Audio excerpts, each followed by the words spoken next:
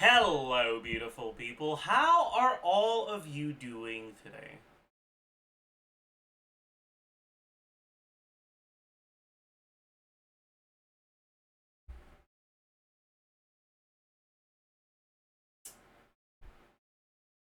League concerned.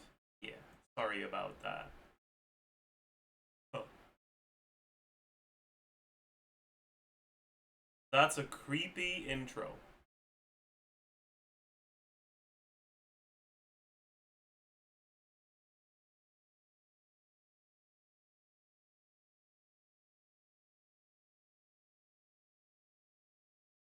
Bye-bye.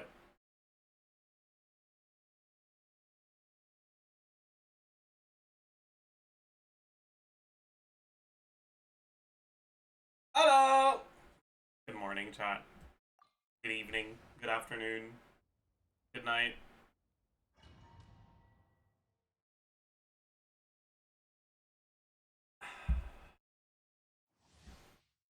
Alright. Let's kill this fucking...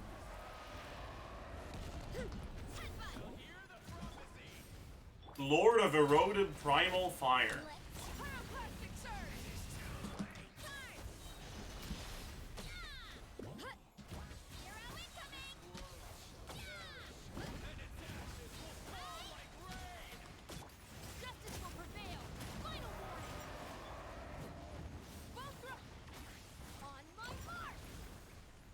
Oh. What do you mean cannot switch to target character?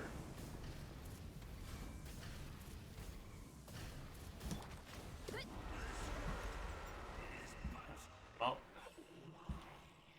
it worked, I suppose.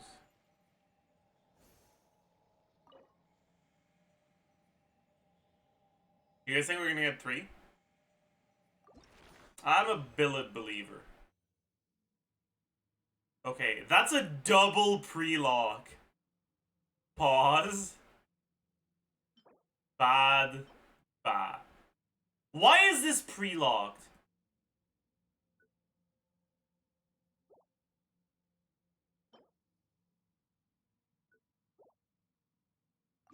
What? I don't think that's supposed to pre-lock. Attack percent main stat? What do you mean?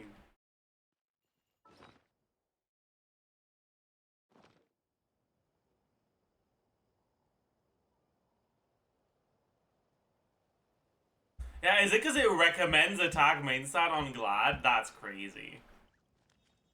That's actually wild. Alright, man. Whatever.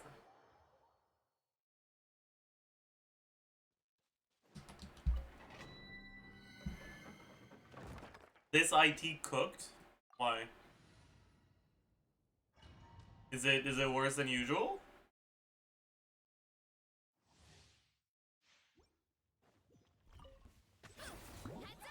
Yes. Oh.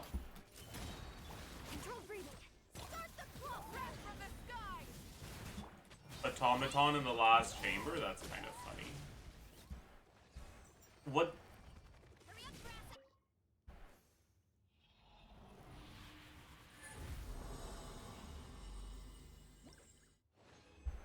It's as crit. Wait, chat. Chat. Chat. This might be the one. Maybe. Wait. Please roll crit. Please roll crit. Please roll crit. Please roll crit. Please roll crit. Please roll crit. Fuck!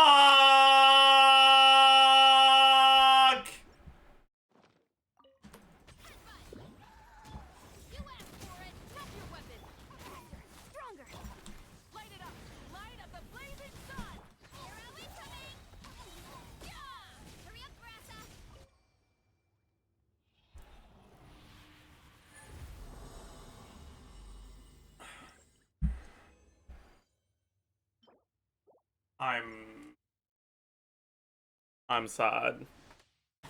I'm so sad, man.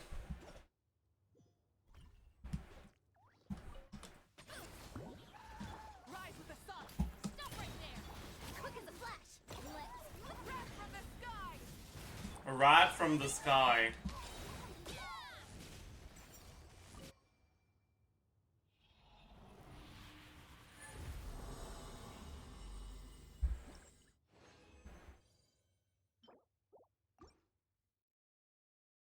Exercise redeem. Let's do shoulder presses today.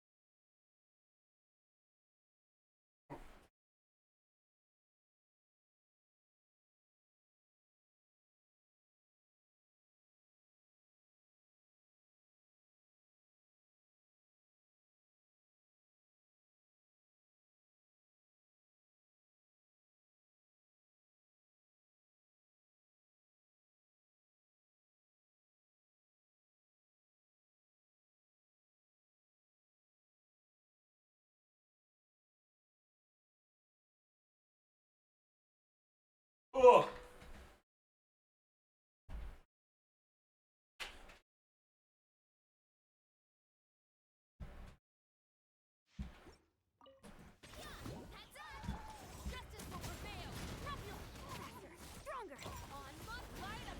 Did you use this one? What? Is that a new redemption code?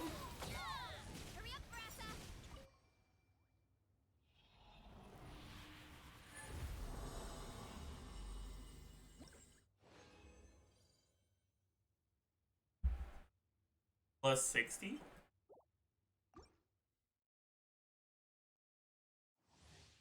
Oh.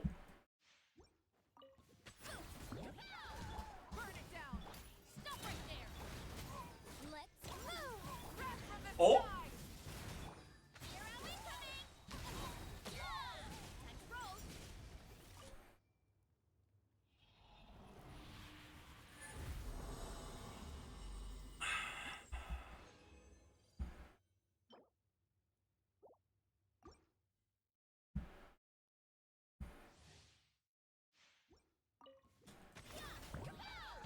Where do you guys even get these codes? They're hackers. They made the codes. It's true.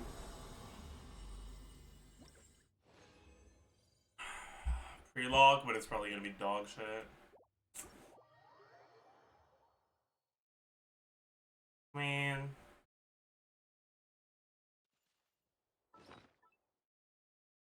Why couldn't this roll well, man? Fuck.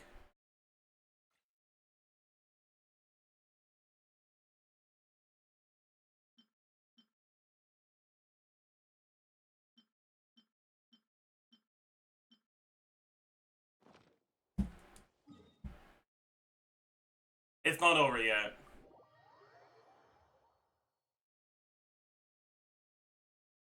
It's not over yet. You could still get a good artifact today.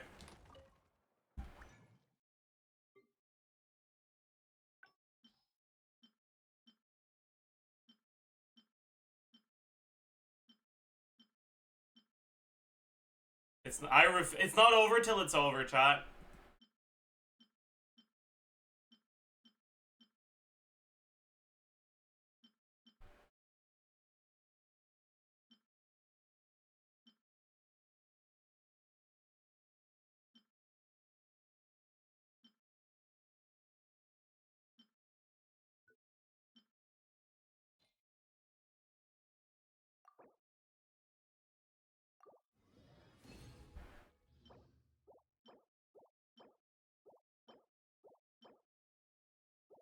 What was that?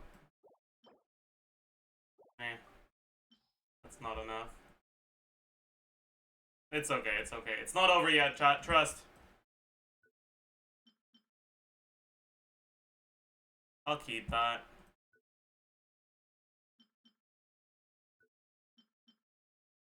Honestly, fuck all of this. I don't care about Vorkash's glow. Like, let's be honest, by the time I get C6 Daya, there's probably gonna be a set on her that's better than Vorokasha's, so...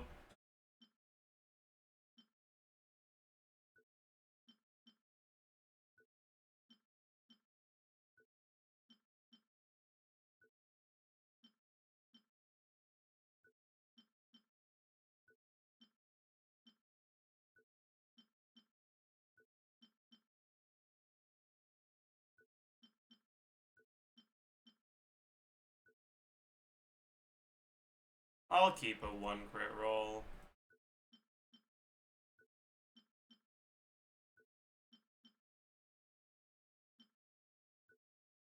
Oh. Sure, I'll keep those. This... I'll probably keep that as well. Sure.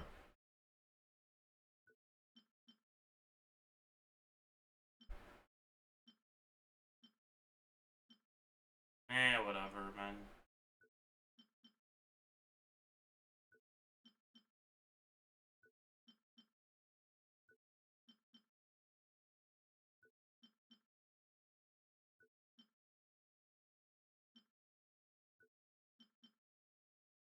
I'll keep that as well. Isn't your meta to say like top 0.2% already? Yeah. Not 0.2, but it's top 1-ish percent.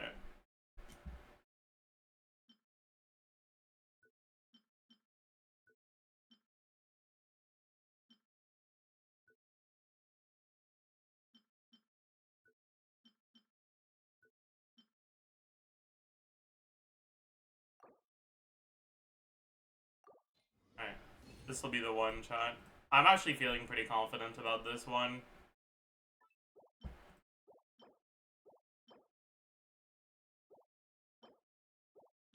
I don't really know why, but I just... It's this flower right here.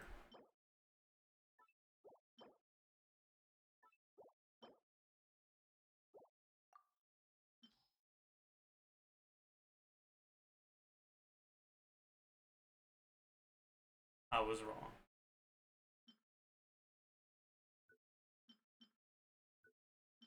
I was wrong.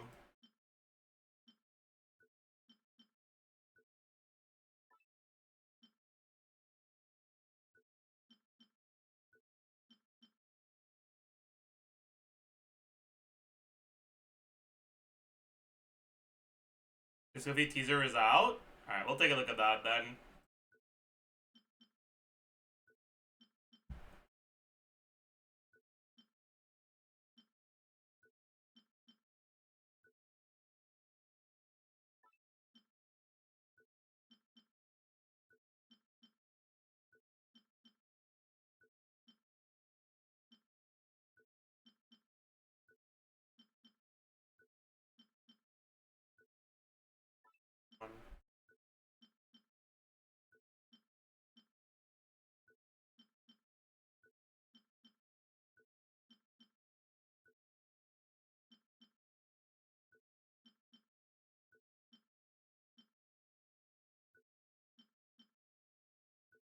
He hates Escoffier? I do. Fucking stupid ass orange looking chef.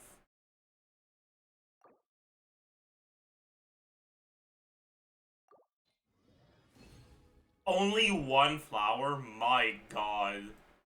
So many feathers. Is this set of strongbox a fucking bird or what? Like, what the... Why are there so many feathers? Good one.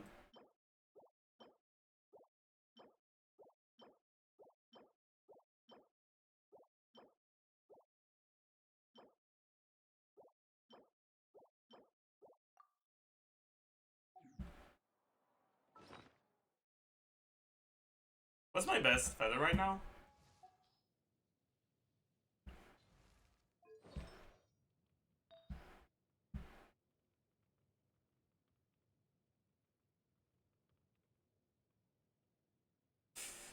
If I can't say airport, my recommendations get narrowed down quite a bit.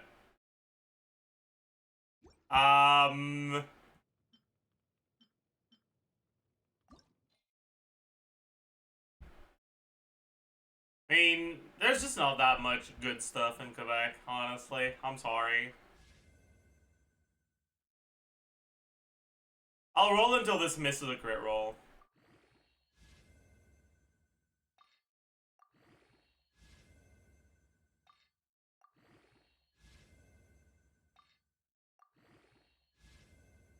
Okay. I guess it didn't.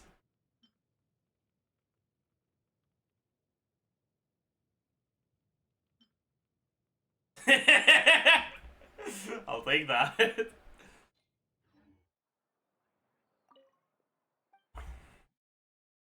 Can I say a slur? What the fuck, bro?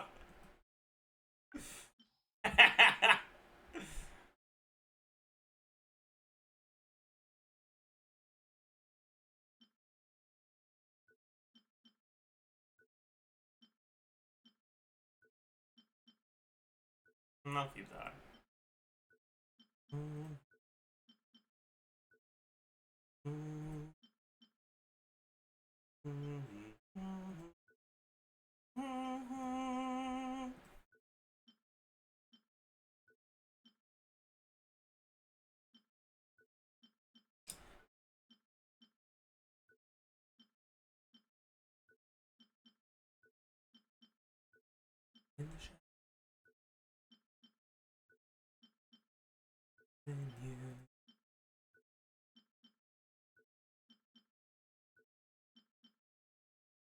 Alright, chat.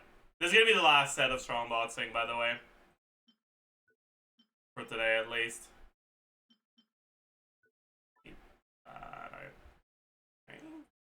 won't.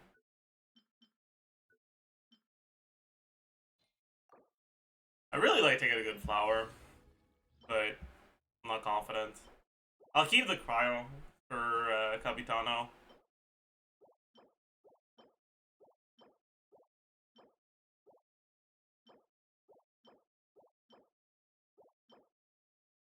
Fuck that.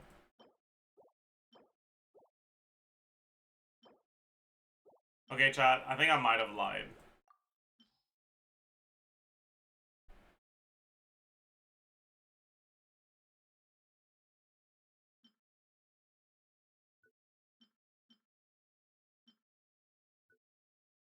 I might have lied. I'll get at least one flower that's worth leveling before I stop. I need to clean up my artifacts anyway, so it's fine.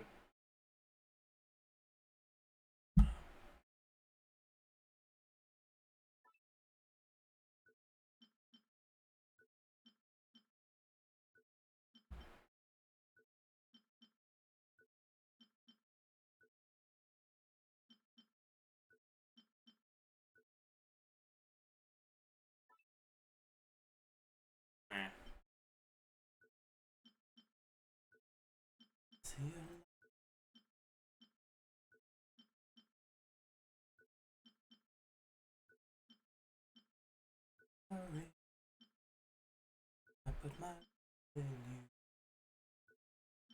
I'll keep this one. Just in case. At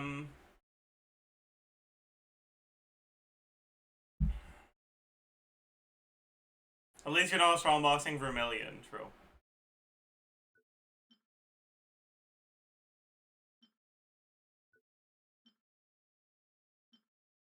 True, true. I'm not completely off the deep end. Yet.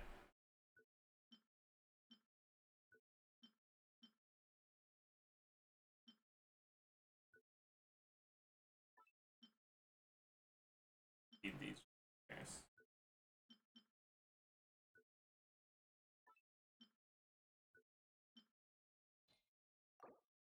This is the one. This is the one. God. Trust. This is the one.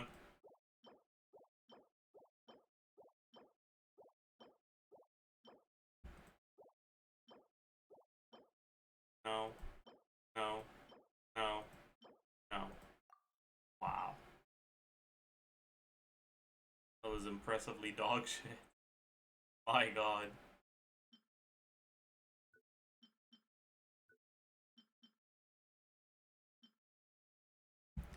My god. The circlet is not good enough.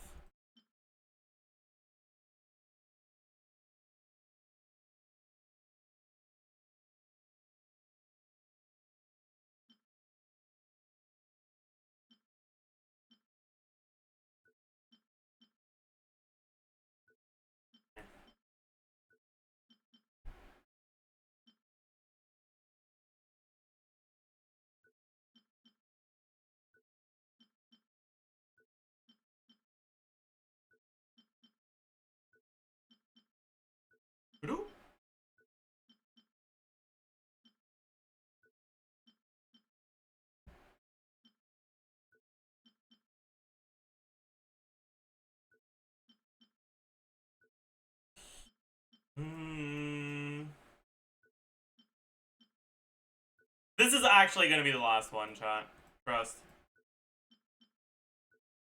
I don't have a problem.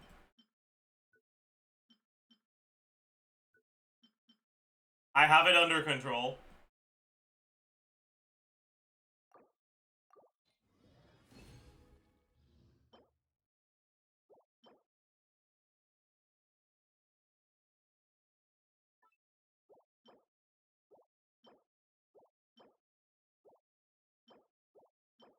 Chat, I have it all under control, trust.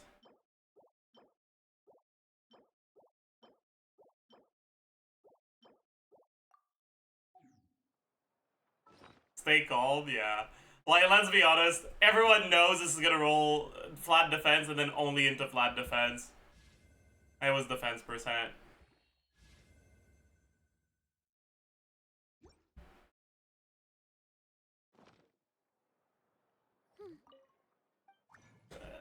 I can't end on that, man. We can't end on that, man.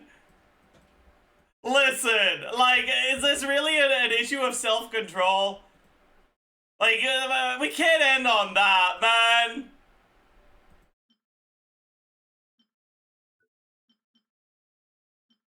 It's too sad.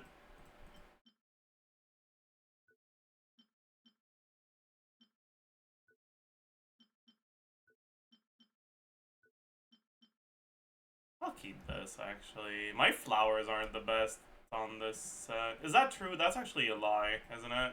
It's a lie for sure. I'll keep this one.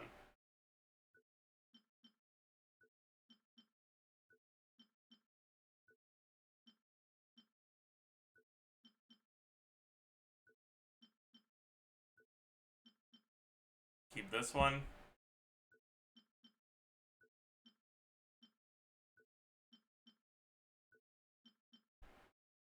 Keep this one.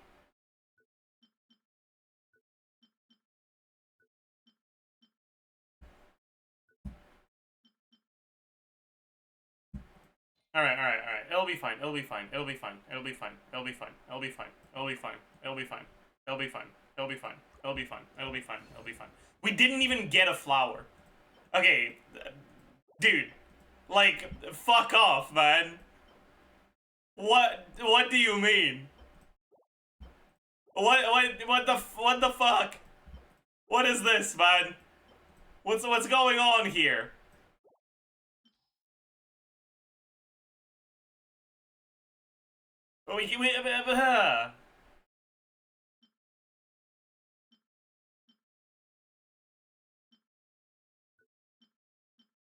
I have it all under control. I don't have a problem. I can stop whenever I want.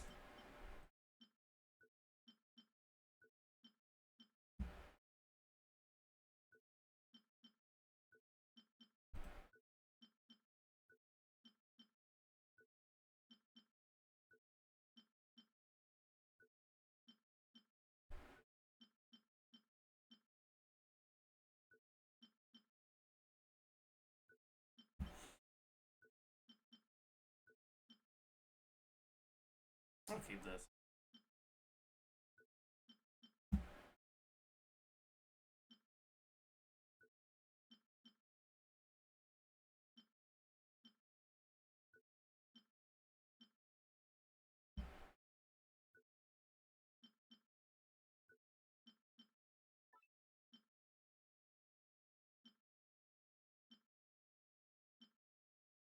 I'll keep a few of these. Everything that has at least one useful roll, or one crit roll, is a 3-liner.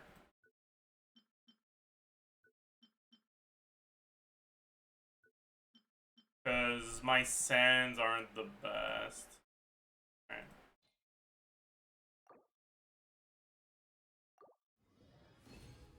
Only got 2 flowers this time.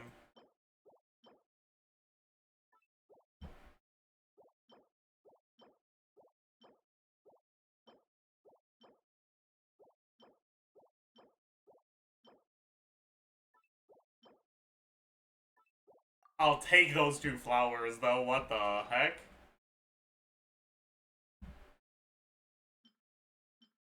Okay, first, let's see if this one's good on 4.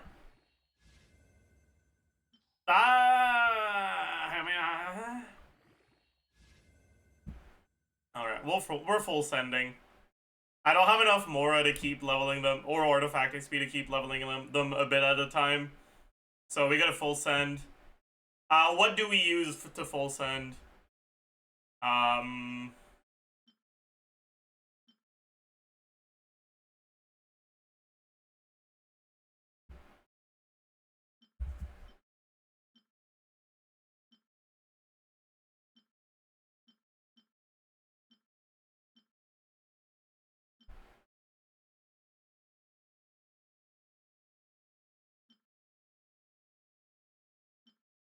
This is just bad, right? Right. I don't want a single number to show up to the left of this attack. Come on. Okay. I'll take that. I'll take that. I'll take that. I'll take that! I'll take that! Let's go!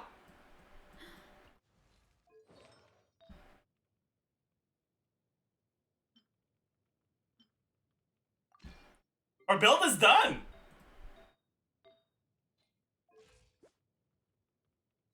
That's kind of fucking good, actually, man. What the fuck?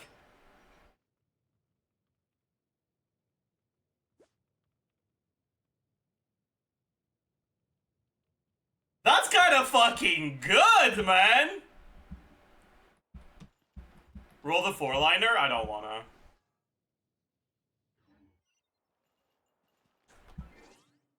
Now you have to ask Nick to review it again? You're right.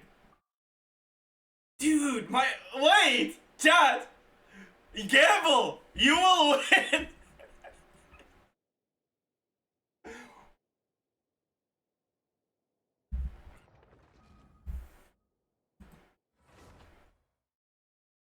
Get it twisted!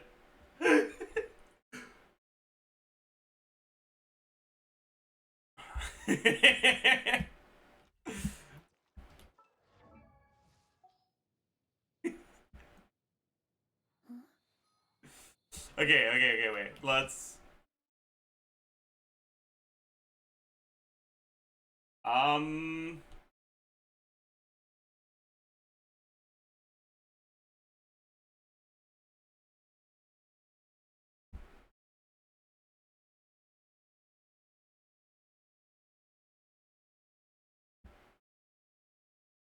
How are you gonna level up Escoffier in 5 days? Shut up. I mean, honestly, it's fine. It is what it is.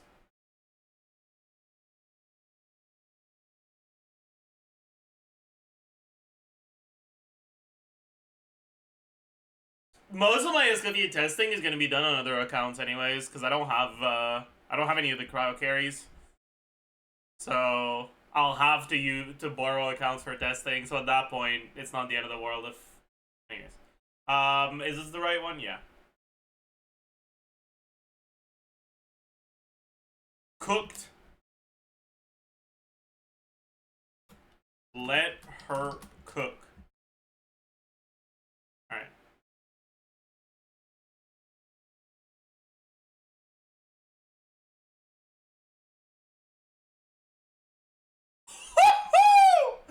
Top 0.5%! Best build on my account! Let's go! Dude! Let's fucking go! Huge! I told you guys! I told you!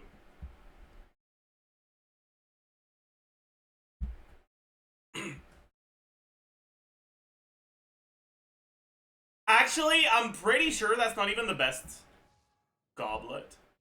Because I have two 9-roll goblets, and I think the other one's better.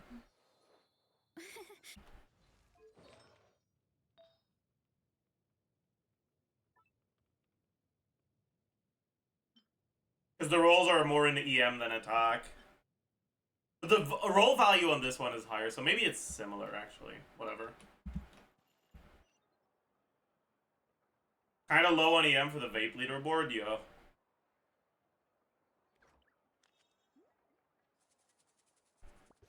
Yeah.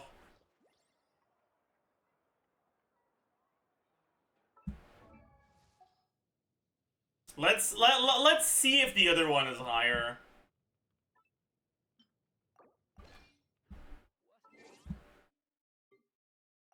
Chat. After people submitted more Hutao builds, my Hutao fell out of top 1%. But I finally have a character in top 1% again. Feels good, man.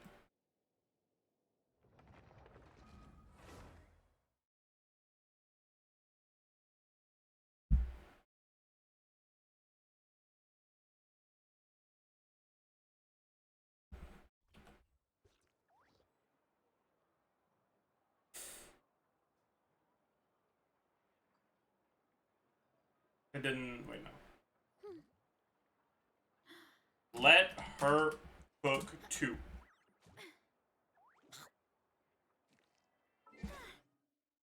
Right.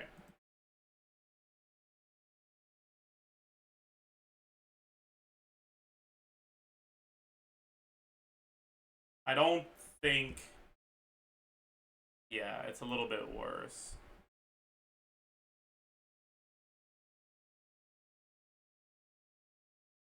It is worse. Yeah. Damn. Tragic.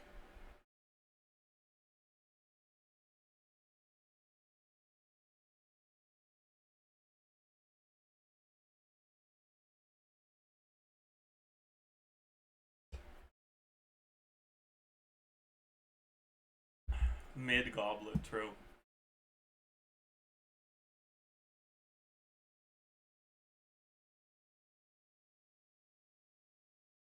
Alright, well, I'm pretty happy with that, man.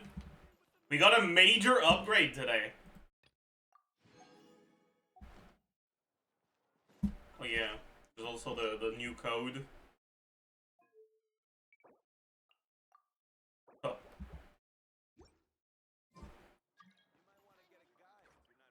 Let me send Nick a DM, actually.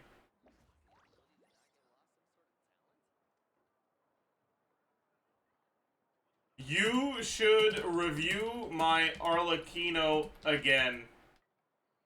My parents always say She's a tiny little bit better now. sit down and enjoy a proper meal when you get hungry. What I like to do is stack my plate up high, then squash it all down. Also, by the way, Trot, nice thing about this is that it is indeed a very low EM build for vape teams. Which also means that it's actually a pretty good overload build, too.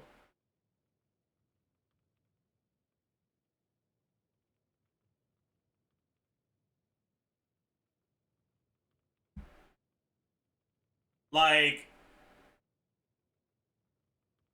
I'm top 0.7% for overload, too. We take those.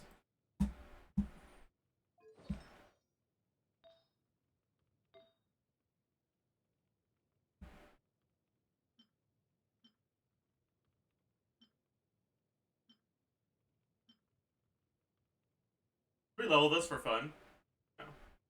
No. No. I don't have the Mora. I need the Mora, man. I'll see if this rolls credit. Alright.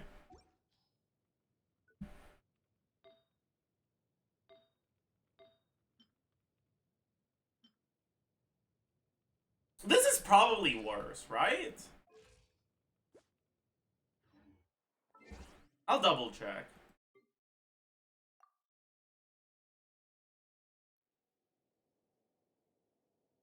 I'm pretty sure this is worse.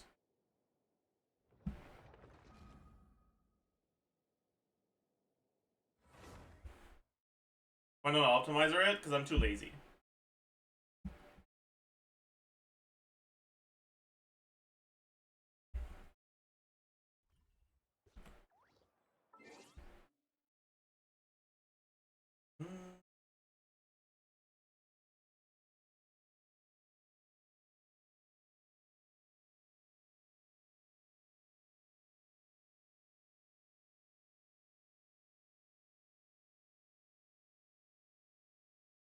Yeah, this is a little bit worse.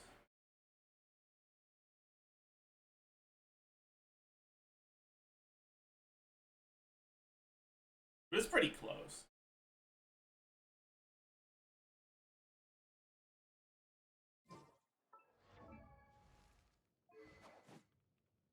The Yakusha guy basically said melt is dog shit with our, like, you know, it won't add it to random Arla sub guy. What the fuck do you mean by random Arla sub guy? What? That I feel like there's some superfluous words in that sentence or something.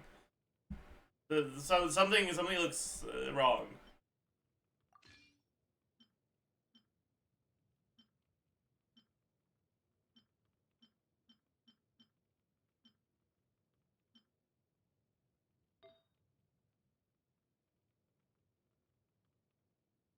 Anyways, we check if this rolls crit.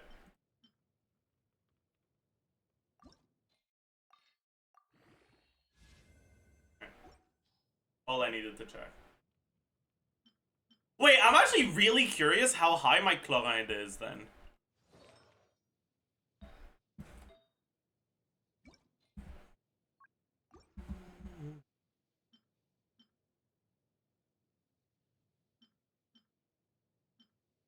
We probably reuse that. We definitely use that. Probably use that.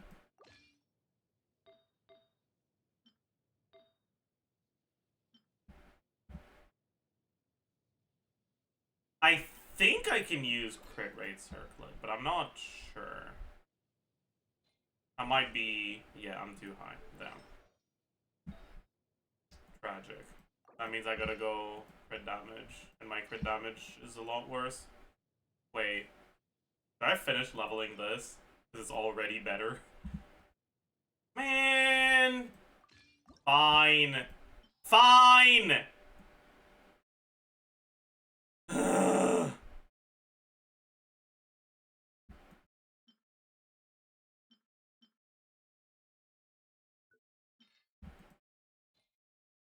Roll into crit, please. I'll take that. Roll into crit, please. Whatever.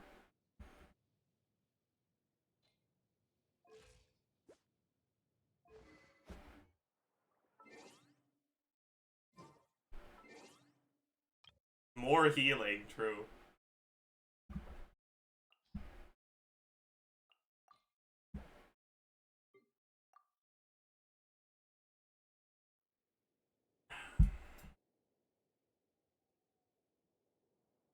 If only you had good swords as well, true.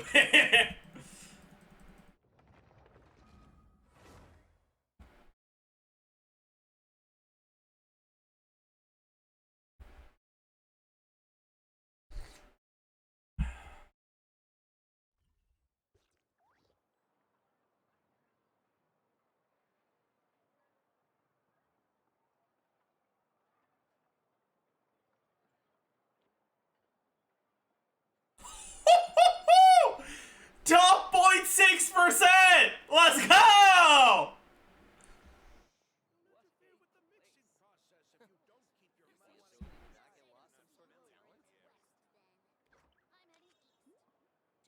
And I'm 7 difference between my aggravate and overload. 1800 and 1807.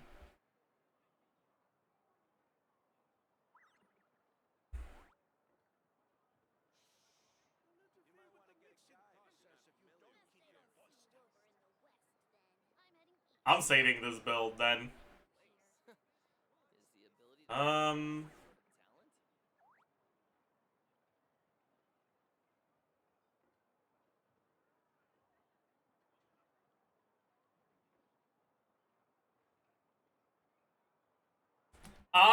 not crafting Finale of the Deep. This is gonna be the name of this build.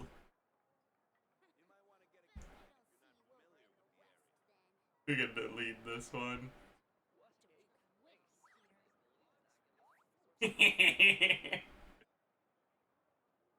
Now you can save artifacts from Codex in the straw box. Yup.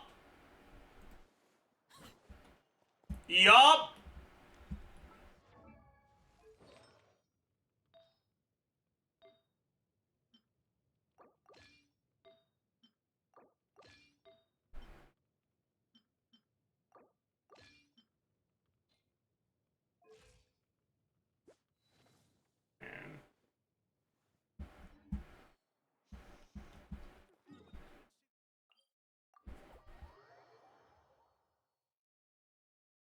Alright, let's celebrate this. You watch a teaser? Not yet. We will. Let's celebrate this by playing some Arlecchino.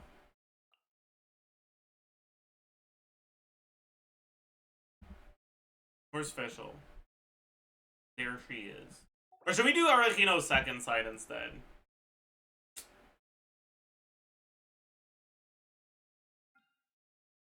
I'm kind of down for Arlecchino's second side, actually.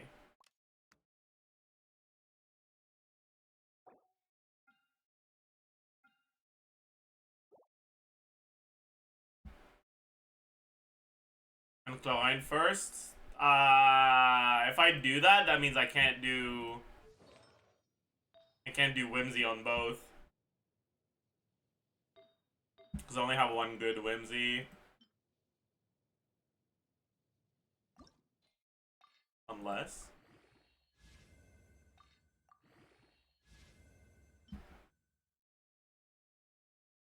Unless.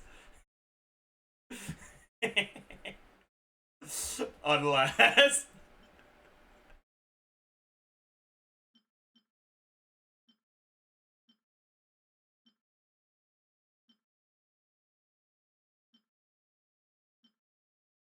I mean, this is dog shit, right?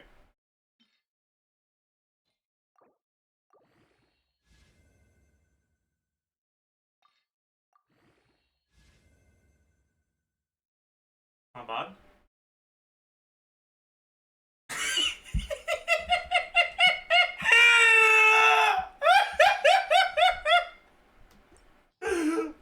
Yeah, I'll take that.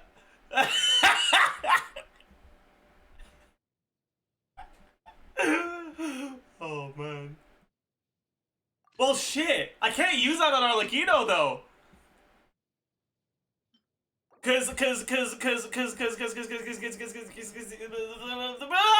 Fuck!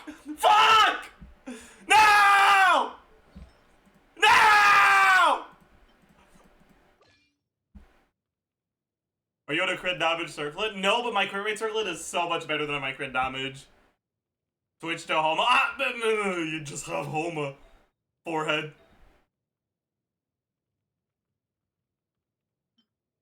Okay, realistically, this probably is better, and I use something different on the feather. Use this one, right? This is probably slightly better, maybe?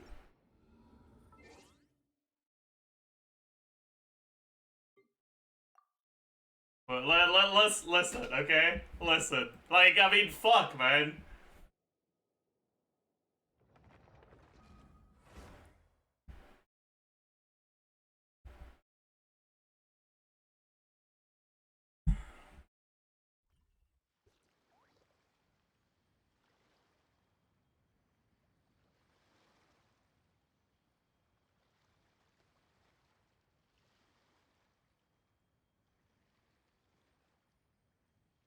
No, it's not. Damn. No.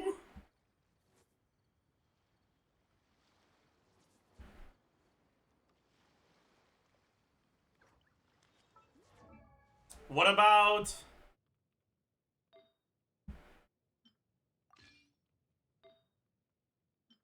What about this?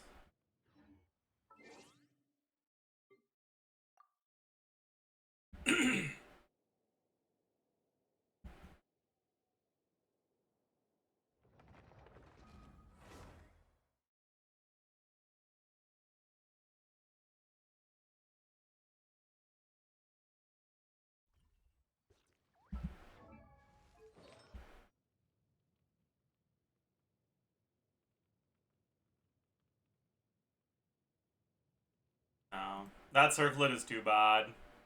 Alright. I give up. The sands is too cooked. I can't make it work.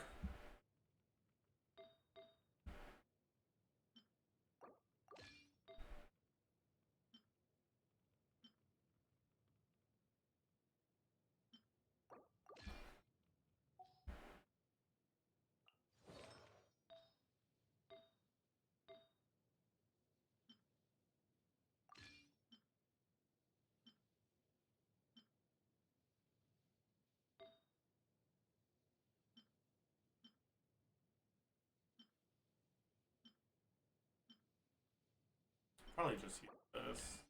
Are we overcapped here? No. We're fine.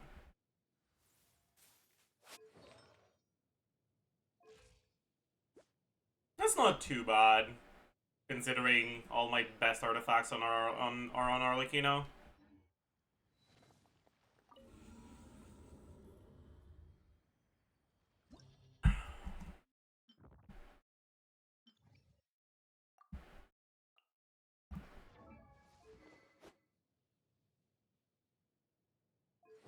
Craft a circlet? I could, actually. That's probably not a bad idea.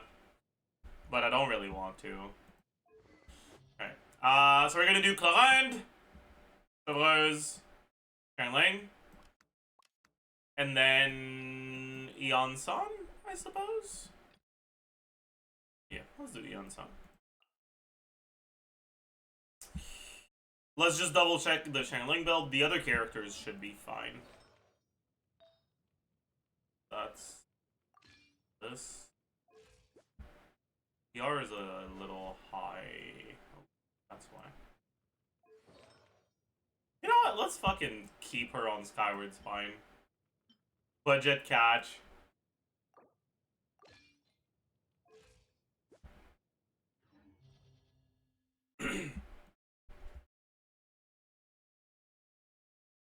Budget catch. IT done? No, not yet.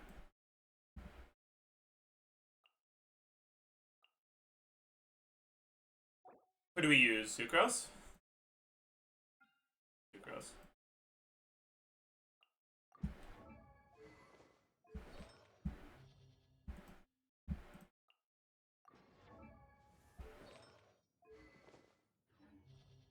The only problem with Sucrose is Seedlally ER requirements. I don't know if 210 will be enough. I hope so. I need to get some more Cinder City pieces with high ER substats.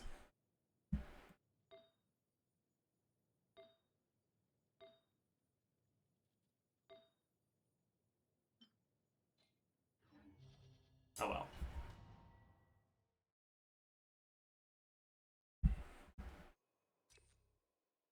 Alright, attack is okay.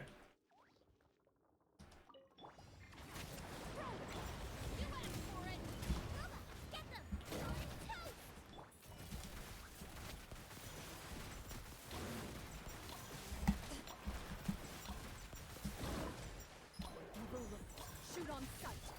Drop your weapons. Quick as a flash. Start the clock. Act the frying pan. Justice will prevent you.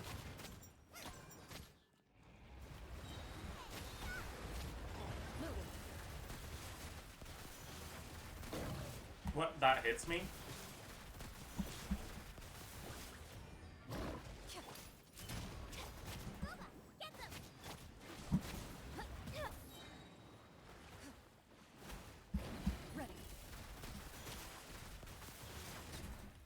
That's fine. Alright, let's do this.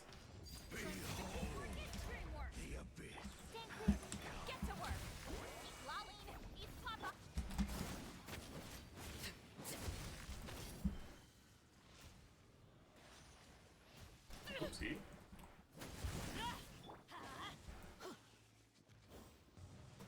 Absorption test. I'm going in. Show no mercy. You two. Overrule. Let's light it up. Shall set you free. Grace be upon you. Let's light it up. Everybody stand. Animal test 6308. And get to work. Suffer the wrath.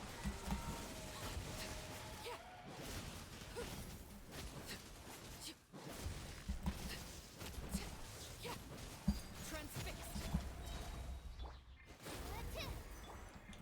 Teamwork is dreamwork. Animal test 60. Show no mercy. Lolling. Eat fuck.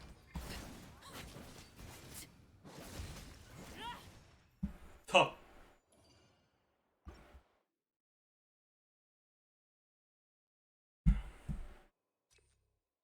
EM is good. Oh. Stronger. Let's stop right there. Eat this. Into the shadows.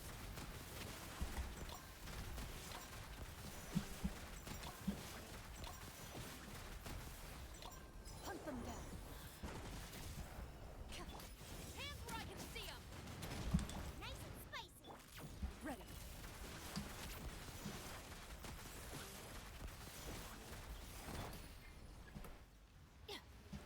Crazy. That's not good. Oh no.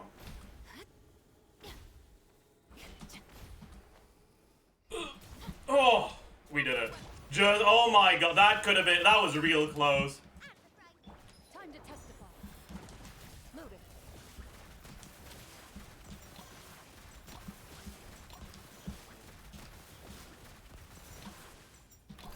Justice will prevail. Faster, stronger. On. Hunt them down. Eat this.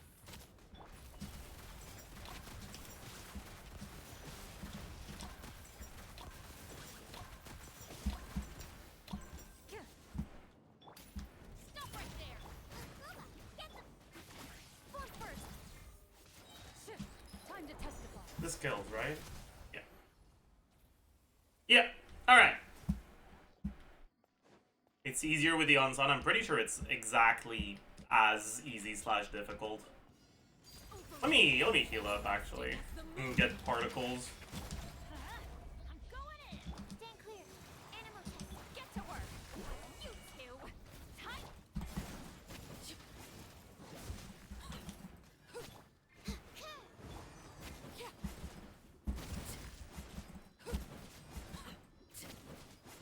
Transfix. Teamwork is absorption test. Suffer the wrath of. Oh fuck.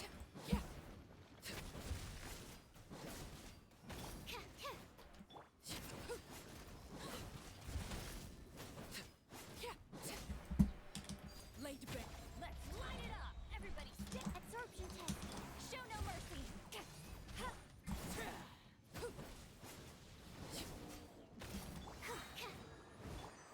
You two.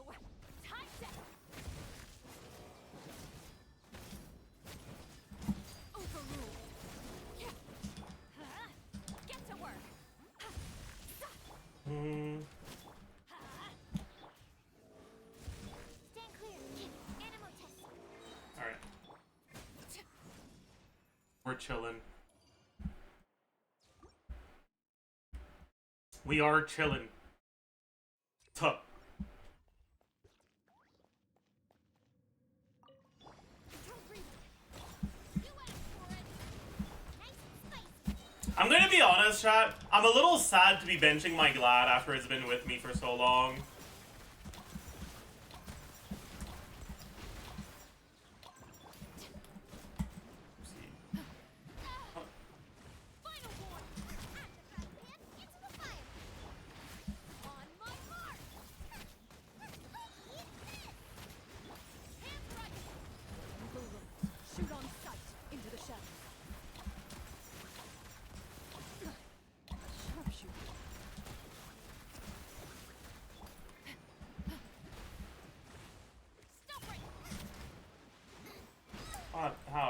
hit me. That's not quick as a flash. Start the Loaded.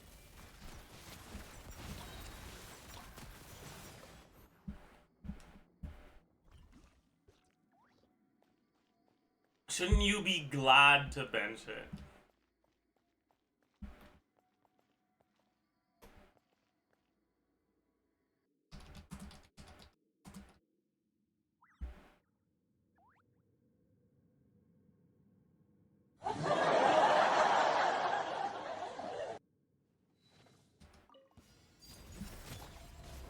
teamwork is absorption test. Lolling, eat pop up.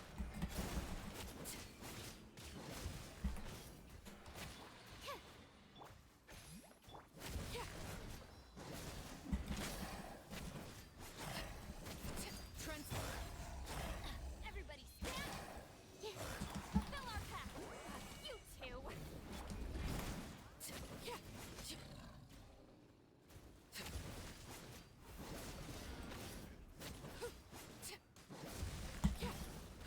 Overrule. Teamwork is strict. Animal test 60. Show no mercy. Lolling, eat pop.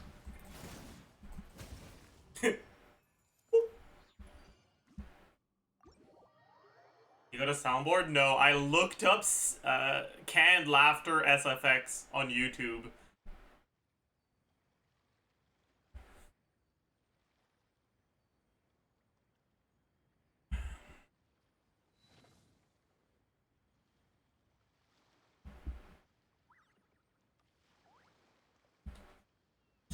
But let's go look at the Escoffier teaser. いいの？このまま始めて。いいの。これぞリアリティよ。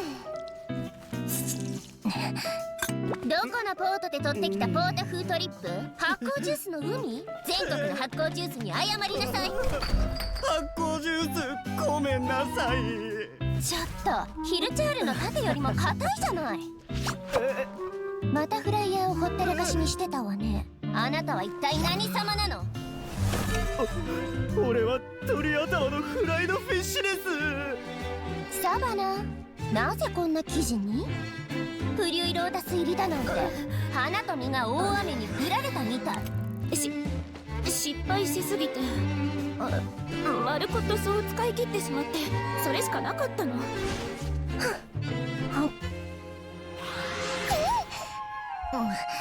まあまるっきりダメってわけじゃないわ。水分が多いから他のお花や果実の香りが薄れちゃうのよ。かといって乾かすと食感が台無しになる。だから遠心機で旨味を抽出して生成すれば。Wait, what do you mean? The dried version's no better because it's got no flavor.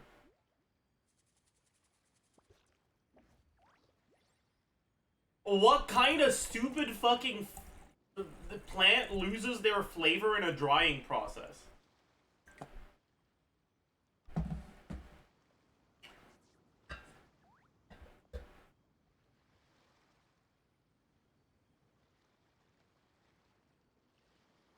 The vote has its own laws, I see.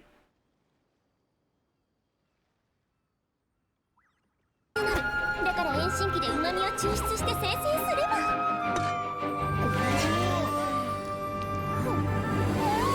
新鮮でまるで雨上がりの虹のよう。草や湖が見えるみたい。フリュイロータスの風味が完全に溶け合ってて最高。早くレシピを完成させなきゃ。今日の授業はここまで。やっと。明日はこのデザートを再現してみましょう。たったの43工程。簡単よね。どう？フォンテーヌグルメ編のイントロとしては悪くないでしょ？リアリティは置いといて確かに印象深いわね。ただエスコフィエさんが主演なのはいいけど途中までが少し強烈すぎるんじゃない？いくら盛り上げるためとはいえ。こんなの普段の半分の半分もいかないわよ。誰か悪口でも言っ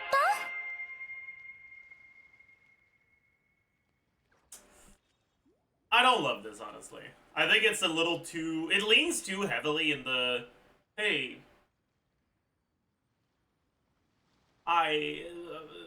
we are aware of online trends. Idiot sandwich. Hee hee hee. I don't know. I feel like it doesn't stand on its own well enough. It's relying too much on the audience already finding Gordon Ramsay funny. They're a bit delayed on the Western memes. Yeah, pretty much.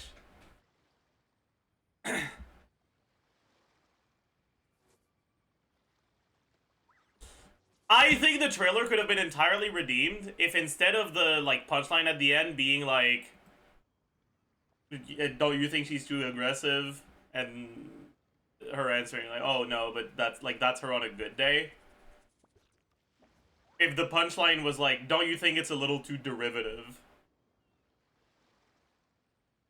Like, this would have been the perfect trailer for a self-aware meta joke. On how much the first half of the trailer relied on riding the coattails of Gordon Ramsay.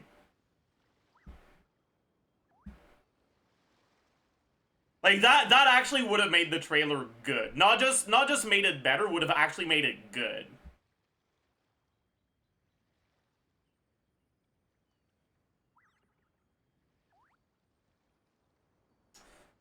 But yeah, it is what it is, I suppose. Oh well.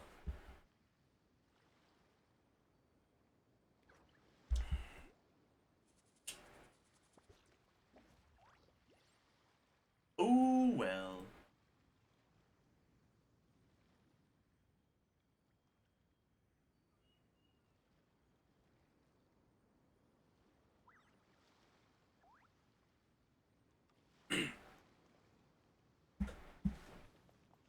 This. Oh, did I not claim my rewards? Orange. Soul meme is so overdone now, it's not even funny. It was never funny.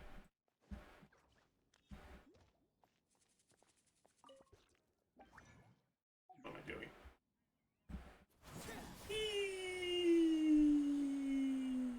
Ad Astra Abbott.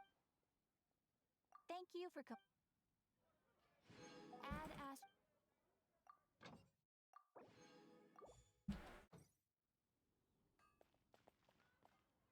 And an exercise redeem.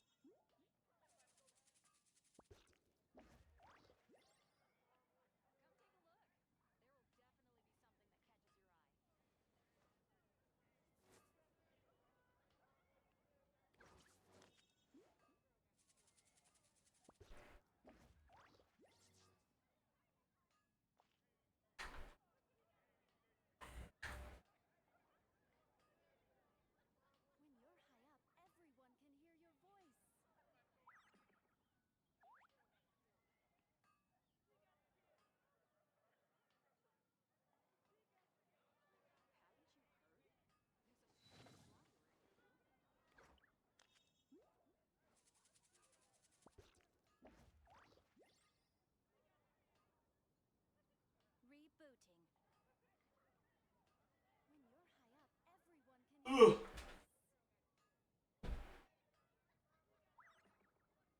Ugh. I rarely ever do shoulder exercises, so I'm probably gonna be Omega Sword tomorrow.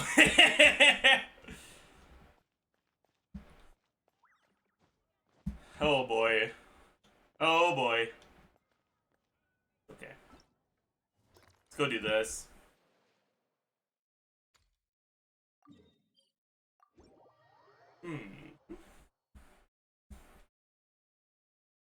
Curly et la sécurité ont un prix, madame. Ah oui, dans la... Escoffier could never cook peak like this. What?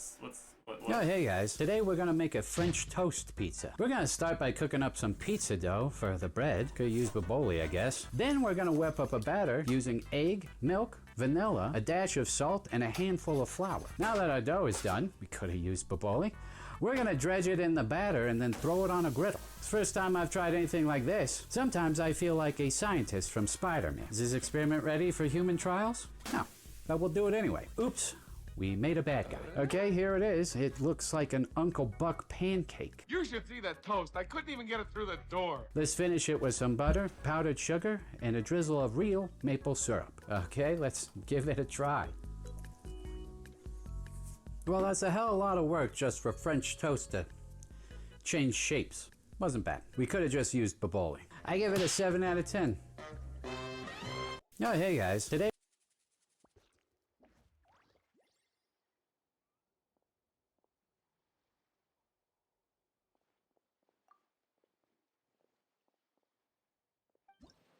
I see. Okay. Tuh.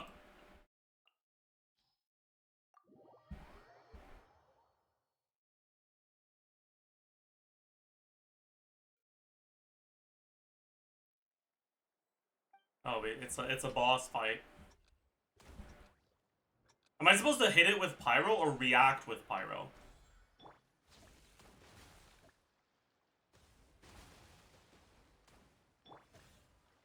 Oh, I shouldn't have done that. What? Why did the fuck did it... What? Oh, okay, I'm bad. I'm just dog shit at the game. What is it doing?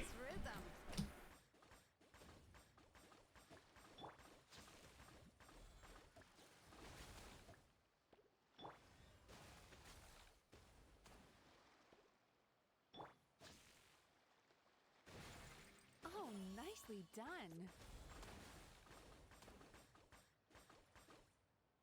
I guess it worked.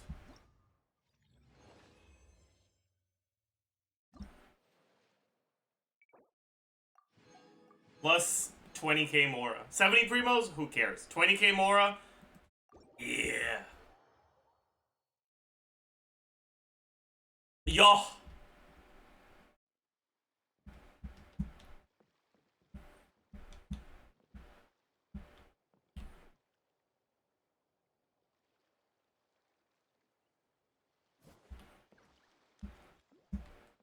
Alright.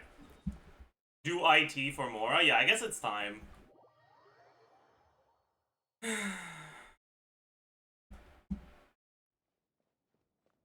Oh boy.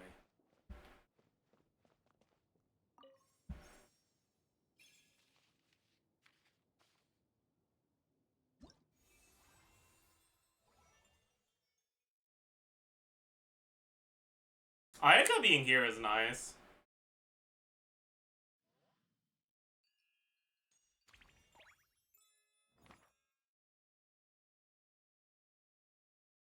So, what are those things? So, this is the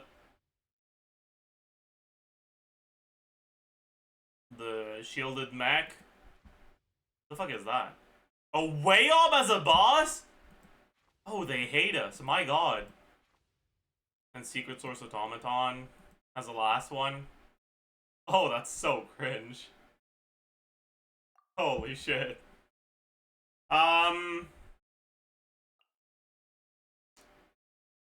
How do you check?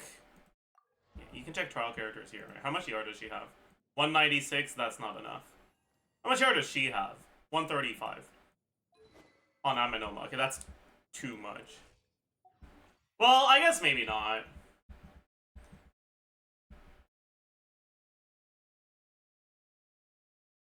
Really do anarchy. How you say I all anarchy? Anyways, let's make sure we're on the right builds. We're gonna give her the Fav. Don't have ER signs right now. A bit of beer.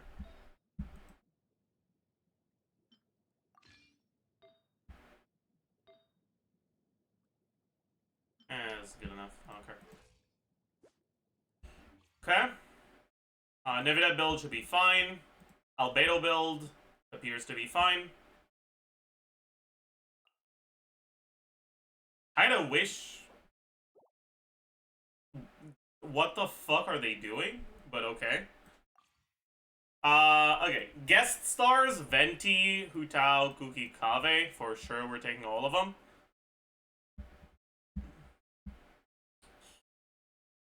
Supporting cast. Who can I yoink? Navia, probably? I'll yoink a Navia. Doesn't Rin have a C6 Navia? Wait.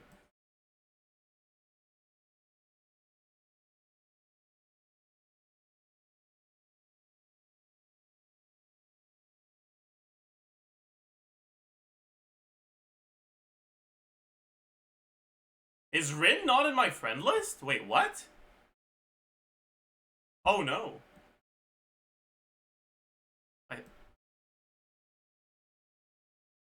-1 friend. True. Probably hasn't set up? Yeah, I guess so. I guess so. Alright, well, it's fine. We'll just use Hongi's Navia. It's C0, but the build is pretty good. And it's probably better than borrowing anything else.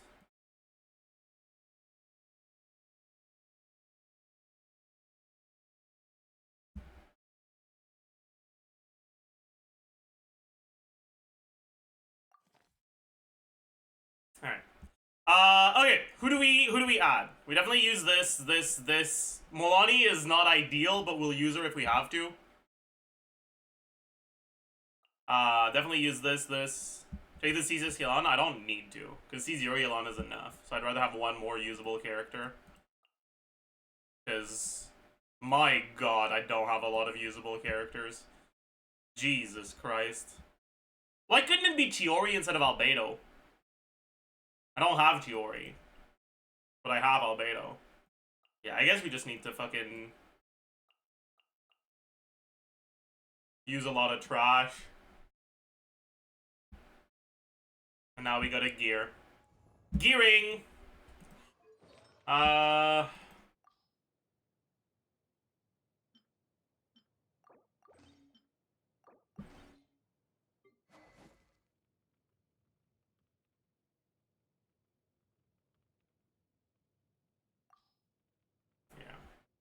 Hutao will be able to carry her side pretty easily, so I should put her on 4-piece Crimson Witch, because I don't want to have to use her with Farina.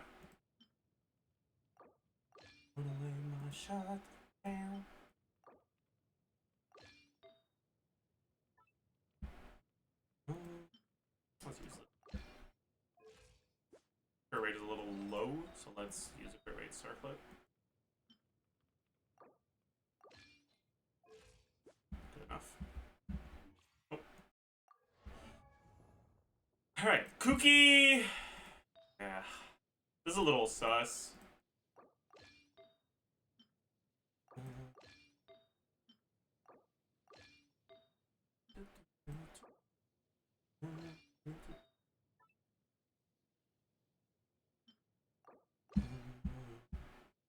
I mean, we'll probably end up using her with Kave.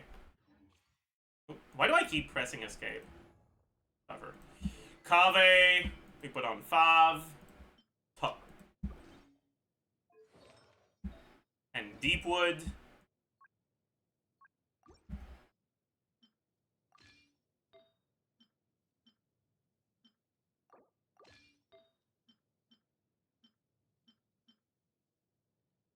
Probably ER Sands.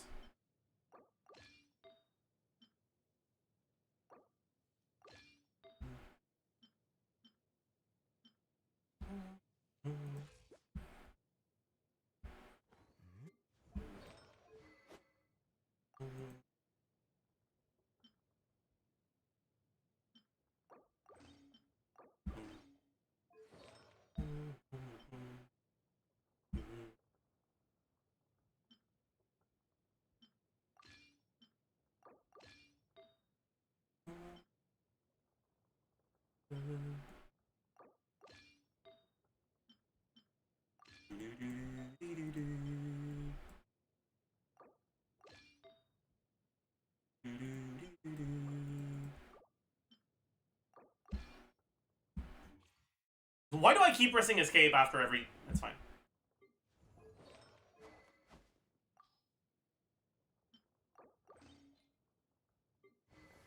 We can keep her on TDDS. We probably want her on Festering.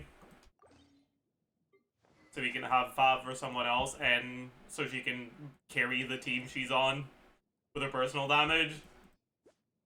This is probably good enough. I should probably put him on Emblem, but I'm too lazy. This'll probably work. Crit rate is a little low.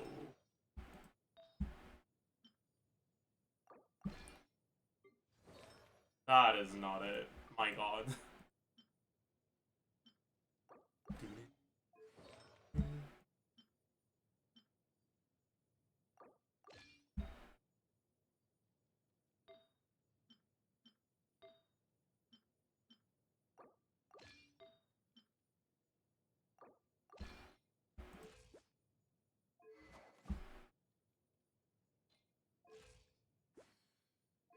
That's funny.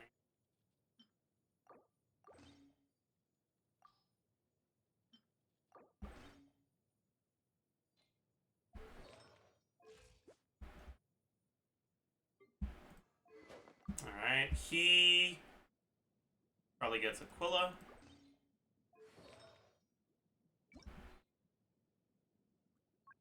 And Vlad.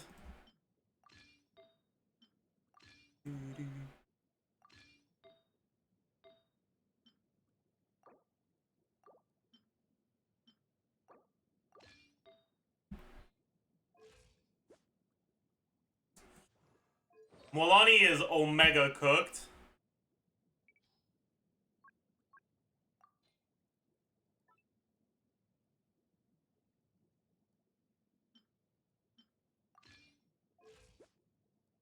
But it'll do. Whatever the fuck this is needs to. I don't even know, man. Like what?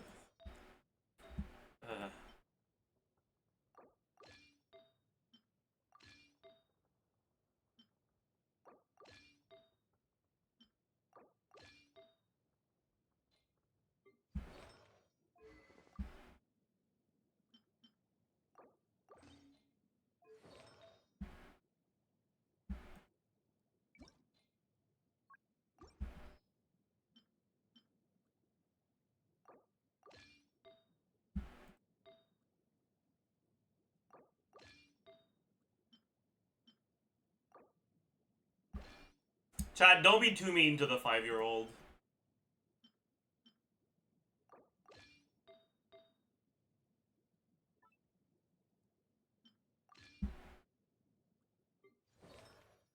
I'm too lazy to change her build, man.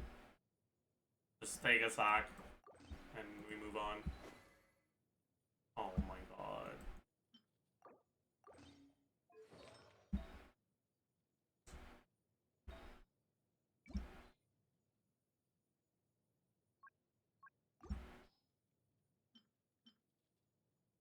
Eh. Eh.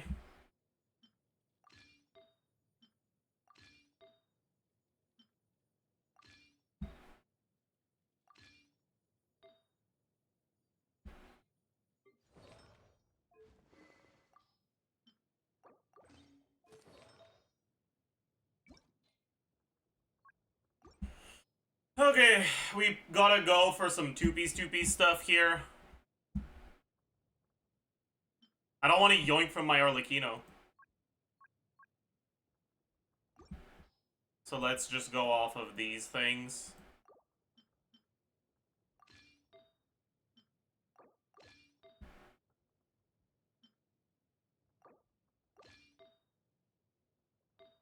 Ooh, I can go Shimenawas. This. Oh.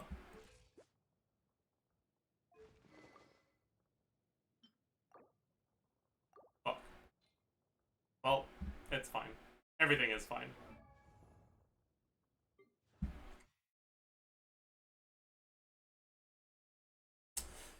Alright. How bad could this be? Right?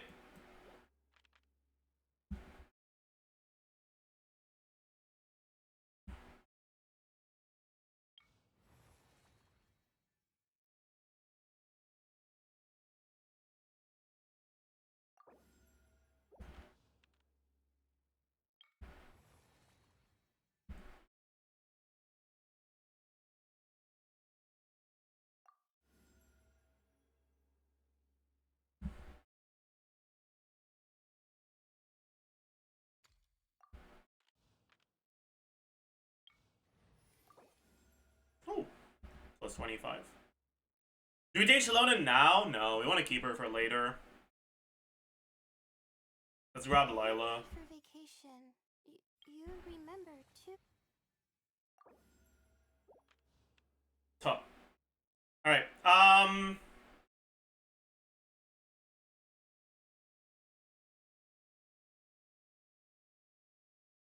we probably use Ayaka early. I think.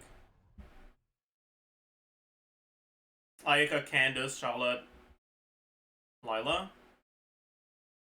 Seems like a plan.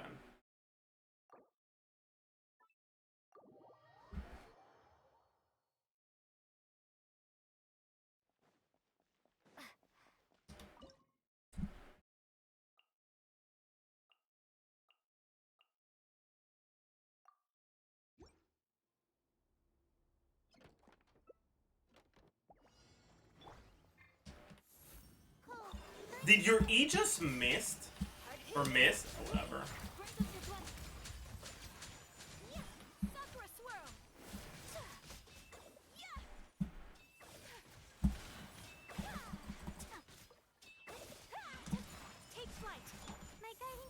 Oh, well, whatever.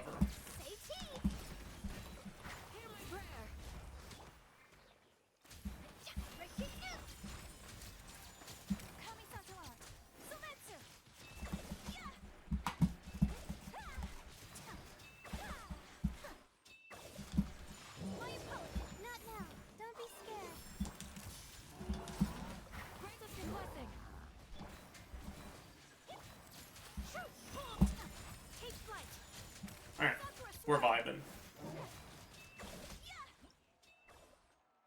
Escoffier at home, true.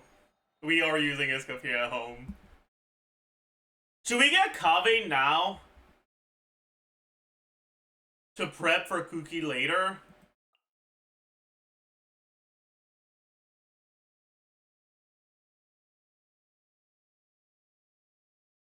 Nah. Let's get Venti. We're pogging. That's bad. That's okay.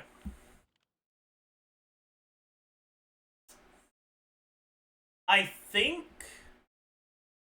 Do I want this?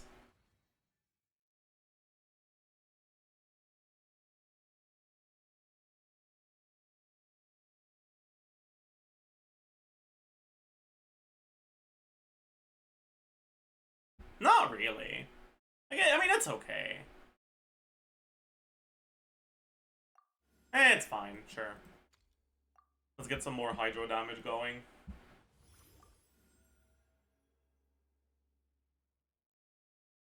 That's okay. That's fine too.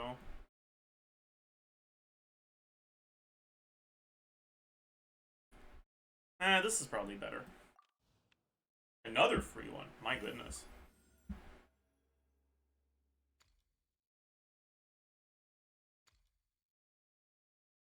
I'm kind of down for this.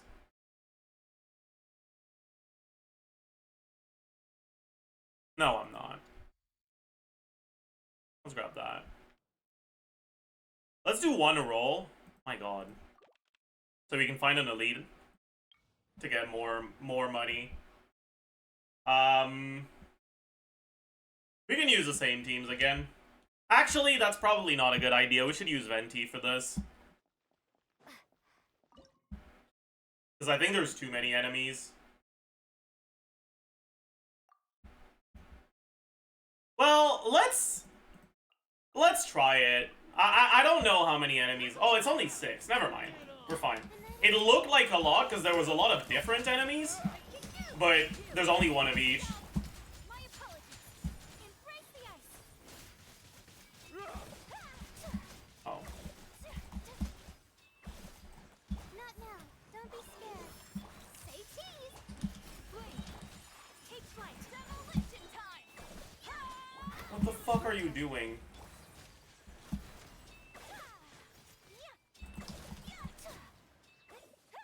Watch out, or you'll get coming so to art. Hold that pose. My guiding stars. Not now. Hold. My whirling snow. We shall prevail. Alright. Alright. Alright. We probably get Navia. Because I want to keep Neuvillette for later. Or maybe I get Nang.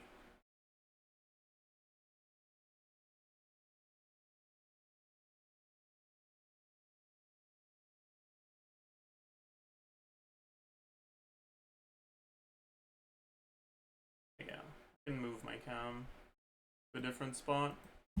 And try to keep Navia for later. Yeah, let's do that.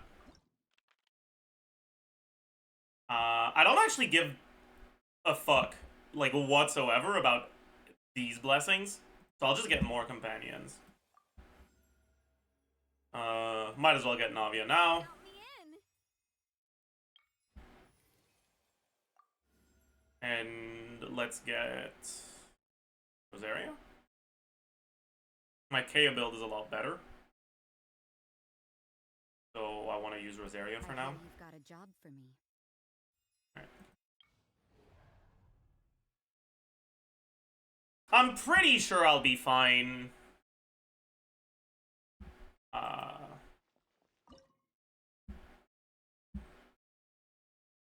I'll be fine with Nang. Right?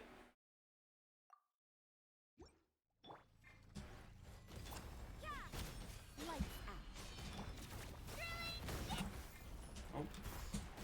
Submit. Give up.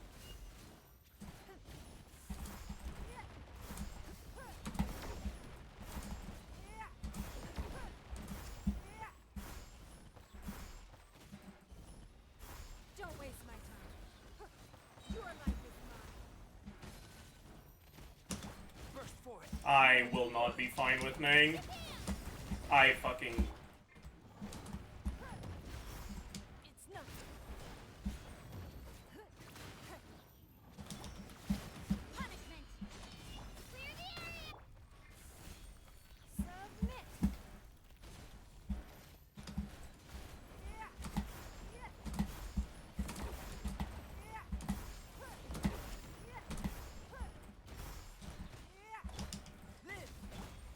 Okay, it's definitely doable, but I didn't get it.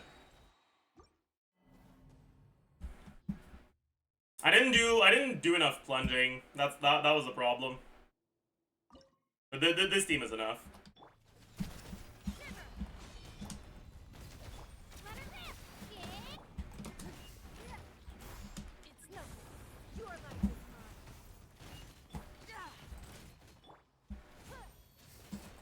Don't waste my time. Give up.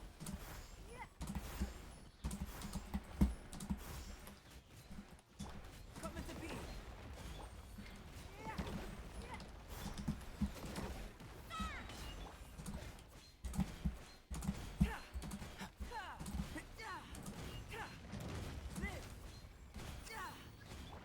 Judgment. Punishment.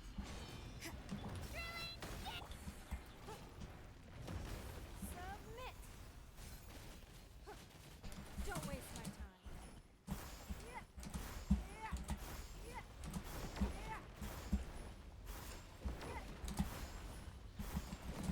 There we go. There we go. We got it. Definitely take Ayato.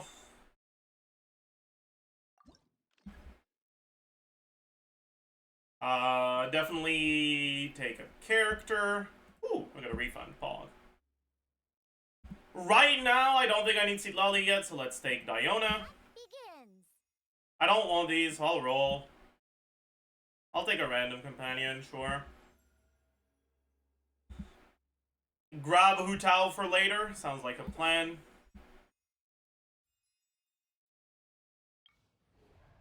Defense sequence, Venti carries this.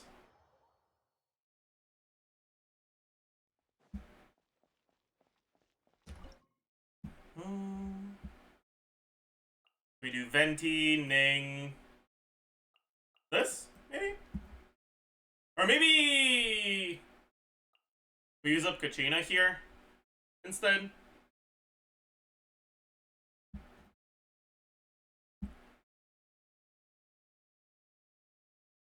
Sure. Think you can get away?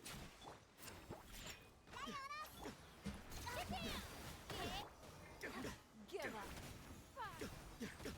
Don't waste my time.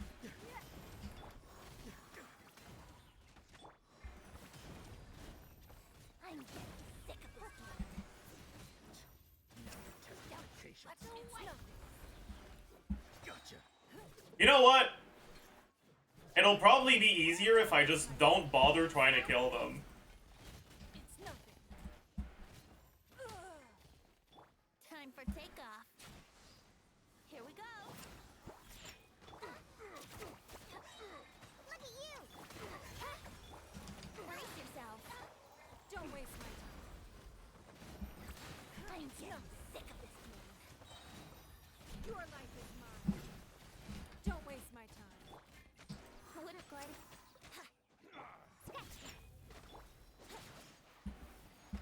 But it'll be a little faster if I do actually kill them, so I might as well.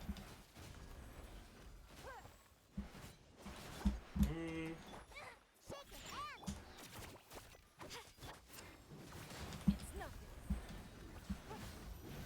Don't waste my time. Think you can get away?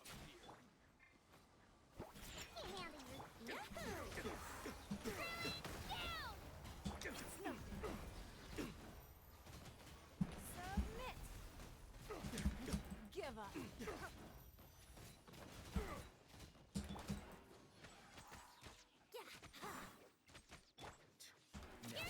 My patience.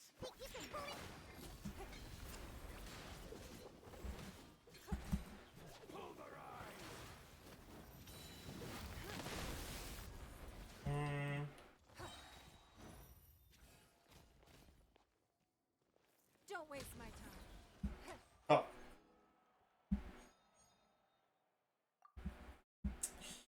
I think we grab Mona for now because we don't need Chilonin yet. I don't want these upgrades. Bro. Dude.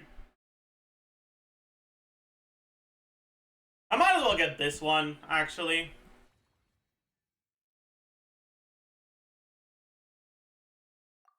Because pretty much all that's left is the Hydro carries. And that's a buff for Hydro carries when you have a duo teammate. Anyways, this...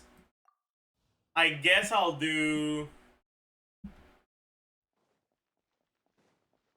Ayato, I think. Ayato, Mona, Diona, Albedo, probably. Or would I rather use Venti? I want to keep Venti if possible.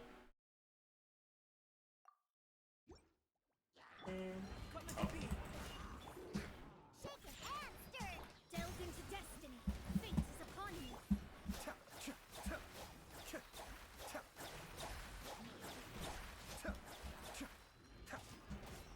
Kamisato Suyu. Shadows of fate, written in the stars. Cascade.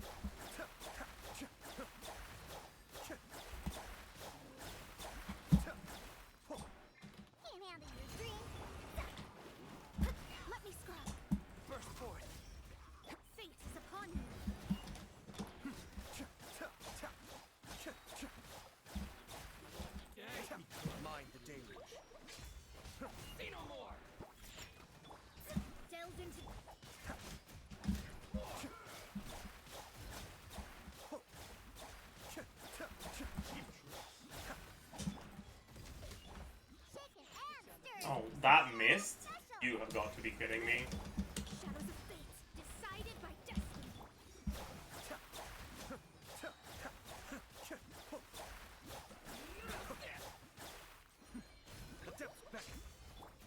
Coming to be.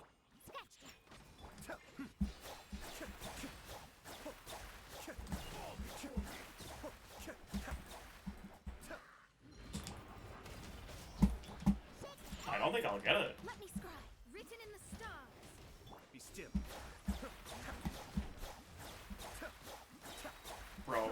Fucking shield, man! Oh my god. I needed to bring a claymore. The shields are too cringe. Came out in your dream. Shadows of fate, fate is upon you. Dude! We're literally one enemy away, man. Fuck you. We got 23. This theater is so ass, yeah. It is. We can do it with this team, as long as we get better RNG on the mid-turtle attack patterns.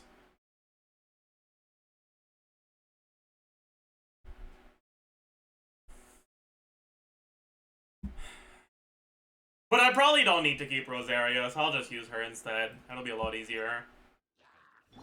Coming to be. Shiver. Let me scribe, written in the stars.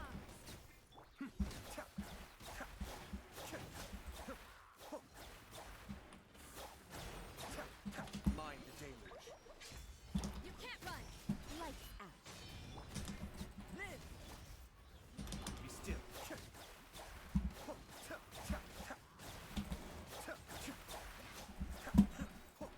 My lucky day. Burst forth. Judgment. How's this? Say no more. Punishment. Built into destiny, decided by destiny. Cascade.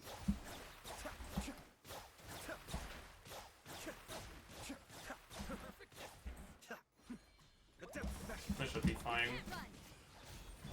Live.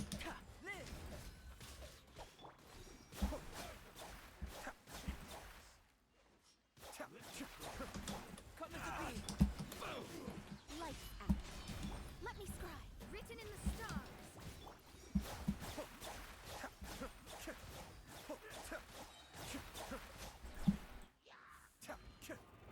Mind the deluge.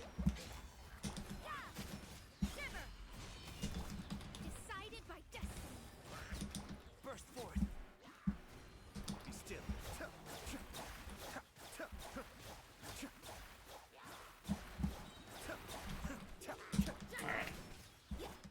Coming to be. Oh boy.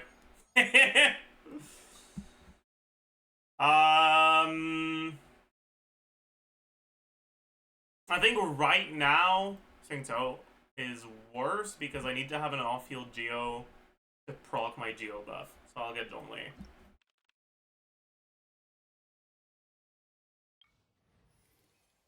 I don't want Cryo, but it'll do, I guess. Oh, we got a refund. That's bog.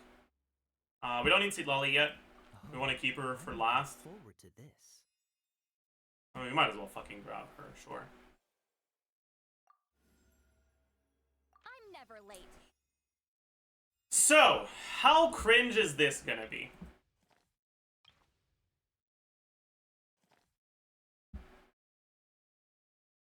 Characters who heal have an advantage? What the fuck do you mean by that?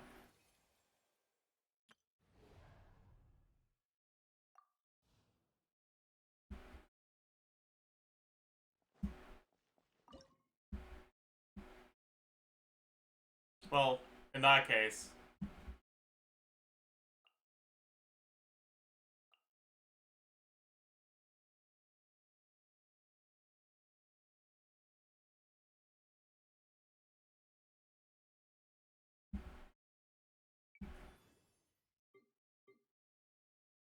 I want to use Navia for this, so I can use my first Neuvillette here.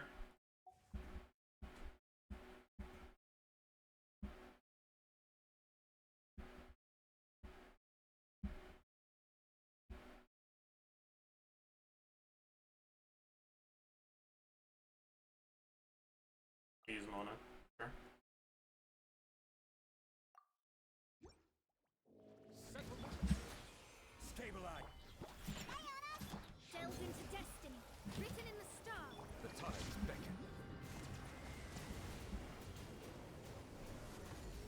returned, unscathed.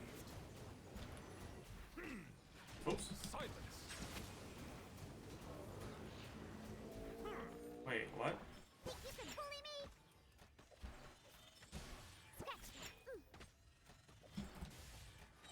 Can I target this? No, I can't. Well, that's cringe. Shadows of fate, decided by destiny. Bow your head. Let the mighty be humble.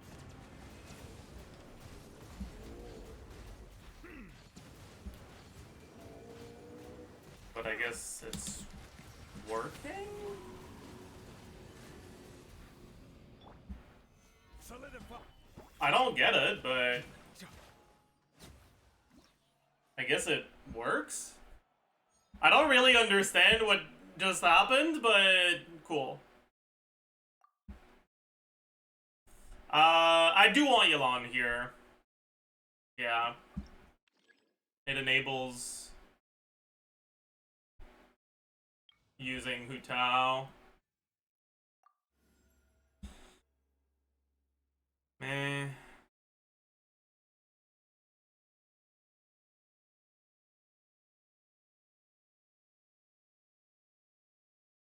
Eh.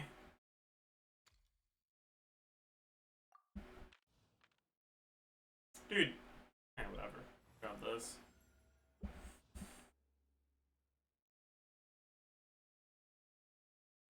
What do we want to do? Consecrated Beast, maybe? Bishop?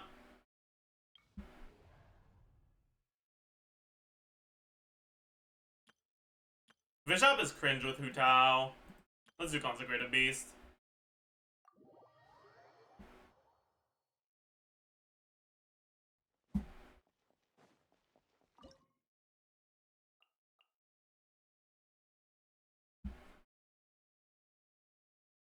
I need to keep Zhongli for Navia.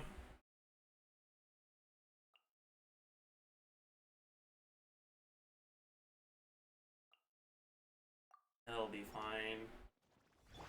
Kamisato up. Suiyu. Frostbite. Busted. Game's up. Fun's over. Win it! Game's over! Escape.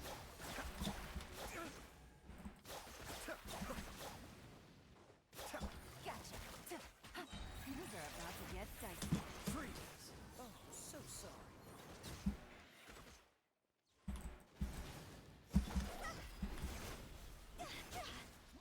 Alright. We need to get some more characters now. We can grab Farina now.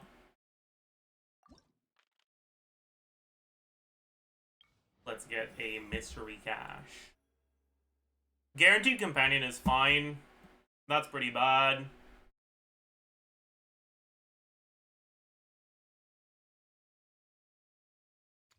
Meh. I'll grab this. What are the available hydros? Don't care that much. Let's get Pookie. Oh. What they do this time? Alright. And then for this, we probably do Navia, Zhongli, Yelan, Farina.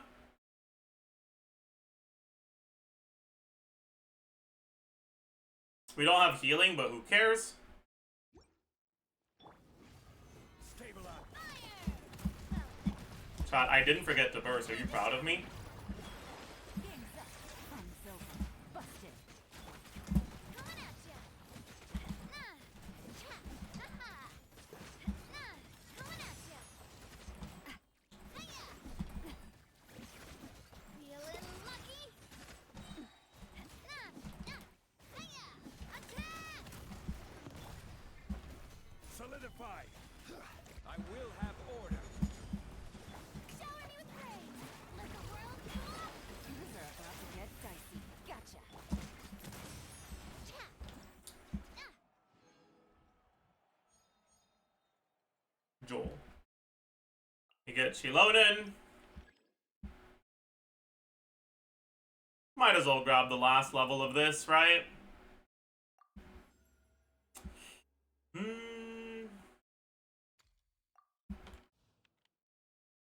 Get a companion. Top. Think so it is. May knowledge guide you. Or let's go for these. Ultra flowers seem annoying, but whatever.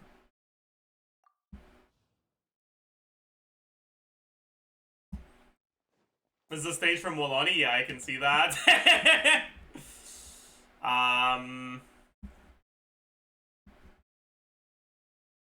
So I can use Navia, Shilonen, probably this. And then my team for the last one will be Nevilet, Citlali,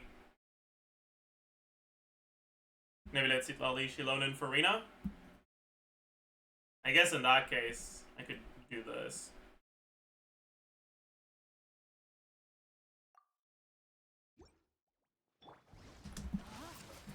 Let me lead you a verse.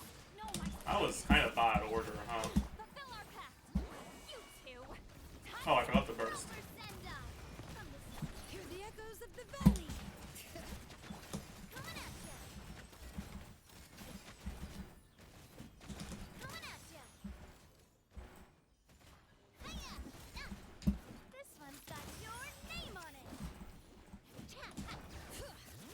Ring cutter. No, my sock. Eat Papa. Attack! Attack! Watch out. Haha. Doesn't matter.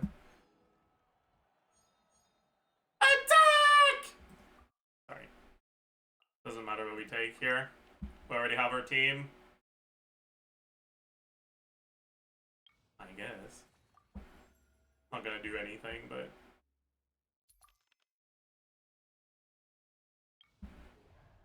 Alright.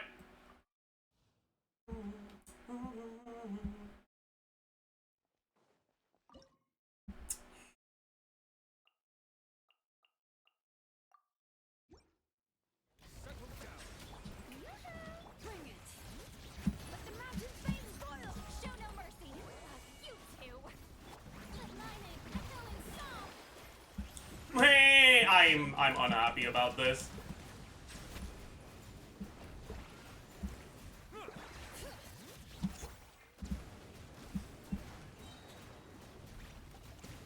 I definitely could kill it before I down it.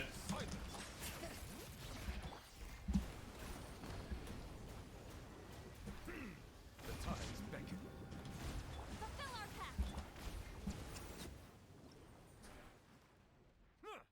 pact. Fuck the down, who cares, man? Alright, we did it. Huge.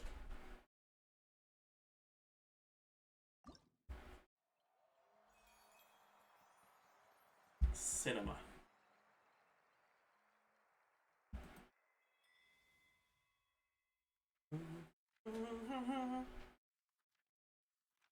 Superstar Best Actress is Navia with 358,507 damage dealt.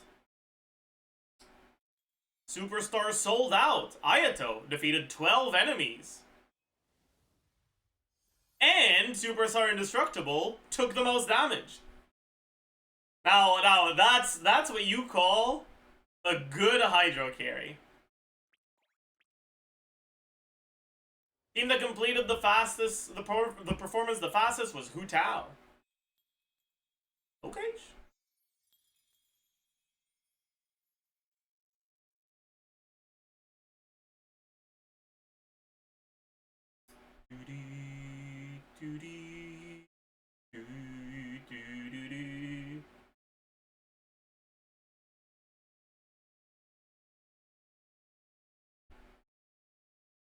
I love how this is like dog shit into decent into good teams.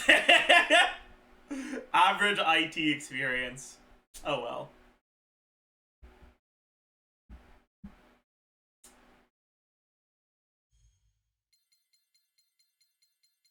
Cinema indeed. It's like the horse drawing meme. Yeah, it is.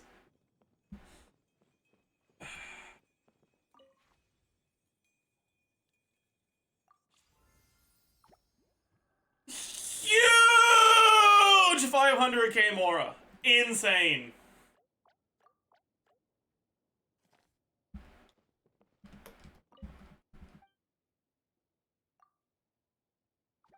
What are the new poses?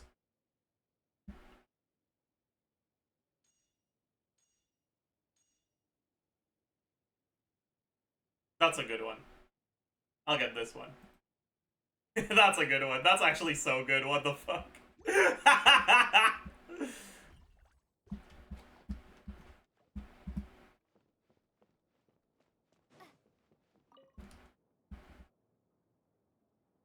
Venti echo time. Yes, sir.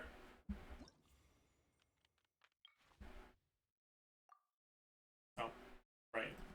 I gotta claim them first.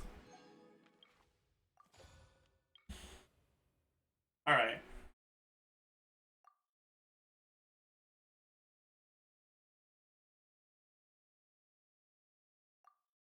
You guys think I need to actually gear him? Like, this is probably enough, right?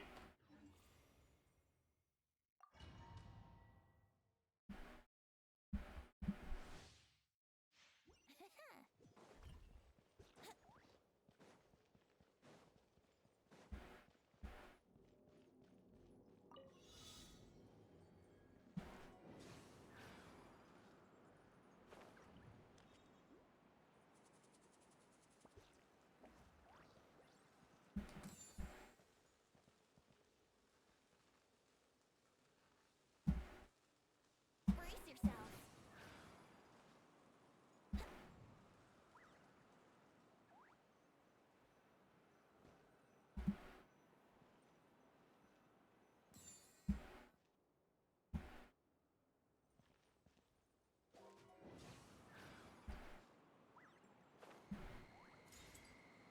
I can't go through there. What the fuck?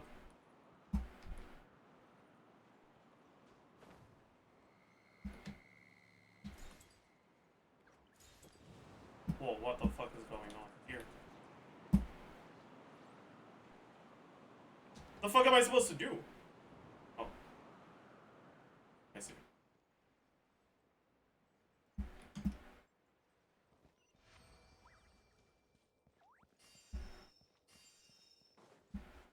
I guess that worked.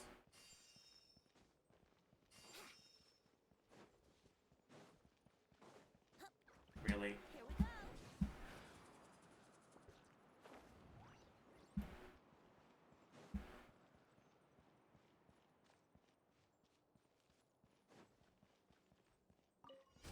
Wouldn't gliding be fast? Time for takeoff.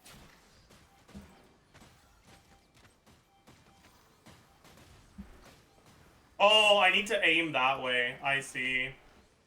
Yeah, let's play. I didn't realize. Think you can get away? Wouldn't gliding be faster?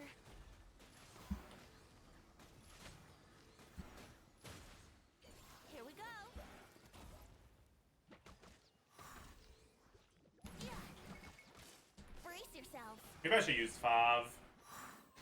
Our energy's just a little cooked right now. Yahoo!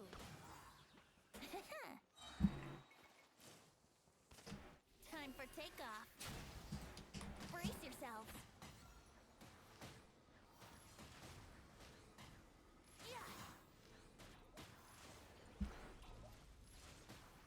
I think we gotta restart.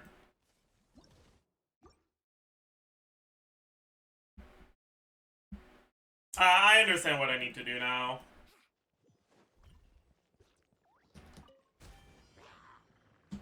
Think you can get away? Yeah. Here we go. I did not understand beforehand, but now I do.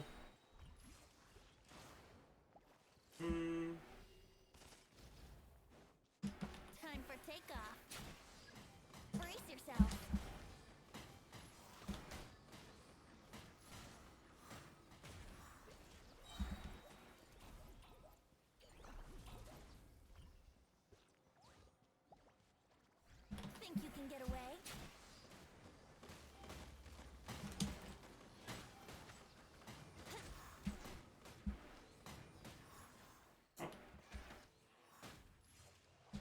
Okay.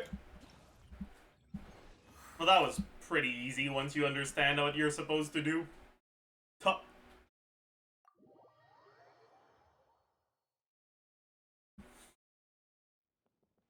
But this was a good echo challenge. I actually kind of enjoyed it. It was fogging.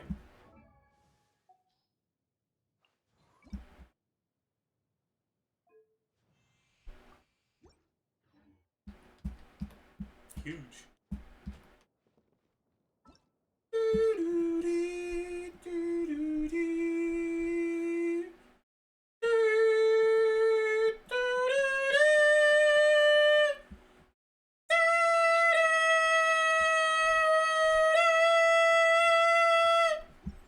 Sorry. I'll be right back.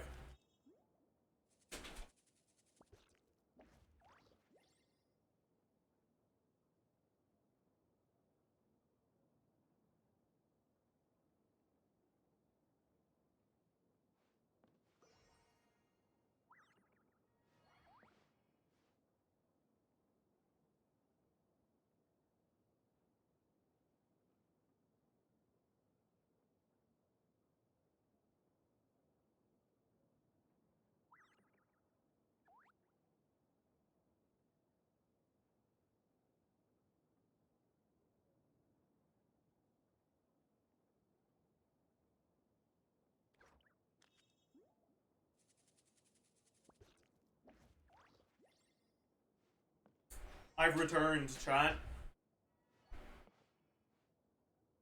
Guards.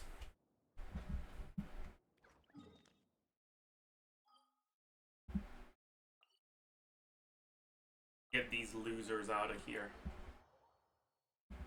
Teach them a lesson. Teach them a lesson, bucko.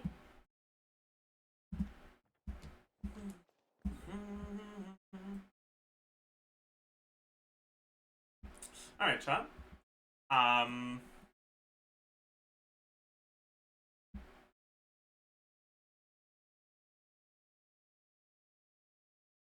Easy and chill connections. Sure, let's do that. Stop being French. What the fuck? Rightmost testicle. Cake. Best DPS. T. Beautiful creature. Water. Jesus. Hui. Moreover. Dragon. Blind. Bad. High. Guillotine. Za on guard. Gun.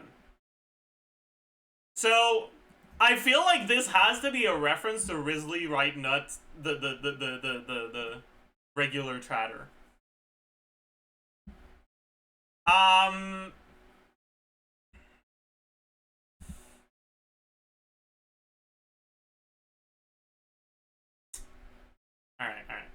So,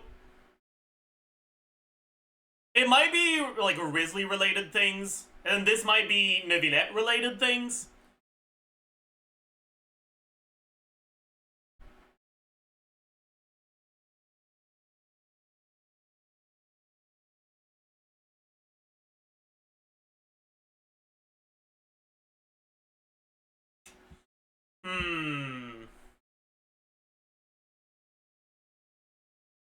And then this might be Chlorine related things.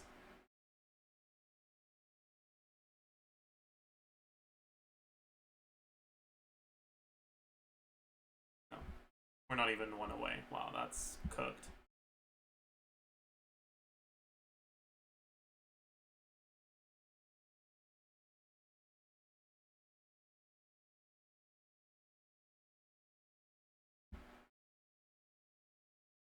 I don't know what this could be.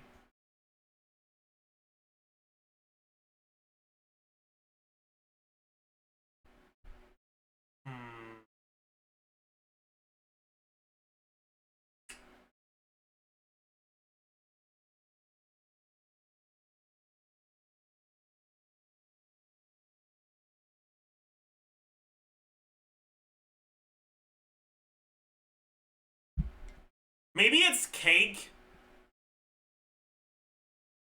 Because Risley lovers like pretending like Risley has cake?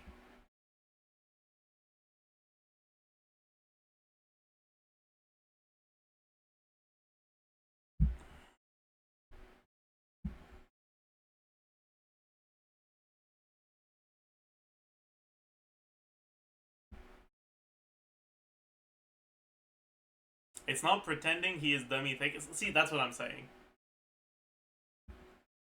And they're blind because they pretend like he has cake. One away. Damn.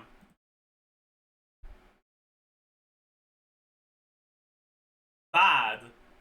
Wait. Maybe it's not cake?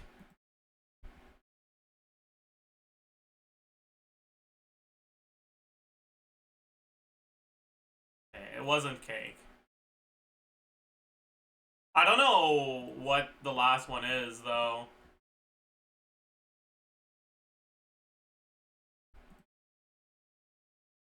I have no clue.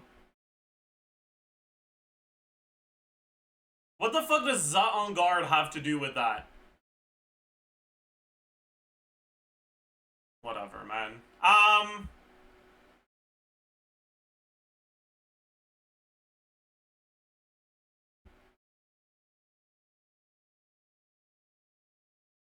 Oh, my right.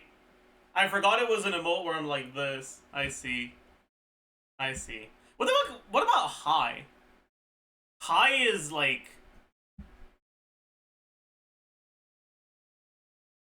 Oh, it's a Farina emote, isn't it? And high, cake, Jesus, water?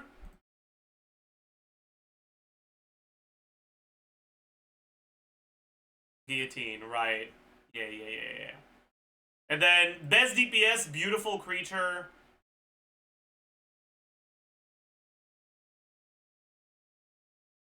All over, bad. Water. I don't know, man.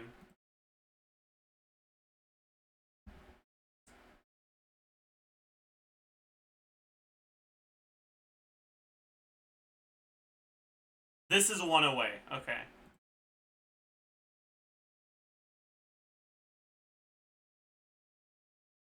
This is not one away.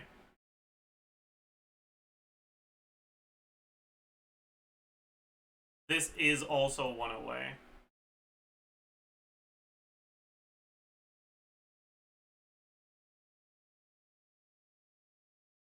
Oh, I guess because he spawns balls. Sijuin? Oh. 14 incorrect. That was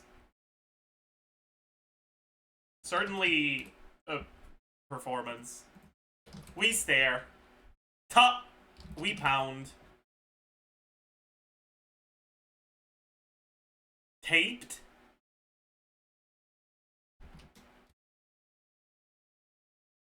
Dude.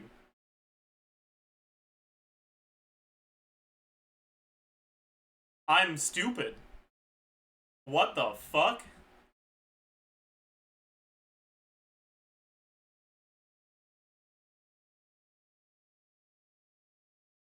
D-tap. Is that a word?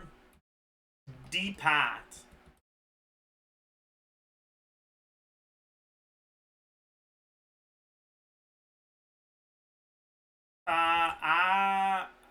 Adept.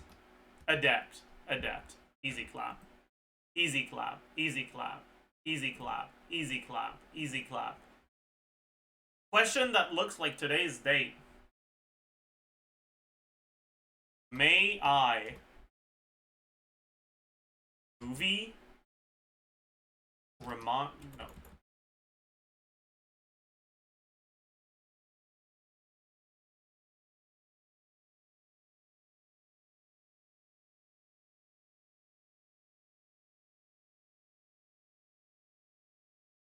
Legs? This can't be movie for both, right?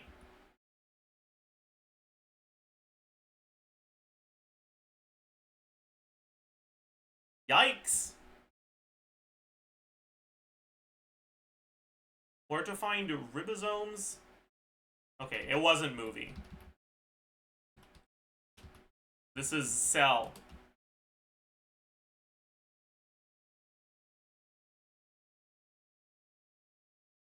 Comic? Iced. Evoke. Blind and Among Us. Among Us.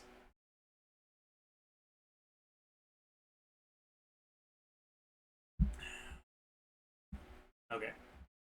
Okay. Let's do the Genshin duel. I don't know why, but I'm worried about today's Genshin duel. I feel like it's gonna be a bad performance. I feel like the streak is in danger. I don't know why, but I got a bad feeling about this. Okay, I think we're fine actually.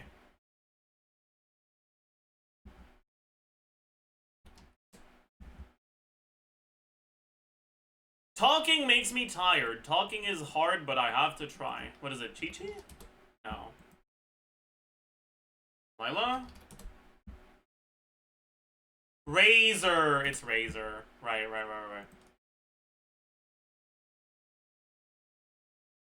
Is that Lynette? I think that's Lynette. I was wrong. Wait, I don't recognize this.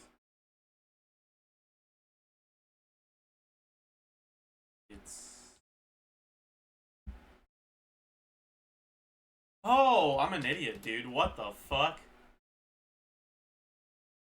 Oh, dude, okay, I'm sorry. I'm sorry, chat.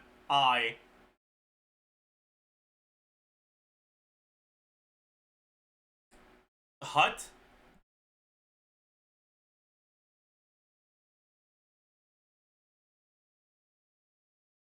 I don't know. Let's keep I. Raiden's skill has an I, so maybe it's her. Guard. Oh, Sino's like the fucking... No? Candace? Okay.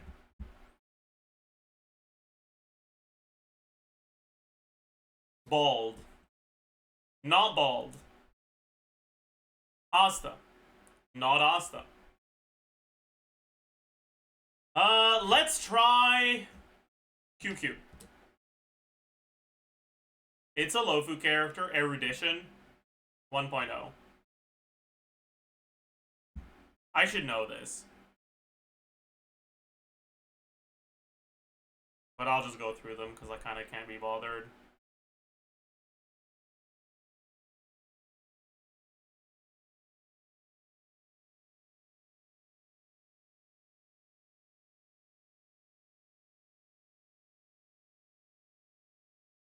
Who the fuck is Erudition from Lofu in 1.0 other than QQ? What the heck?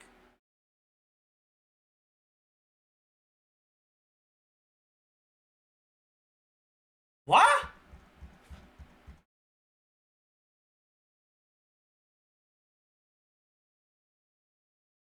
It's not Bailu.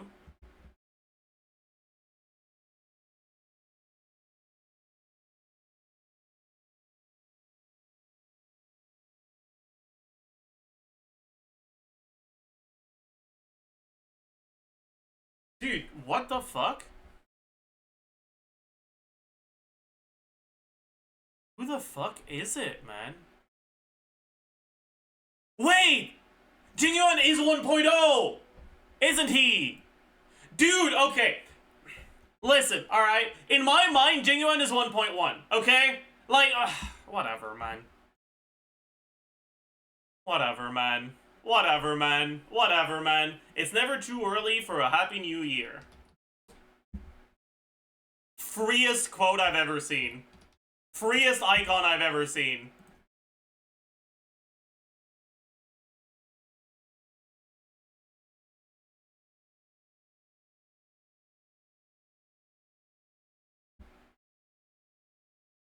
I have no fucking clue who it is. Who drinks?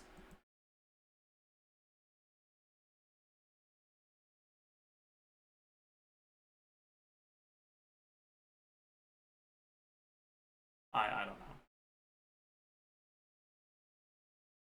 Let's try one of the characters that I don't know what they do. Old.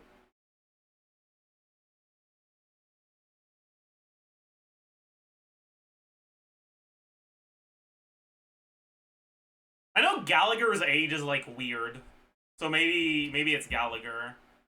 He does have a drink. It's not an alcoholic drink, I don't think, but he does have a drink. It is Gallagher. Okay.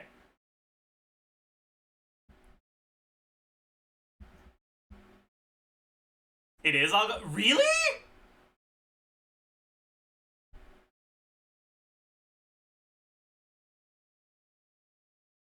Huh. Not a Ben day. This is Soldier 11. It wasn't. I was wrong.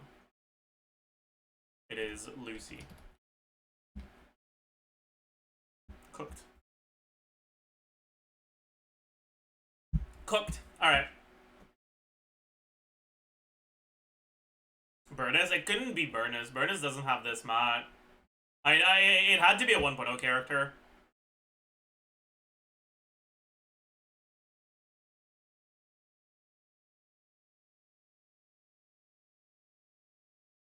Balatrodol?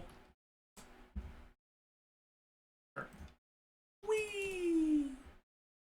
Scaling. Non-rare Joker. Let's try Runner. No, Runner is also plus chips. I feel like it's gonna be a common one.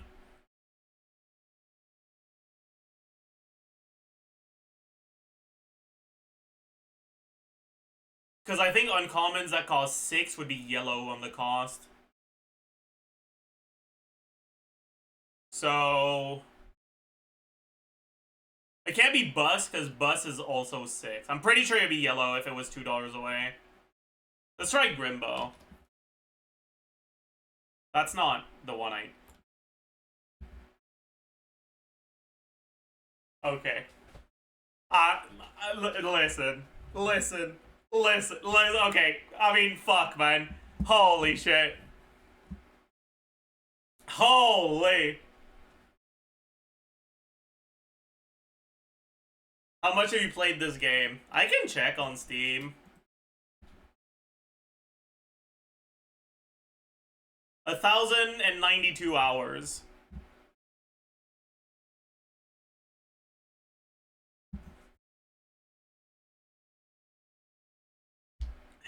Concerned? It's a good game!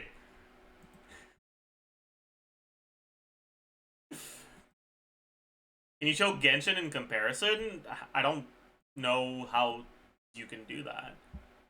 I mean, you can check how much I've streamed Genshin, but yeah, I can't check how much I've played. Although, I don't really play off-stream.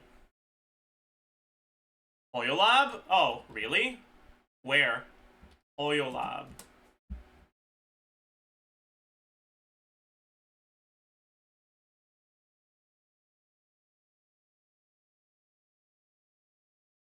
It shows days active? But that's not the playtime. So... I mean, okay. If we look at Twitch tracker...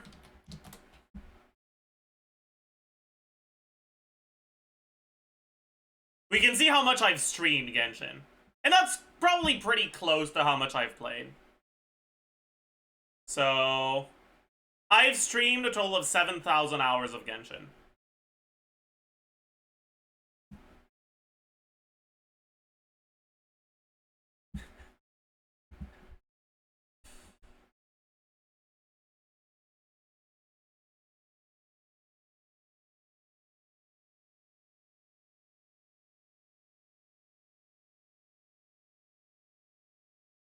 $6,000 is Excel? Yeah, but that counts as Genshin. Wait, that's crazy. My average view count on Star Rail is higher than Genshin. Holy.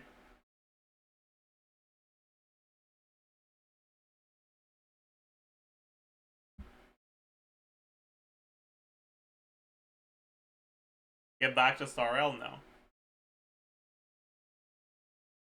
Or like, is the years when you didn't have as many viewers? Yeah, it's a mix of that and the fact that because I play very rarely, the people that want to see Star Rail stuff get really excited when I play it.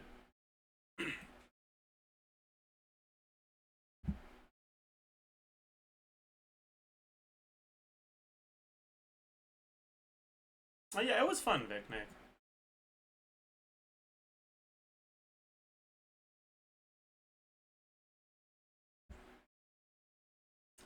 Why did you take your age out of your bio instead of updating it, by the way? Because if I update it, I'll have to change it again next year. But if I just remove it, I don't. Efficiency. Efficiency.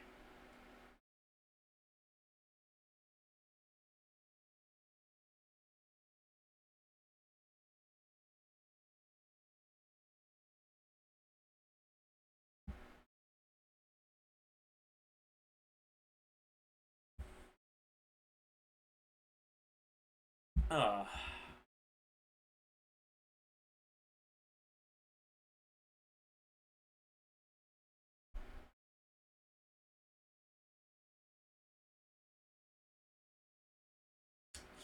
Alright, chat. You know what time it is?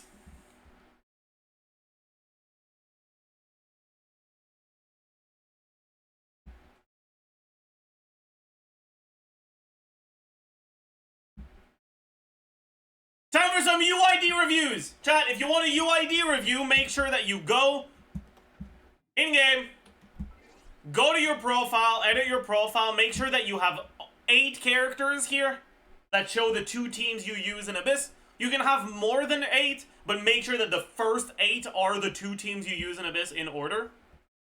Once that's done, make sure you log out and back in so that it properly saves it. And, yeah. I'm kind of struggling, TBH. Is that... I feel like this is bait.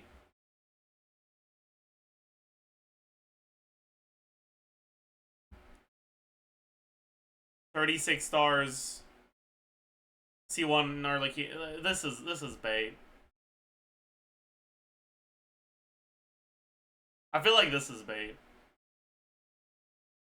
I do clear. Is this not bait?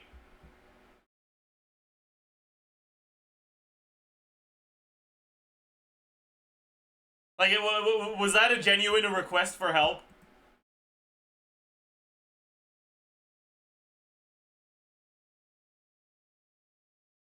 Yeah, this kind of stuff is hard because, like, a lot of people will say things like that as a joke. But if someone says it not as a joke, and I treat it as a joke, they're gonna feel like shit.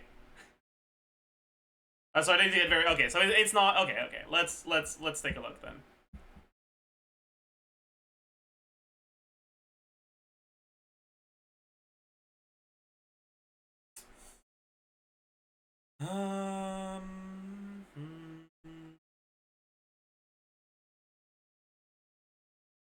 Okay. That's a major problem. Sitlali ER is too low. Like, way too low. Sitlali ER requirements in the...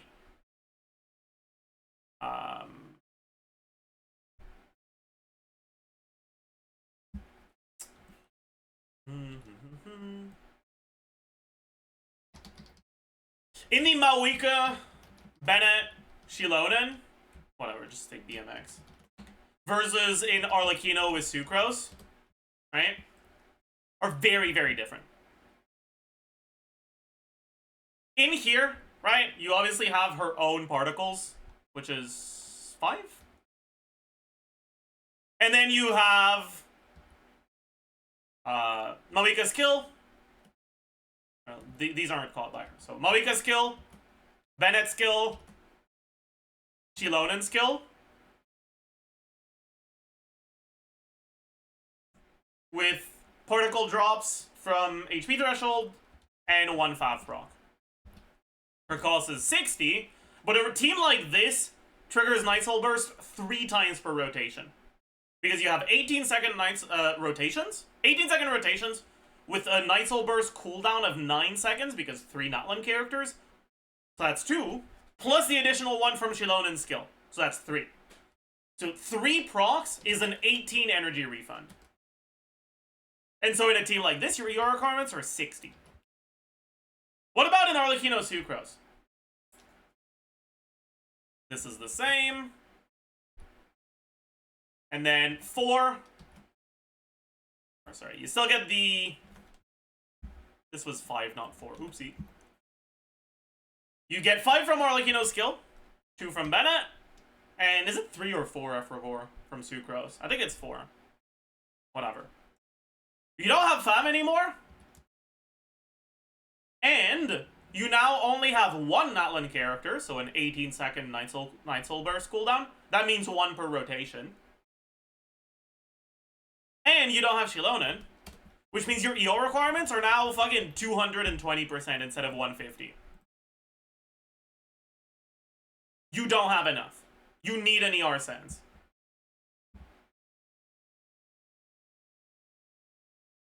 Realistically, as long as you are getting that ER, the higher ER requirements don't really matter because Seat Lally ain't doing fucking damage anyways, right?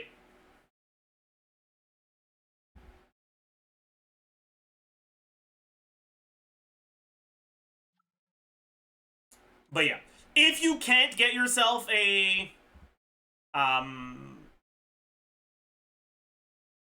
if you can't get yourself an ER Sans and reach proper ER requirements, maybe you can solve the Sack Frag instead. It's not that bad. Although, I'm not sure how the timings line up with Sack Frag on Arlecchino. Because your timings are different with Sack Frag, because your off-field activates earlier.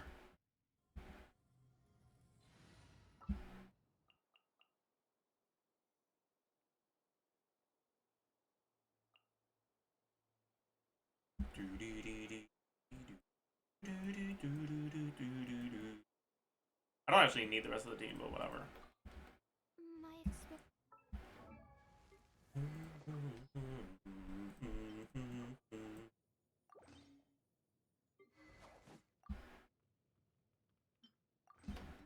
I try not to kill it too fast. Yeah, that'll be good enough.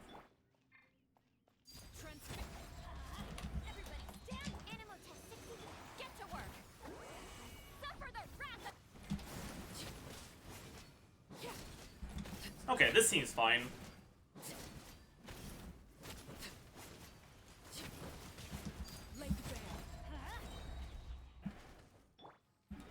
Doesn't seem like we have a problem here. Hog. Wait, did I even use a Sack Frag? I'm suddenly unsure that I used it. No? Okay.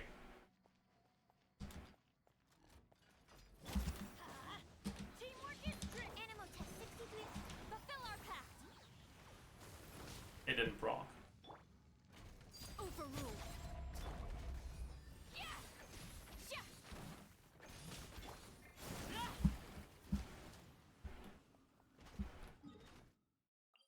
The fuck am I supposed to do about that, man? Am I not on? Yeah, no, I am. Okay, cool.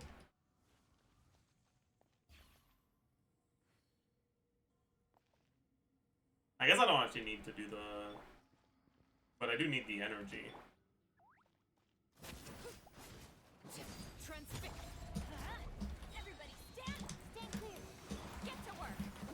I forgot to... Fuck. That was bad. I forgot to use the Sack Frag again.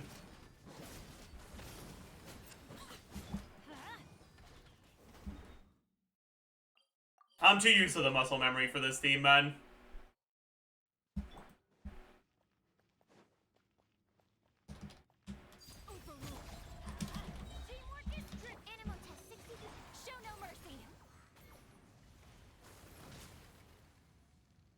Fuck you!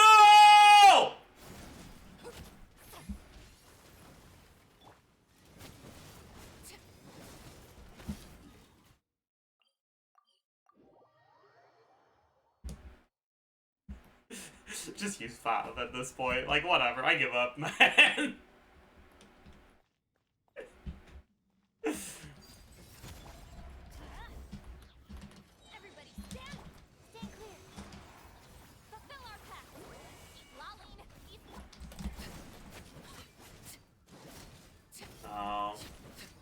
doesn't seem like that works well. It might be because of the Aeon Blight Drake hitbox being weird and it moving out of the way, but it seems like we're not getting it. The timings aren't as favorable. Teamwork is trick. Absorption test. Show no mercy. You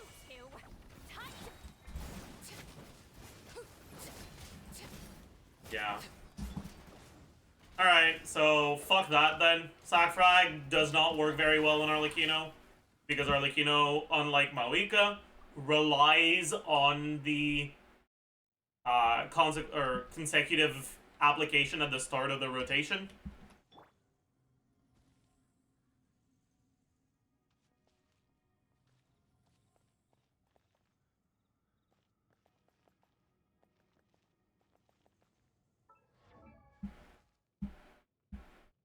So yeah, I guess you can't really use Sack, but you can use Fav.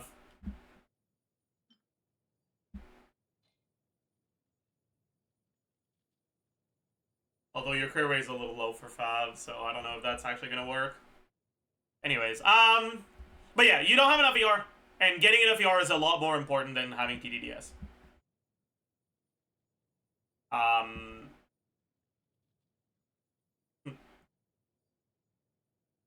Like it's the most important thing, especially in Arlecchino teams where your rotations are shorter than 20 seconds, so TDDS is only half uptime. It's a lot more important to have proper ER requirements than anything else.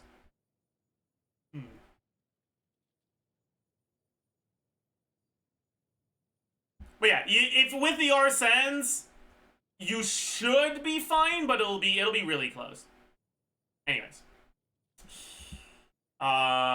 Exactly 100 crit. We're pogging. Seems pretty good. Seems pretty good. Any reason why you're using Fischl instead of Eon Sun? No Eon Sun? Oh boy. Cooked. Man.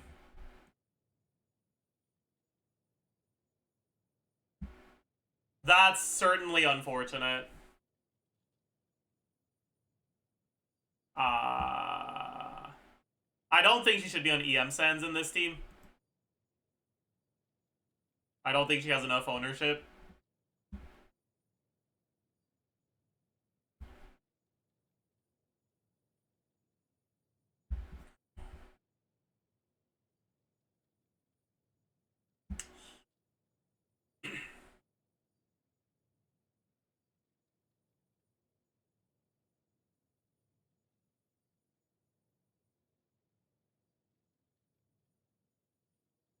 Oron angle?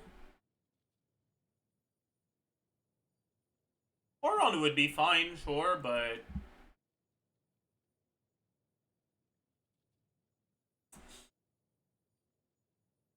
I'm actually kind of curious what the ownership looks like in a team like that. Go on.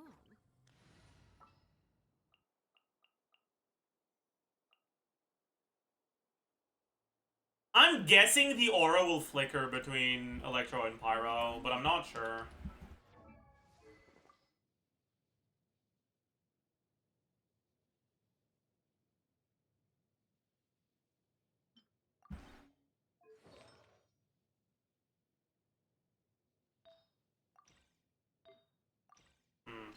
Let's remove this one instead.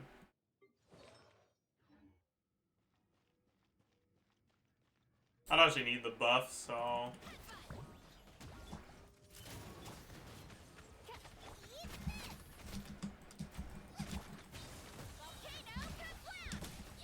Yeah. Seems like it's flickering between both. And ownership is very shared. So you don't really want to build that much EM on anyone.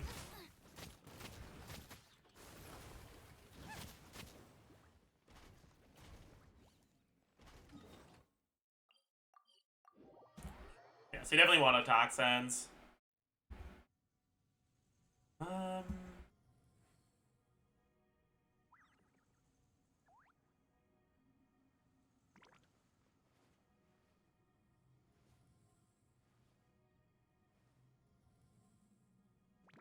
This is probably a 25-second rotation team. Let's try to cook a rotation.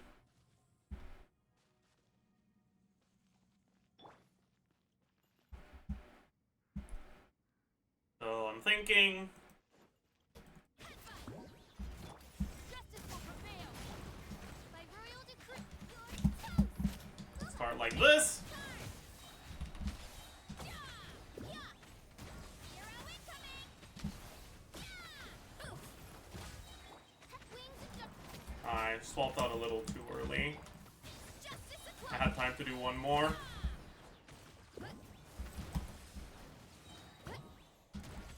incoming.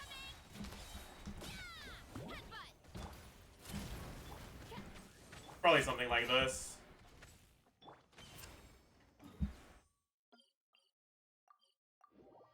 Which is actually a 27-second rotation with 3 Verisais, but you can execute it a bit faster than 27 seconds.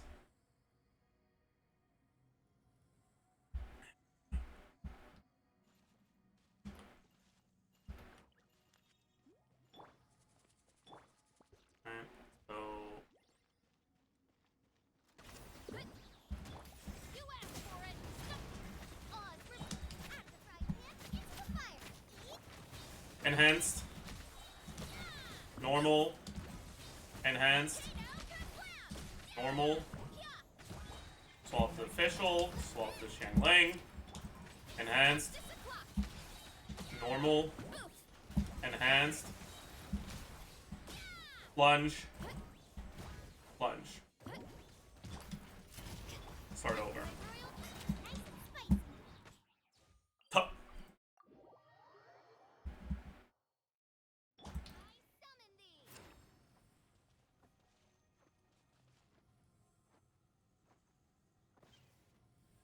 So you end up doing what, enhanced, normal, then swap out, then back, and then enhanced, normal, enhanced, double charge. So it's a 4 enhanced, a 7 skill, 9 plunge rotation. But because you're using Fischl, you actually generate a lot of energy. I created another universe. So I wonder how many mini bursts you get to use here. So you use 3 skills, so that's 7.5 from herself. You get, let's say, 3 electro resonance procs on her and 2 off her. And then Fischl particles is what, 24 hits at 60% each. So it's 14.4. Let's say it's 14. Let's say 9 caught, 5 non-caught. Sounds like a plan. Or more like 10-4, I think.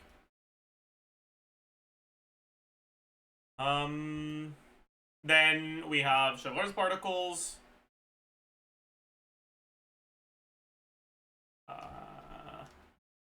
Which is 4. We have Xiangling particles, which is 8, with 7 of them caught. We have 2 favs. One on... Well, I guess it's probably not a 5 Xiangling team, now that I think about it. So you only have 1 fav. But...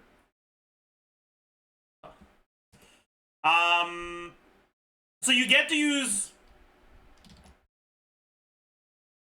3 bursts with 0 ER. And you can use a 4th one if you have 30 ER.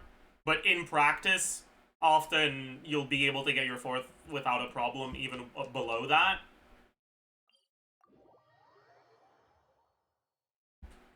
Let's go try it out in Abyss a little.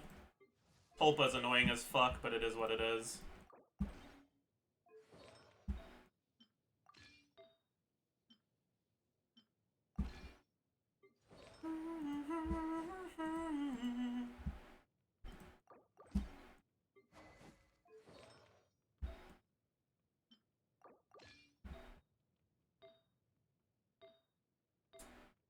This is most definitely an EM Sans angle.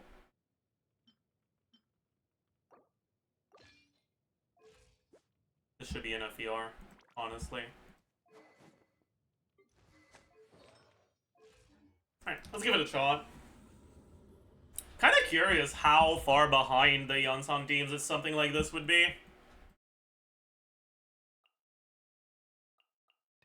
Probably gonna take me a little bit to get used to the rotation.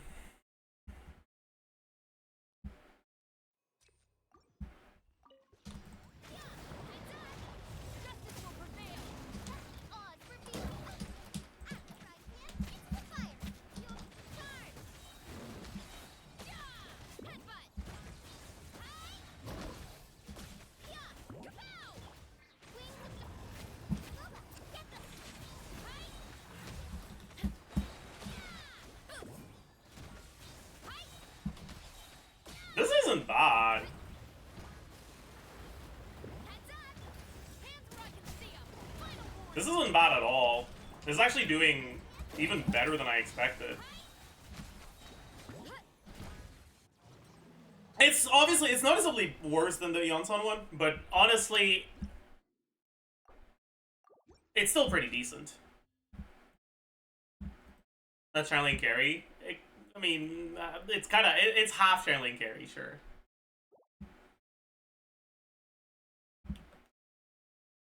But that's okay. It is what it is.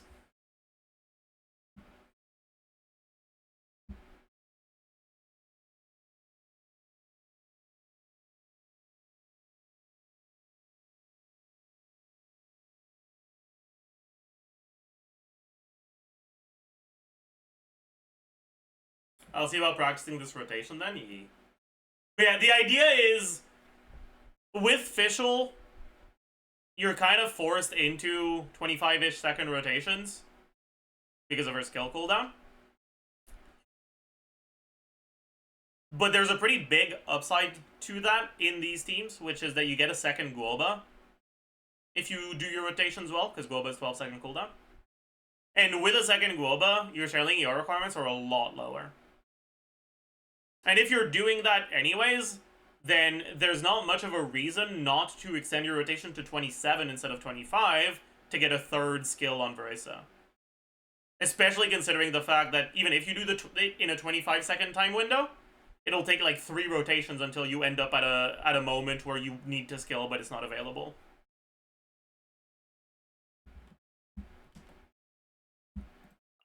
Or like if I just try to chain the rotation without any delays.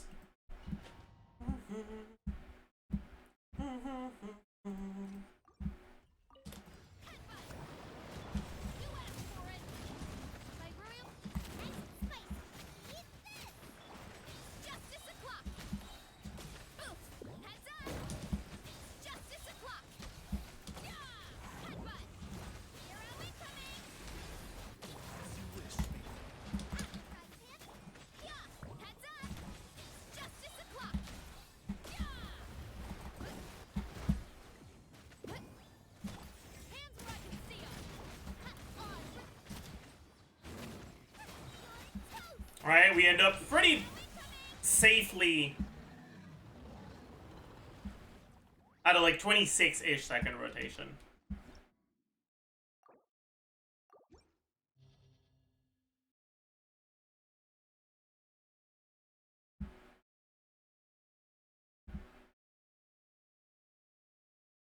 I'm actually really curious how much DPS that is.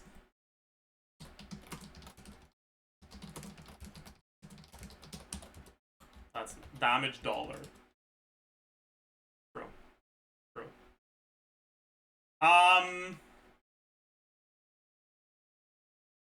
It's not damage percent. It's damage per dollar.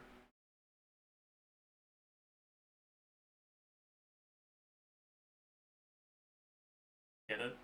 Cent. Dollar. Sorry.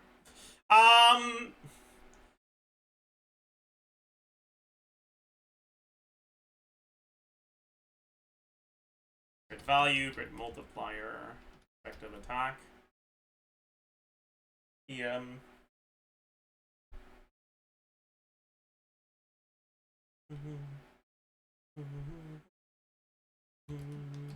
Yeah, multiplier.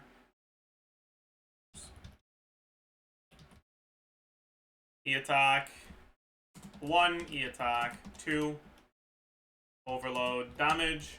Motion value 1, motion value 2, number of overload, and total damage and DPS. Okay. Base attack. Tuh.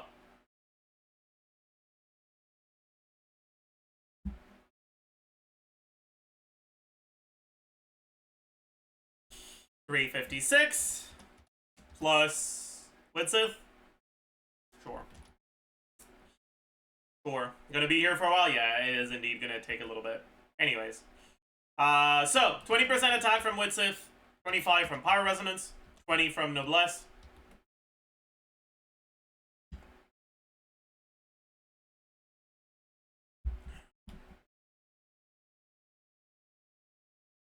You probably go Cinder City Channeling here, right?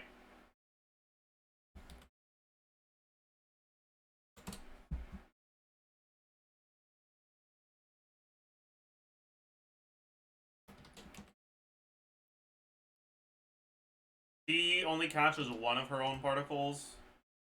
This is 7 plus 4.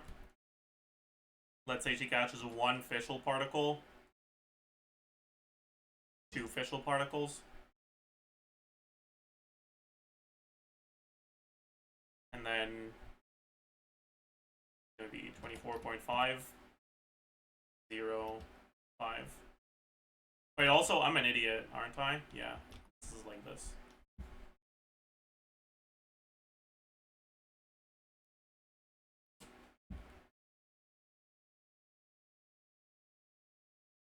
Yeah, okay. Without Cinder City, so Cinder City is giving us like 15% ER. Okay. And then with this is catch and a couple subs. Okay, cool. Could also do 5, but meh. Flat attack. Right, no, there's more attack percent. So we have Widsith, Pyro Resonance, Noblesse. We need Sands. We need. Is TOM Fischl better than Golden Troop in this team? Probably not, right?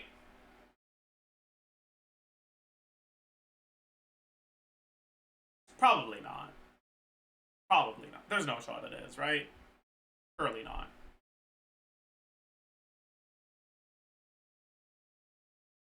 Anyways, what else do we have for attack percent? We don't pick up the pepper because I can't be bothered. And that's it, right? Yeah. Flat attack, just 350. Total attack. Damage percent, we get 16 from Widsith, 46.6 from Goblet.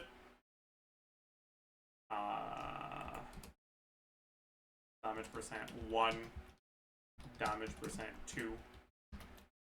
For plunges, we get 100 damage percent. Other than that, what else do we have? Is that it? In this team? I think it is. Yeah. And then for this, you just don't have the plunge damage. Yo. Crit value, 98.4, 62.2, 20 times 6.6, 55.1. This divided by 8 plus 1. Oh. EM! I also have crit multiplier 2 for channeling because catch changes things. EM, average of 80 from Widsith and like 40 from substats. Yeah, multiplier.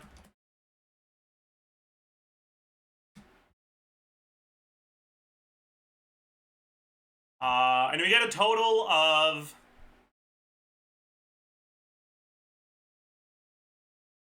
probably like 7 overloads. on Varesa.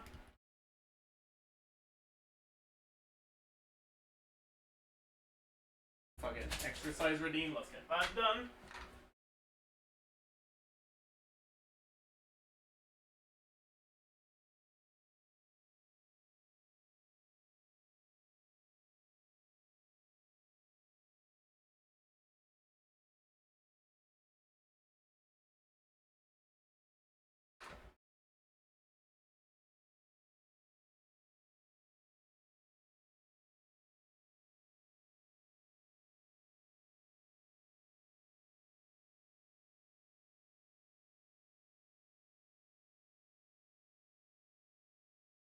Okay, your business.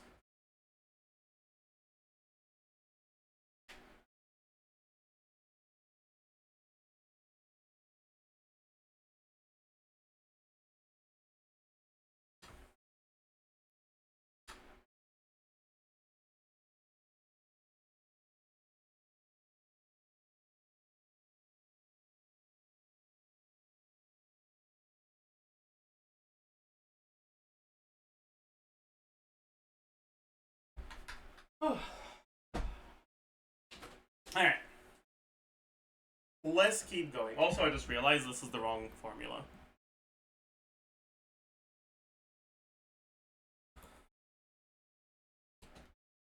Okay. E attack.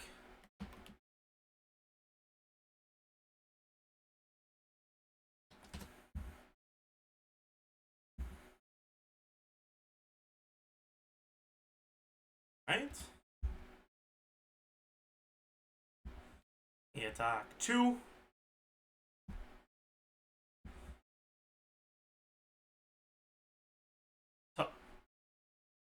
Okay.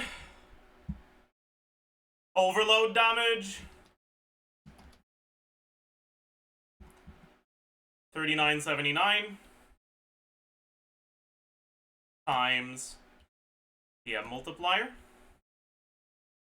Motion value 1. Okay, so there's a lot of this shit.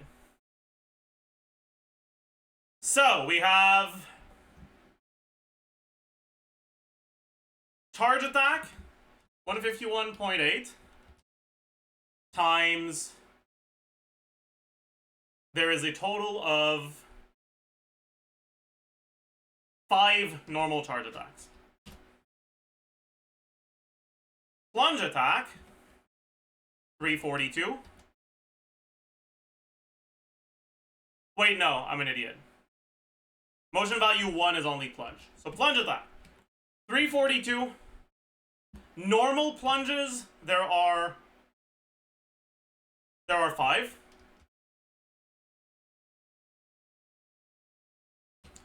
Enhanced plunges, there are 4. 513. And then collision plunges, honestly, on Varesa, you get them on each plunge.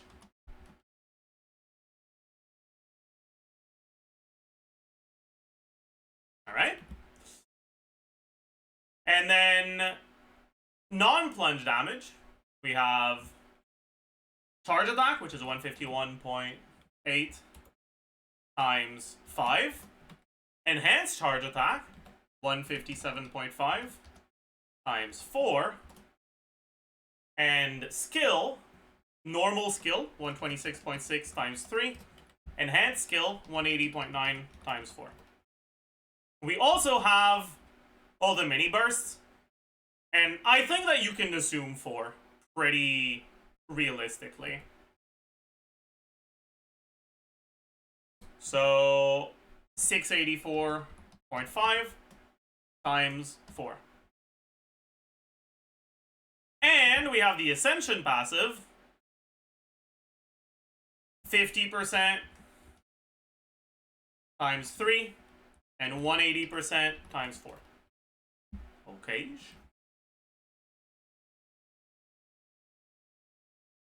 Some 1 point. Oh fuck, okay. Sum of these times these times 190 divided by 390 times 1.15 plus this times this times 1.225.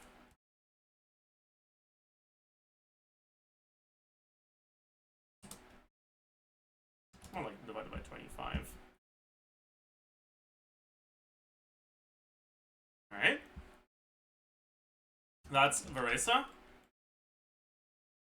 Where's Sherling Fischl? We don't really need the Fischl stuff, but whatever.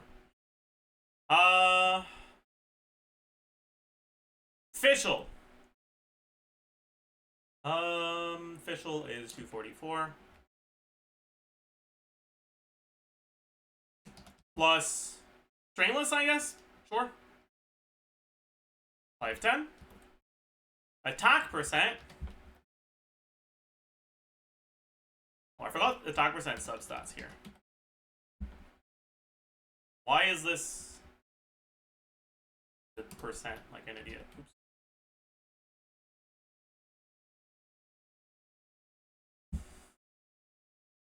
Flat attack, total attack, damage percent, which is this, but this is 70, and Strainless is 48. This. Crit value. We don't have this, and this is 60. Oh. Crit multiplier. EM. 165. Yeah. Yeah. Okay, now motion value is level 12. 178% times 24 plus 231 plus 200. And then burst is 416 plus 222, right? Yeah. Number of overloads from Fischl is like 1. No, like 2, most likely.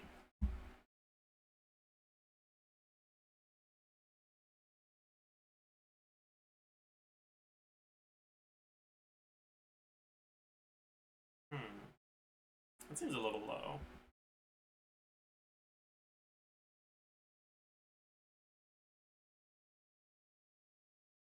Oh well. Then Changling.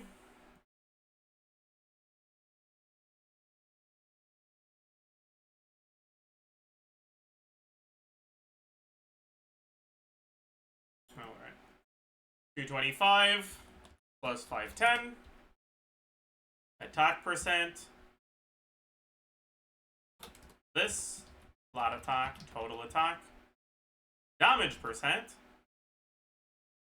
We get 32%. Also, actually, I think Cinder City is the play. So let's add 12% damage to the rest.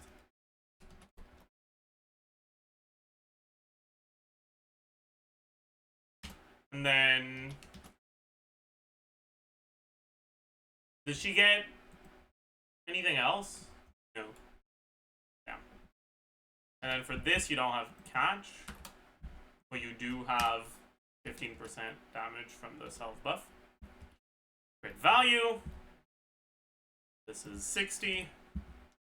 This is 24. I forgot Chevreur's cons. And Chevreur's buff. Chat, I think I'm an idiot. I forgot this is a Chevreur's team.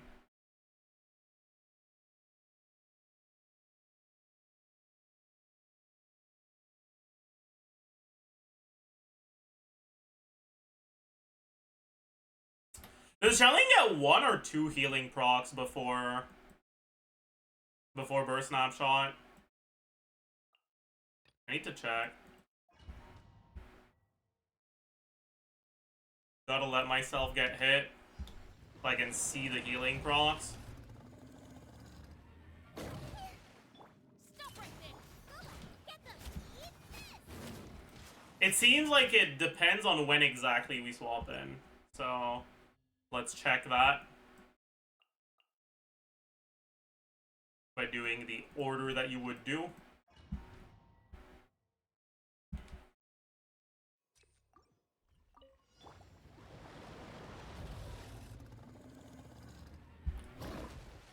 Final warning.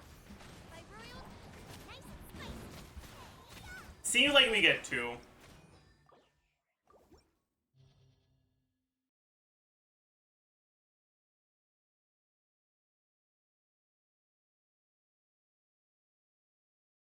Alright.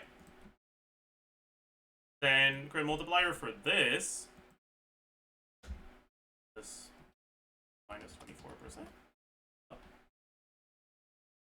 EM 96 plus about 40 in subs. Channeling snapshot at the end of the animation. Yo. Yo. Yeah. Alright, and now motion value.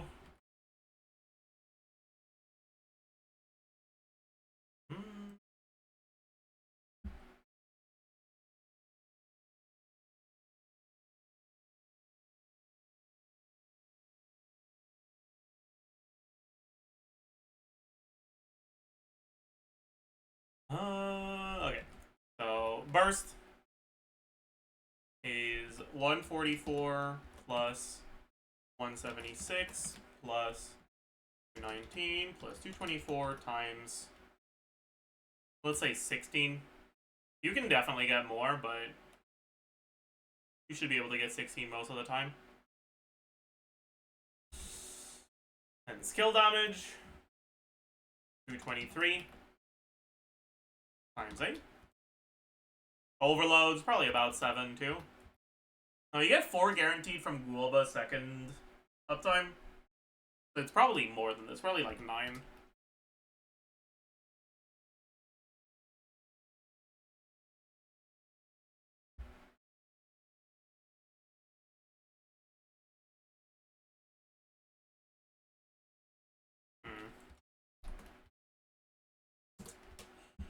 And then Shogar's damage is going to bring this to like a little bit under 90k.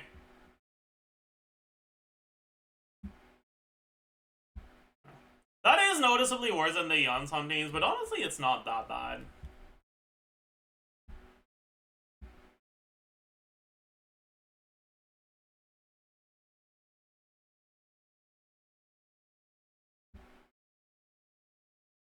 It's Chlorine tier? Yeah, it's Chlorine tier basically. Good way to look at it.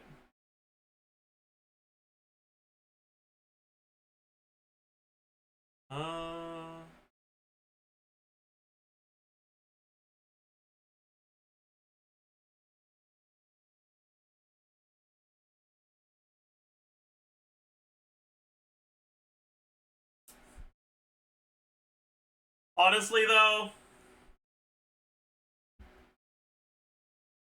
I wonder if your best bet would just be to do Overload Arlecchino instead.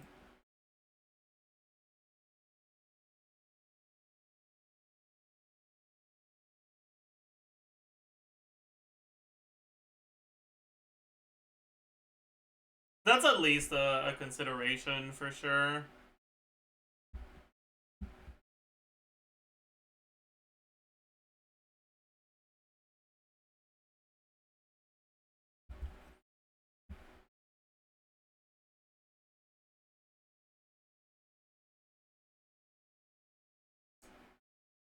I do have a build Gene for Vresa that does not change anything.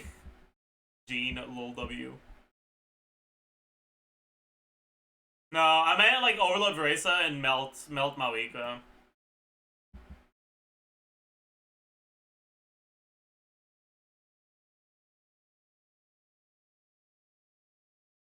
Although if you're planning on getting a Scuffier, you'll also be able to do Risley Shenhe Farina Scuffier. And that leaves you with a lot more flexibility for your second side.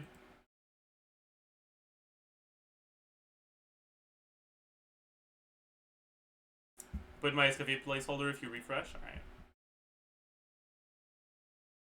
Uh...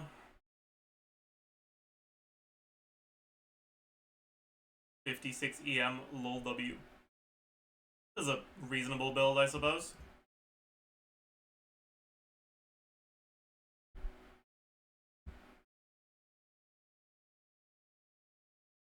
Based. Good.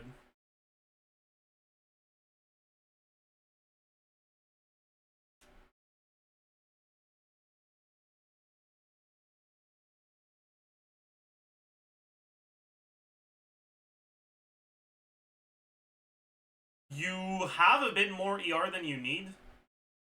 So you can probably try to find a circlet that instead of ER subs has crit rate subs. But other than that, this is pretty good.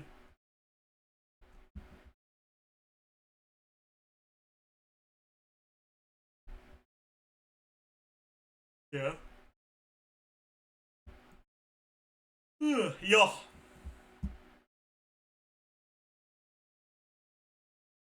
Solid, solid. Alright, hopefully that was helpful. Who wants to go next?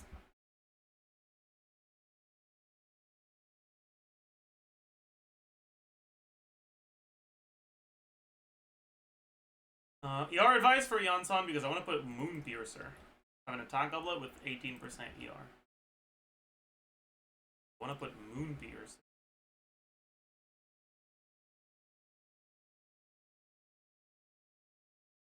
Well,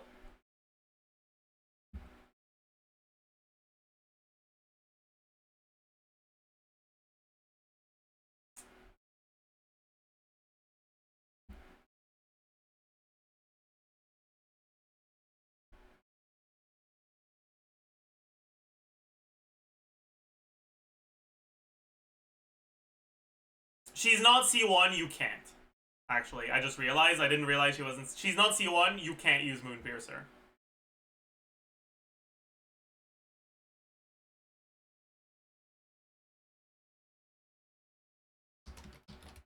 Right?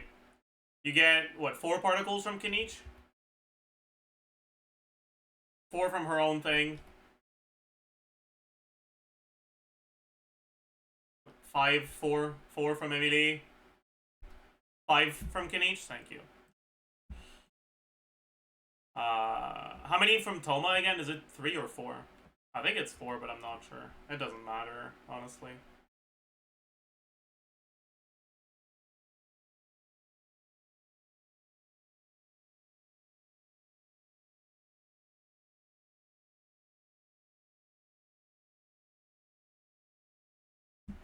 This is Yansan's ER requirements.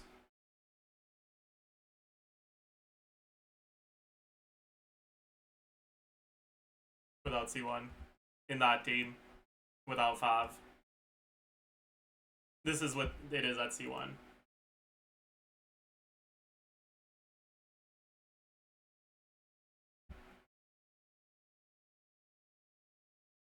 Unfortunately, you're stuck to Fav until you get her C1. You can think of her C1 as effectively allowing you to get the Moonpiercer buff on Kinich.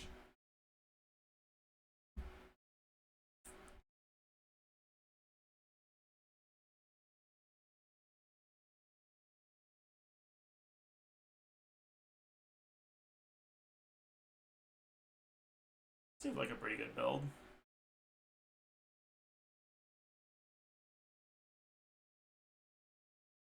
Also, I just realized something.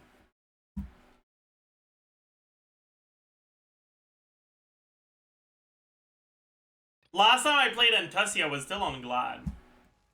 Now I have an actual Whimsy, which is so much better for Entussi.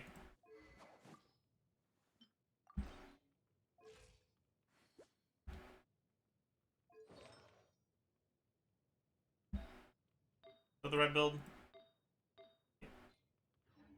So I think it's time to send an Entussi run. Agreed?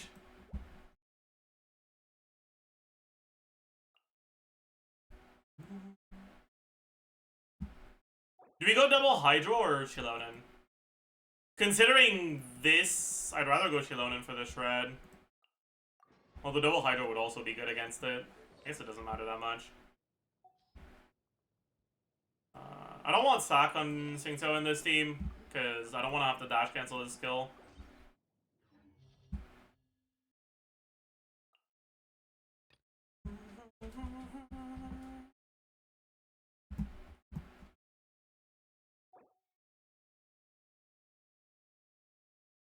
Alright, then what do we do first side? We just do Verissa? Sure. Let's just do Verissa. I don't think Eon-san is on the right weapon. Yeah. Also, I don't think Bennett is on the right weapon. I just realized. Bennett's still on Sapwood, right? Yeah. I also yoinked one of his artifacts. He...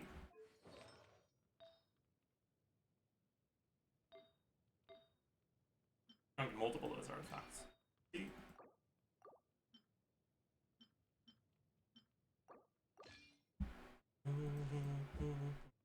That's low. Oh. Right, let's go with that.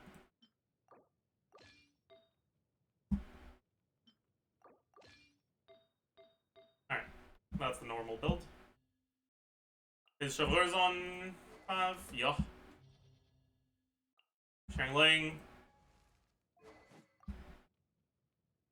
Okay. 5s for everyone. I can't be bothered gearing. I'll just change the circlet and be done with it. Alright. A question about how much EM I should slot in a vape/melt theme. It depends on the team. As a general rule, characters that vape all of their damage want a lot of EM. EM is like pretty important until you start reaching like 200 to 300, at which point you can treat it like you treat attack percent. Characters that only vape part of their damage, so characters like Arlecchino, characters like Mauika to some extent, I suppose. You can treat EM as like as important as crit below 100, but once you start reaching 100 or more, it's a bit less important than crit. And with Mauika specifically, EM is still better than attack until you get like 200, 250, something like that.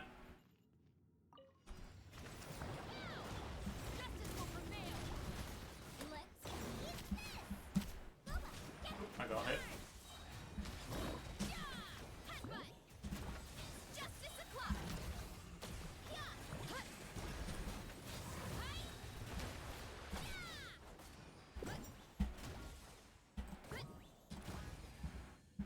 Oh.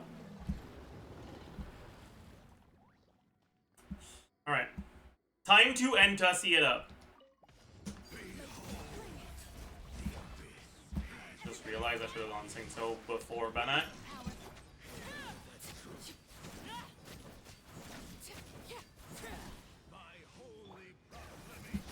Hear the echoes of the valley.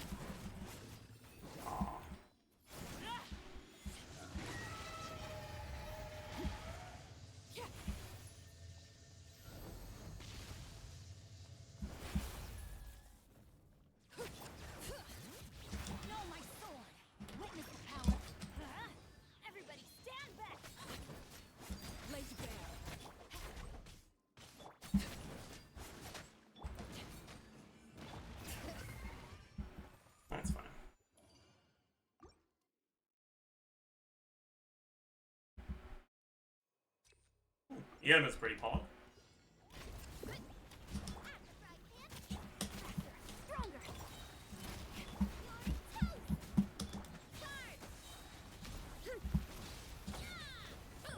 Hey, we picked up the pepper by accident.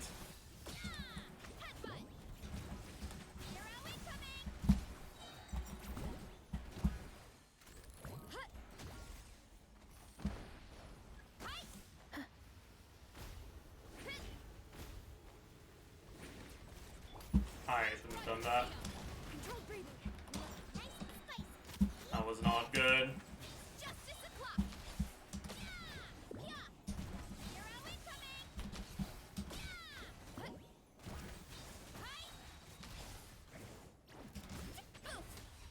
It's fine. Okay, how cooked is my Singto are? That's gonna help.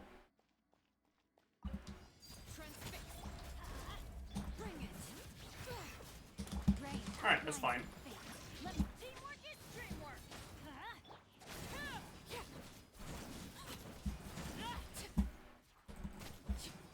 I guess I don't wanna enter C here.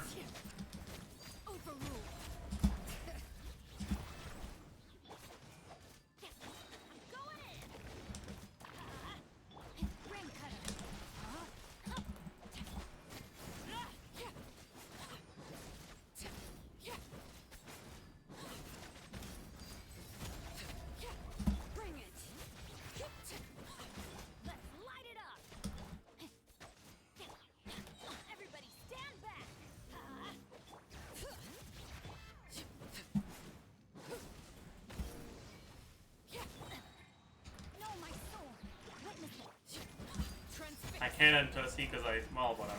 I don't need to let it cook, I guess.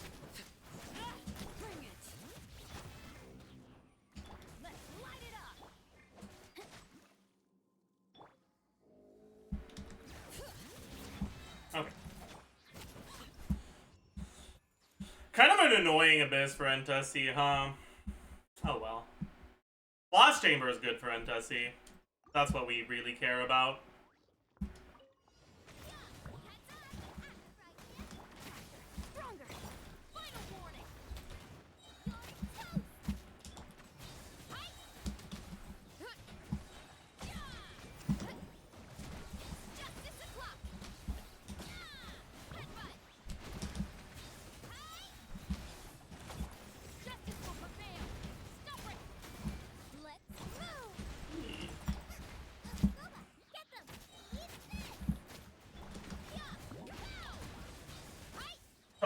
Alright.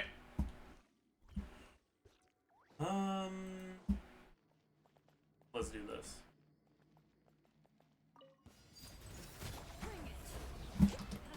I didn't do it properly.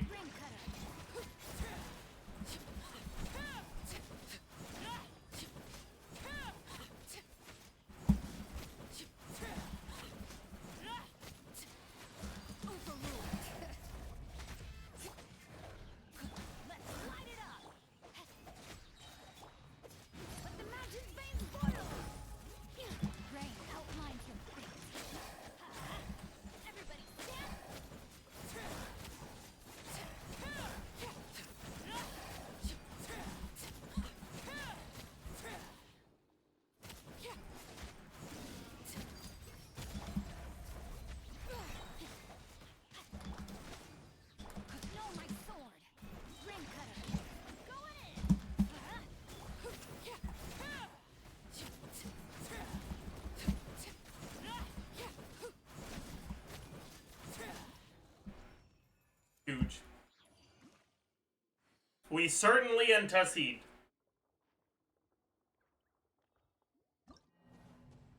We sure showed him.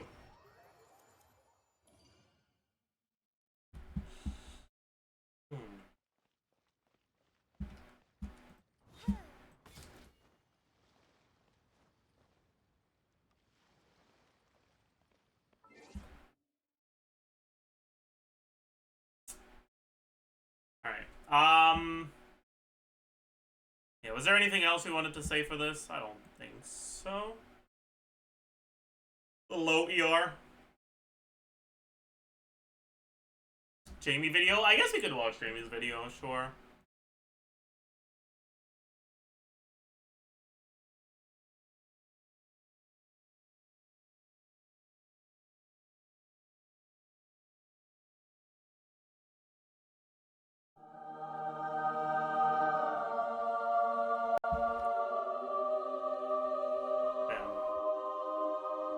Hey everyone, so Escoffier is coming out very soon and we've got some early access footage. She is insane. I don't know what else to say, to be honest. Actually, I do know what to say because today I'll be going over exactly how her kit works, what makes her so strong, how you can play her, and the various different advice that we can give, where she works well, where she doesn't work well, how strong her buffs are, her weapon is. This is some C0 gameplay. You can see it is very interesting. Ayaka's doing a lot of damage here, but the team in general is doing a lot of damage. You need to pay attention to. The team single target damage looks very nice, destroying this enemy, which you might have been struggling with on your previous Ayaka team. But if you thought this is impressive, this is just C0 gameplay. Wait till I show you what C6 gameplay looks like. And just wait for it, guys. Just wait for it. Instant damage. You can't even tell what was going on. There's just so much cryo. Let's do that in slow motion again. Try and see all the cryo damage. There's damage from Ayaka, damage from Shenhe, Escoffier's damage as well. Yeah, it's just hard to tell what's going on. And yeah, just a reminder, all the footage is coming from the CN early access videos. That's just how you're going to get the access to the best information, because unfortunately these days the CN players are the only ones who really get to do the thorough testing, the abyss testing and everything. So how do you summarize Escoffier's kit? You can say she's a powerful debuffer, a powerful sub DPS, and a very good healer. More specifically, her overall team buffs are very similar to what you'd get with Kazuha or Shilonen. Her sub DPS is up there with some of the strongest sub DPSs in the game. She covers the healing slot, but her healing ranges depending on your build, which we'll get into. And her overall advantages is that this support and this sub DPS is constant. It's very sustained and she has no downtime. But the restriction is her teams to get these effects are basically locked to only playing with Cryo and Hydro teammates. And by that, we mean that she has very similar restriction to how Chevreuse gets the majority of her value when you're specifically... Oh yeah, now you've seen her numbers, right, Jamie? Dude, this character is fucked, man.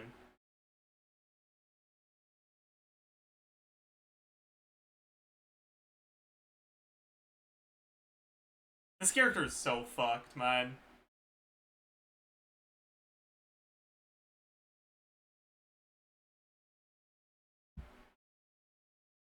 Classic cryo hater. Escoffier shouldn't be doing almost as much damage as Emilie in a burning team. I think that's bad and stupid and wrong.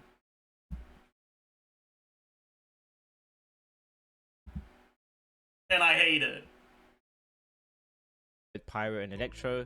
Kinda similar as well to how Nilu only gets her full benefits when she's played with only Dendro and Hydro.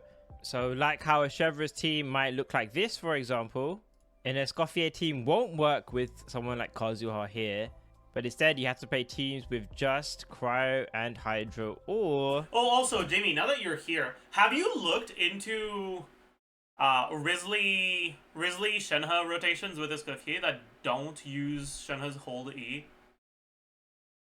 Because when I was looking into it 1 or 2 days ago, I was getting noticeably better results in my calcs that did 2-tap E's on Shenhe and swapped off of Risley early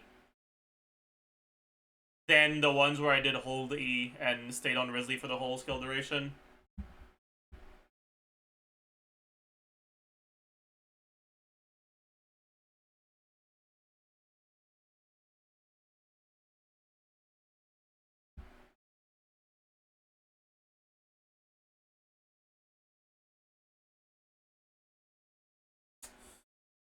I don't think she's doing that much more to get people to play archetypes than other cores. I'm not sure I understand what you mean. Are you saying you don't think she's doing much more than Chevreuse or Nilo?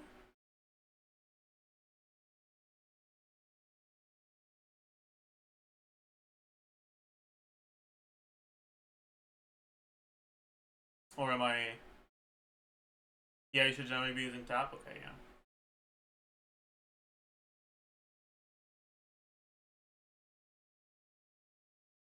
Grizzly's burst is actually gonna be significant.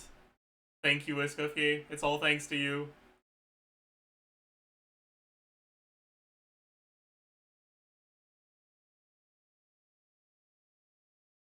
He has a burst, yeah.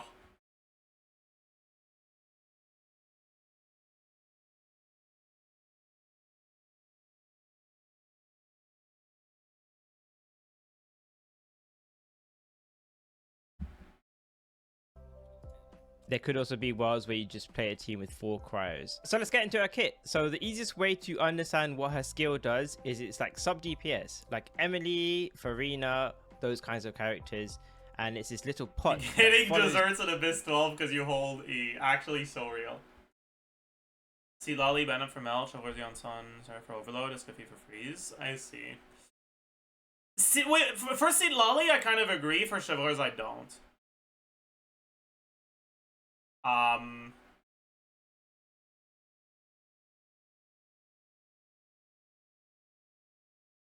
Like...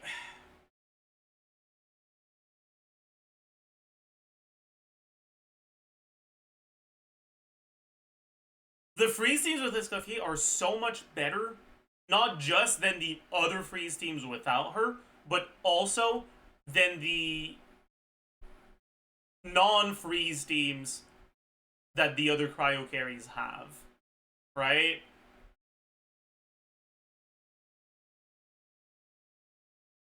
So I feel like it's a very different thing, right? When you look at like Chevreuse teams,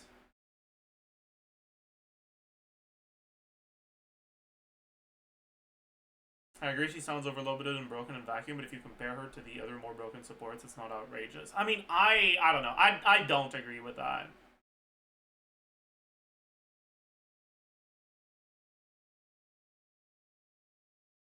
The only reason why her teams are still not completely fucking outrageous is because the cryo carries we have are pretty bad. But like, without talking about any leak related stuff, the artifact set with Long Night's Oath is a cryo one, so we can expect a cryo carry soon.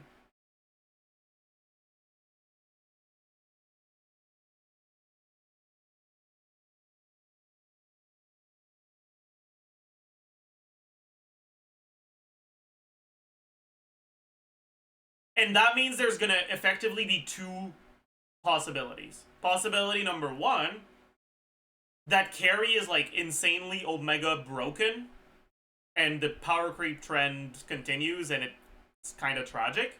Possibility number 2, the carry is balanced with Escoffier, which means that if you don't have Escoffier, they're going to be worthless, which means that getting Escoffier is pretty much necessary for that carry. And that's what I don't like. I don't like the idea of a specific 5-star support being necessary for a different 5-star carry to feel like they're not completely worthless.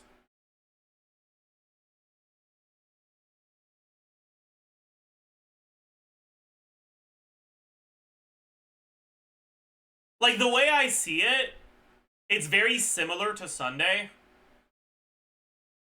With Sunday having an insanely overloaded kit that was designed to work perfectly with Jing Yuan.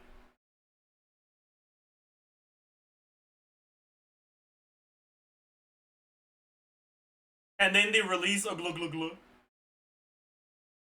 And if you don't have Sunday, she's fucking worthless. Right? But Sunday's existence makes it so that carries that are supposed to have mechanics that work with them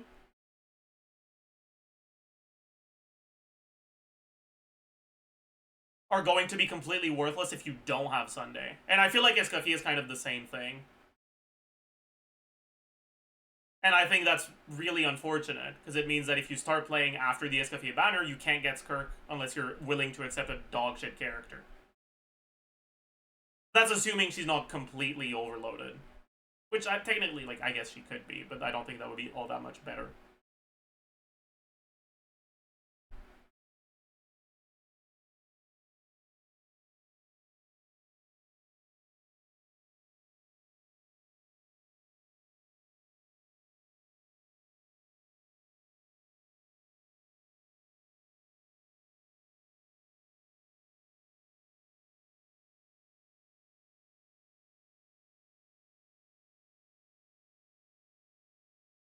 And that's without getting into any of the leak stuff. If we get into the leak stuff, it's even fucking worse. Because we already know a few things about Skirk, and boy, is it not looking like a good sign. Let's just put it that way. Oh, man.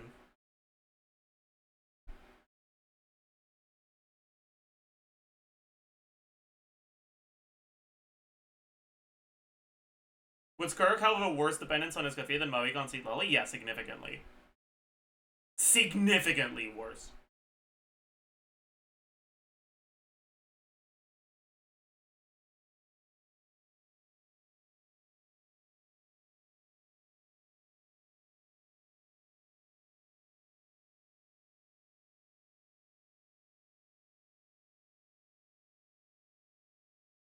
Like, if you don't have Citlali for Maoika, right? Your teams can still have Shred, so losing out on the Shred is unfortunate, but it's not a massive issue. And Cinder City is redundant in Maoika's teams very often, so losing Citlali on Cinder City isn't that big of a deal. And TTDS is only there every other rotation, so losing TTDS isn't that big of a deal. So if you end up using Rosaria instead of Citlali, you are losing out on a few things, and it is going to be noticeably worse. But not to the point where it's going to be dog shit, right?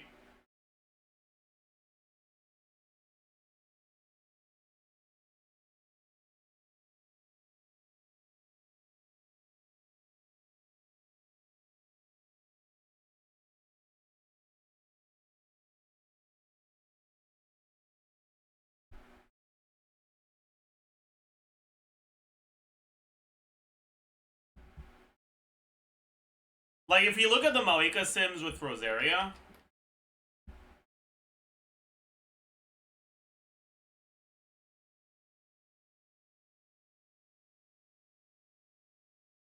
you look at the, like, perfectly min-maxed one,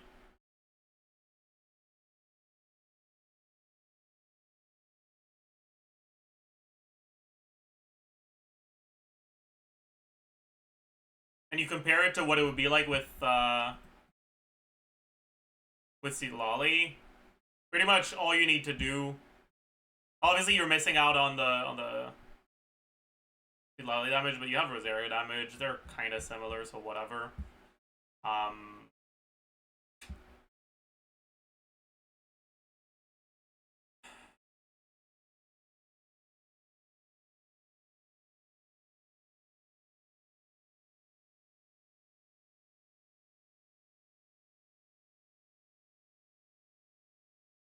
How much? I kind of just can't be bothered, man. We'll lose like 11% crit rate.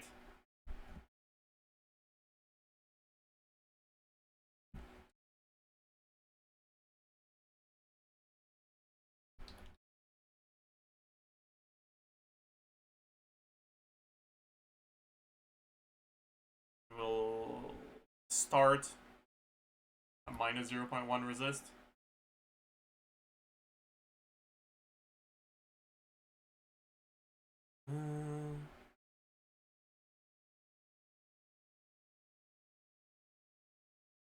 Technically, you also get to have slightly better combos with Citlali than with Rosaria, but like,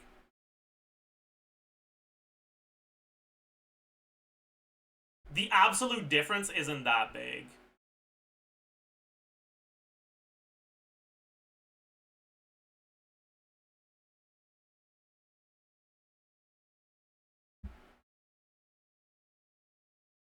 If you kill in one rotation, you get full TTDS uptime though, so it makes the difference a bit bigger.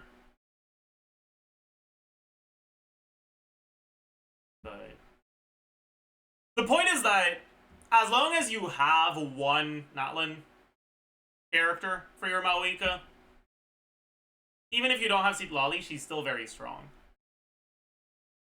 The main upside to Citlali is actually quality of life, not power. For Malika specifically. Right? Because Citlali ER requirements are a lot easier to deal with than Rosaria's. Your first rotation does more damage than your second one, so at high investment, you might kill without needing a second one.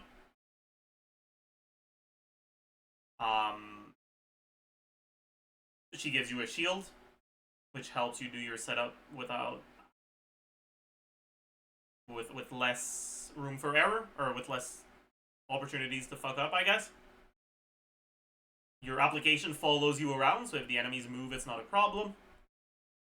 She herself provides you with a bit of shred, which means that when you're against pyro-resistant enemies, you have a slightly better matchup.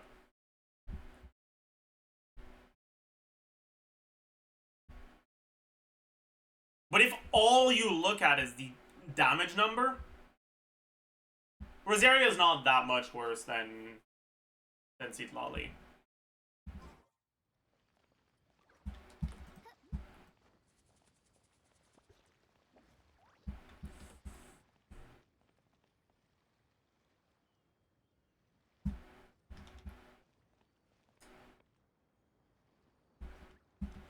With Escoffier, right, with my current understanding of how Skirk works based on what we know so far, not owning Escoffier means that Escoffier does as much as, like, C2R1 does for Mawika. Like, Escoffier does as much for Skirk as C2R1 does for Mawika. Like, it's an insane fucking difference.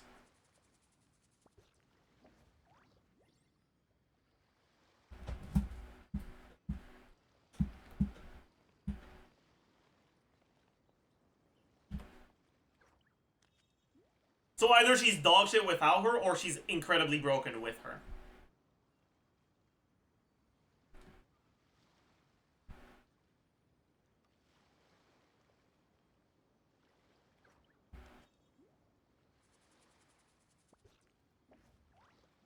I do worry about the well. How is it for Ayaka? It's not quite as much for Ayaka, thankfully, I'm sure the good but it's still not ideal. Adventurers Guild are absolutely fine. Anyways.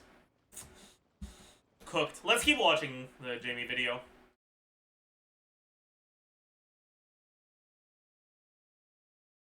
Has 20 seconds uptime with a 15 seconds cooldown, and you can see here it's kind of single target, but the range is very nice. However, that's not to say it doesn't have some AoE. You can see here if enemies are decently grouped, you can hit both at the same time. Let me just slow that down.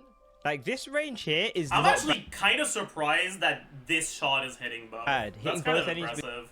with that. So, like, for example, how Hu Tao's charge attack can sometimes hit 2 enemies, but that is very different from how Yoimi's bow attacks can basically never hit 2 enemies. The sub DPS hits, you're also getting about 21 hits in 20 seconds. So basically 1 hit every second. And you can see there, unbuffed damage 15k with a pretty decent build. This is the maximum range of your Escoffier hits as well, which is very good actually. I did actually want to compare this, so I was comparing with Emily and Chiori to see the range and the damage. So in comparison, here's me showing Emily's damage in a burning team. This is her with Deepwood, by the way. But you can see her damage is kind of similar, maybe kind of even weaker, to be honest. And then if looking at the ranges, this is my Chiori with her C1. And it is very similar, but bear in mind that Chiori C1 has increased range by 50%, and if you compare it with Emily's skill at a similar range, you're just not going to be hitting with Emily's skill at all. And Emily's skill has decent range, by the way. It's got no joke either, but you can see Escoffier's is kind of just the best of both worlds. That was her elemental skill. Now if you look at her elemental burst, It's got a very nice animation and it has an initial pretty nice hit. And then it heals your team with a very nice AoE team-wide heal. And then it gives you 9 ticks of healing on your on-field DPS. So that's very important to know. She doesn't have constant AoE team-wide healing. It's just that first initial tick, you can see the 8,000 and then 3,000 to your on-field DPS. But it is important to remember, even if she doesn't have constant AoE team-wide healing, her fully healing your on-field character can activate Farina's A1 talent here, which gives a bit of extra team-wide healing. This healing scales off of Escoffier's attack, which means you have to figure out how you want to balance Escoffier's damage with crit stats and cryo damage stats, or building her for attack and getting a bit less damage on her but nice healing. And I think the overall recommendation might actually be just to build her for as much damage as possible. Here's some comparisons with the different builds and the different amounts of healing that you get. So with a rough build like this, C0 with her signature weapon, you're getting about 8,000 for your initial team-wide heal and then 3,300 for your on-field character. If you change that to an attack cup, the healing is quite a bit better. If you don't have a signature weapon and you have a cryo goblet, the healing will drop quite a bit. But overall, regardless of which one you pick, the healing is still very nice. Now, in my opinion, if you have the choice, what should you pick? The thing is, the cryo damage goblet is slightly more optimal because Escoffier's damage is just so relevant in these teams. And on top of that, the cryo damage goblet, you can actually get attack percent substats in your actual piece itself, which means it has a higher ceiling. Whereas if you're using an attack goblet, yes, your healing is probably slightly better, but you cannot get attack percent in the actual substats itself, meaning your artifact is less likely to be as good. Now, having said that, attack goblets are going to be more common than cryo damage goblets, especially if you're trying to get one on set, like this, for example. So use what you have, but that is just my experience. Personally, I'm going to be using this one here. I thought so that was her sub damage. DPS with her skill. Attack is like very, very similar. It's going to depend on the rest of your build and how many attack percent subs you have. When I was looking at it, I found that attack percent goblet was slightly better. But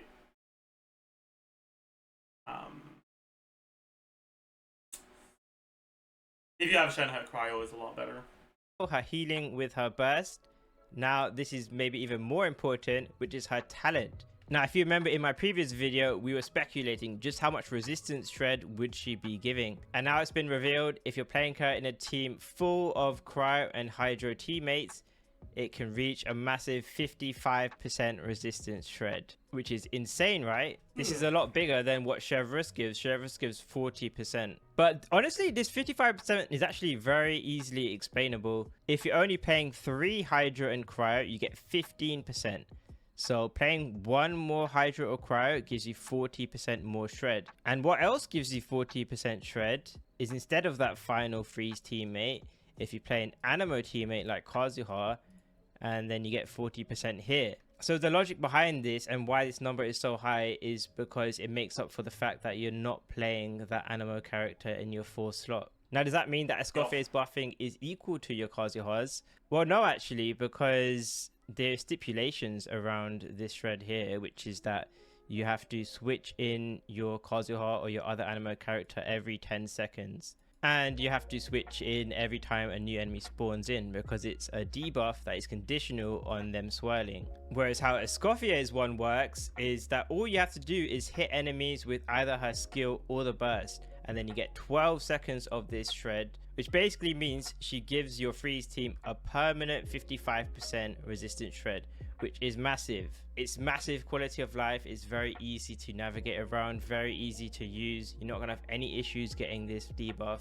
And her last talent, this is actually where her single target healing comes from. It's 138% of her attack, which is very interesting that they decided to do this, because usually healers, they have their healing in one of their talents, like Charlotte has her healing in her burst, which means you can actually improve their healing by leveling it up. But with Escoffier's single target healing, it's always going to be this number. So how much sub DPS is she actually able to do with her skill? So this is with level 9 talents, C0, and with the R1 deathmatch. It's a decent build, nothing too crazy. It uses 4-piece golden troop to boost her skill damage. And these are the stats. and you're getting about 12k hits. But that's 100 crit on a team that has power resonance. I don't think that's an optimal build, honestly. I think something might be wrong. There's 115% crit rate here. Now, if you're using a signature weapon instead, your damage is increased to 18k. Well, yeah, you're not overcapped by 15% crit anymore. And you also don't have 100 crit rate. Which means her weapon is giving about a 30% increase over a deathmatch. So there are some weapon comparisons here. It depends on your exact build, it depends on the exact team you're playing. And we'll get into what her weapon does exactly later.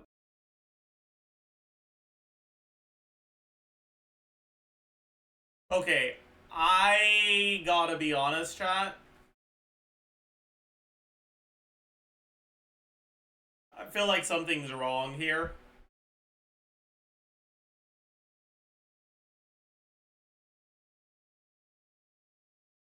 I mean, maybe they're swapping the builds around to end up with the exact same amount of crit rate overcap on each weapon, but I doubt they're doing that.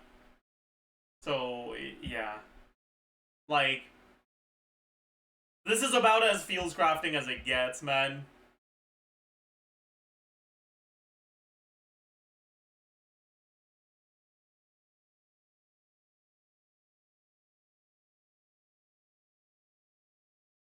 How is Ketane R5 higher than Engulfing?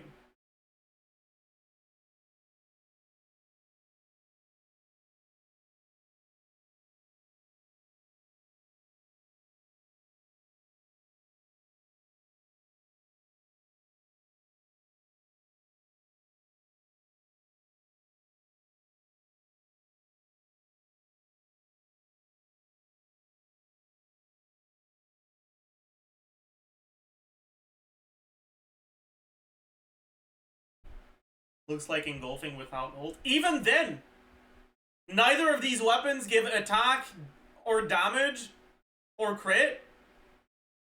And Engulfing has higher base attack than Ketane, so the damage should be higher.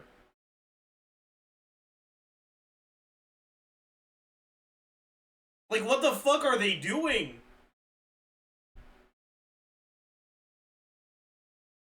Oh, you're right, Ketane does have skill damage, I forgot. Never mind. Okay. That's probably why, then. You're right, I forgot about the skill damage. Taught.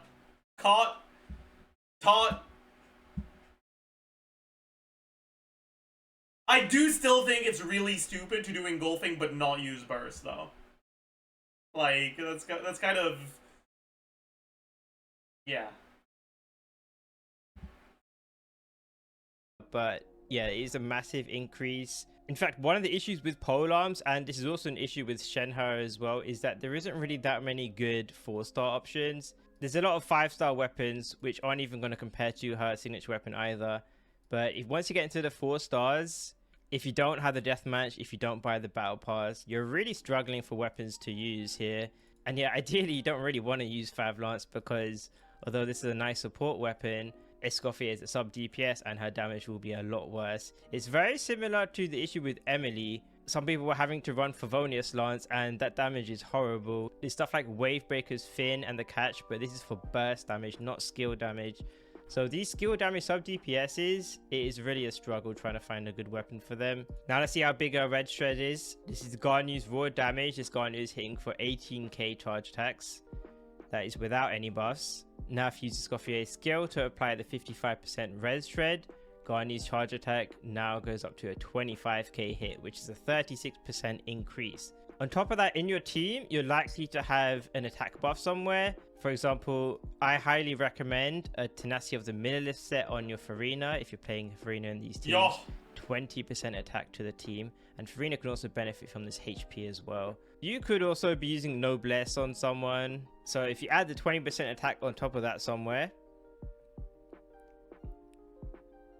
this goes into 47%. So getting a 20% attack buff somewhere, you're getting an extra 8% damage, 27 to 25%.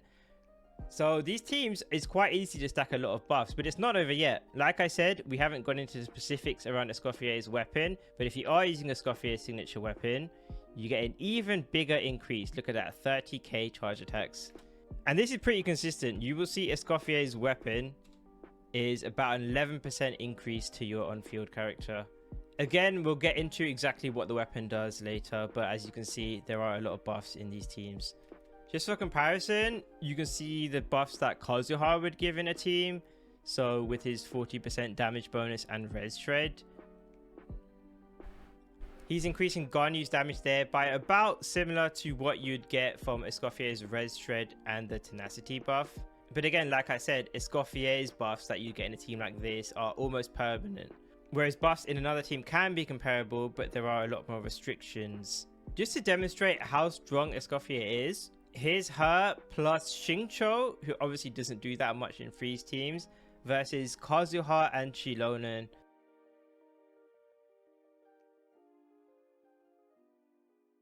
So a full-on hyper carry Ayaka single target versus Escoffier plus Xingqiu, and you can see that the damage on the new team is just better, and Xingqiu is kind of like a dead slot in these teams. So the elephant in the room, you might be thinking Escoffier has top tier sub DPS, top tier support buffs, top tier healing. How is she able to be this good? How is that even balanced? It's not. And the thing is, on the surface, it might not seem balanced because she basically does everything. Like I said, she's doing the damage that my Emily or Chiori would be doing, but those characters don't have any support. And she's doing the support that your Kazuha or Shilonen would have, but she's actually dealing very strong sub DPS on top of that. And that's not even getting into the fact that she's a good healer as well. But I think what I've realized is that recently the game has been trending to where it wants you to play specific cores. And I think within that, Escoffier does actually seem pretty well balanced. She is very strong, but it's not unreasonably strong. Because if you think about it, a lot of what she does is actually not that much different than what Chevreuse does. Chevreuse gives you the... I mean, she's giving your team fucking almost 40k DPS on top of what Chevreuse does. It's like 35k in the Ayaka team. Like, that's kind of a fucking important thing. Red shred, less than Escoffier, true, but Chevreuse is also giving you a massive attack buff up to 40%. On top of that, Chevreuse can even give you up to 60% damage bonus as well. She's not the best healer, you know, your teams can die quite often, but it is still healing nonetheless.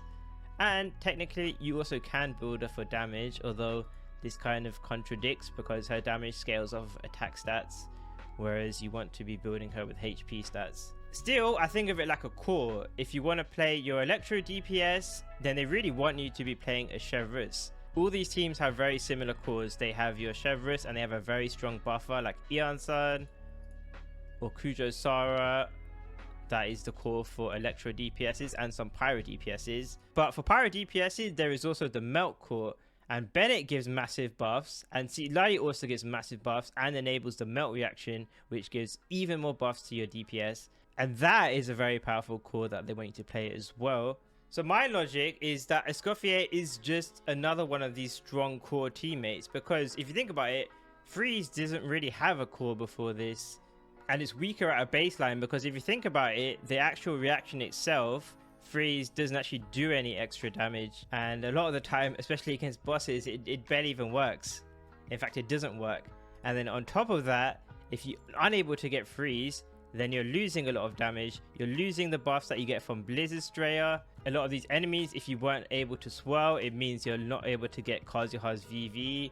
You're not able to get his damage bonus. And you might not even be getting cryo res. So you could lose 15% crit rate, maybe even 40% crit rate. You're losing 55% crit rate at times, on top of massive damage bonus and shred. So now if you think about it, Escoffier is almost like a fix to the reaction. It's fixing the issues where you are punished if you aren't able to freeze the enemies, because you're always getting her shred. And her sub DPS, you could kind of think about it like it's making up for the fact that freeze doesn't do any damage. Now obviously there are massive issues around these freeze teams, and like I talked about in my previous video, cryo characters are just so rare. Look at Shenhe, she barely even reruns.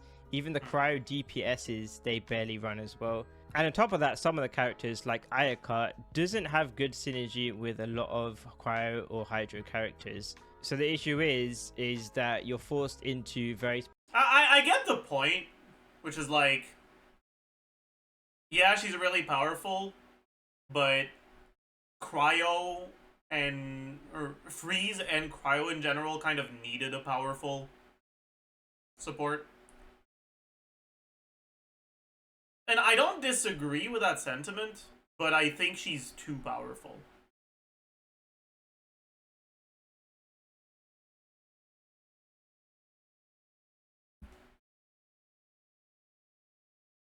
It's like, imagine you're traveling in the desert, okay? Scorching heat. Summer sun. It's 2 p.m. No shadows anywhere in sight.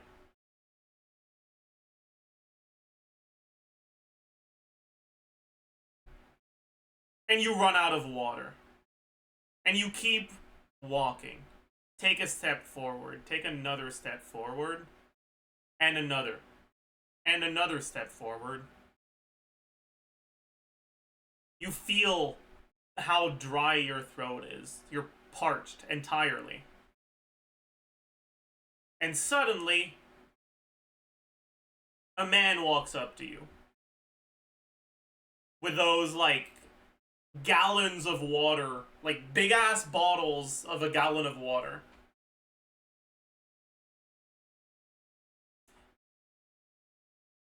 He grabs you by the hair. Pulls your head back.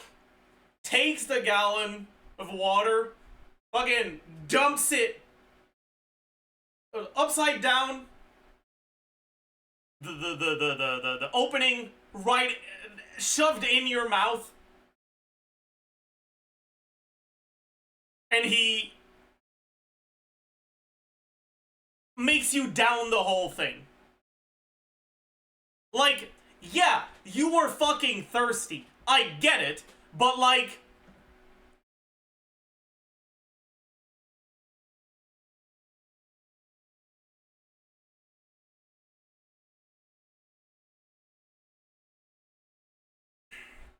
there are reasonable and measured responses to situations.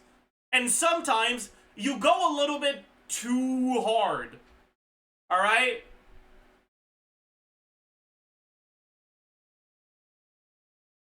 Like, sure, okay?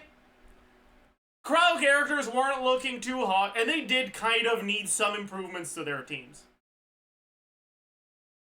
But they didn't need this much. No one needed this much.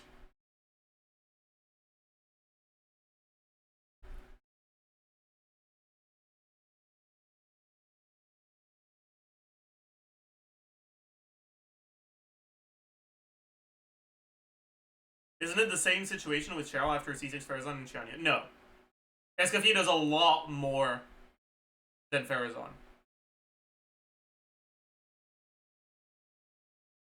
Significantly more.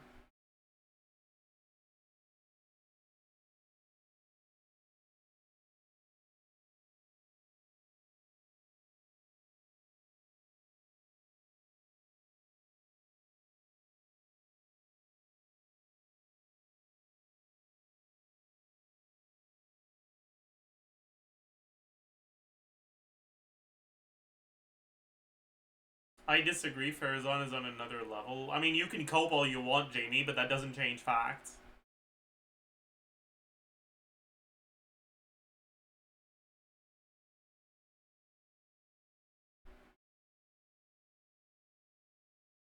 The best C0 Shao team is VV for Nevidet. The second best is Pyro Plunge. Neither of those teams run Farazan.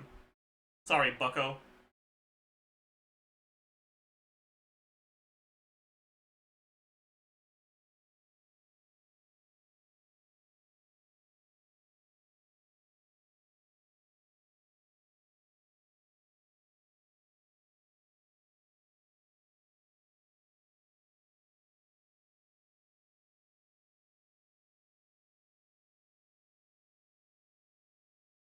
Is Pyro Plunge actually better at C0? It calcs a tiny little bit higher, but it's not actually better in practice because it's a lot more cringe to play and there's more things that can go wrong.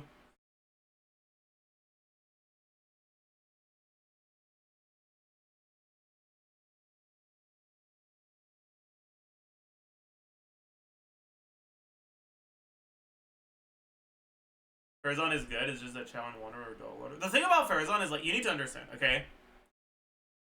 Farazan buffs your team by a little bit more than Iskafie buffs. But Farazan does not fulfill your healing requirements for Farina or have significant personal damage of her own.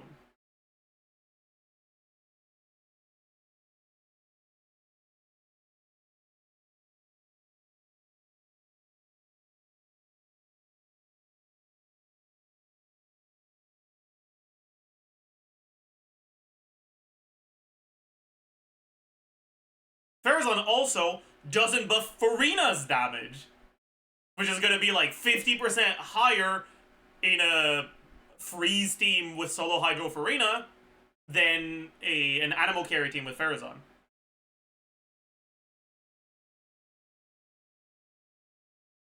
VV, but you're not running VV in those teams. VV is worse than your other options. You can if you want, but it's worse than like TOM or Cinder City or whatever.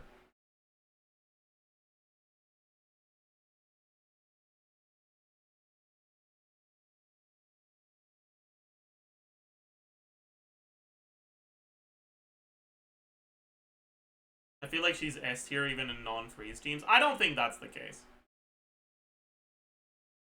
I think she's powerful enough that she will be at the very least viable even in non-freeze teams, but she won't be like outstanding in the non-freeze teams. Like, she's a viable option that's like an alternative, like kind of a side grade to Rosaria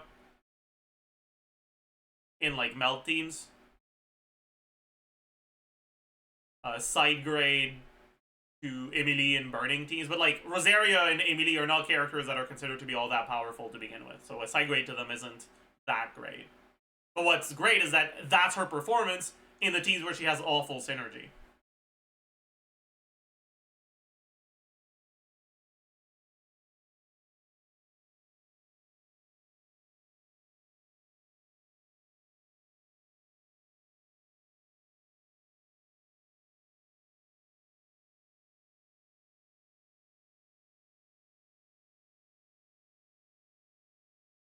That's because we don't have an... No, you guys don't fucking understand, okay? Like...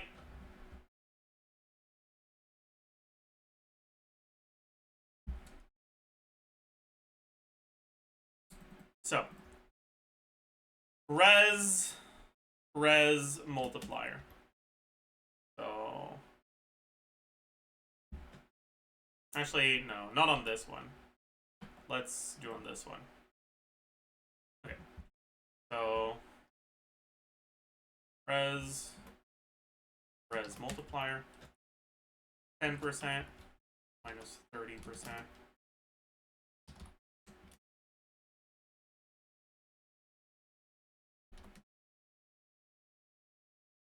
Right. So the increase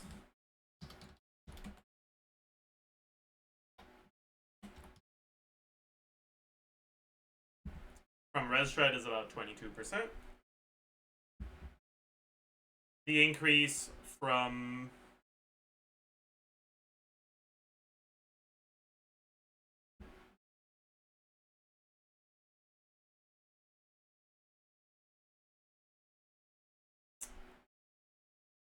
the damage percent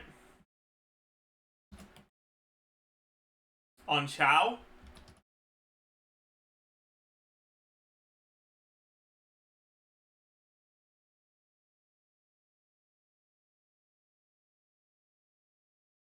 is about 38.4, I think.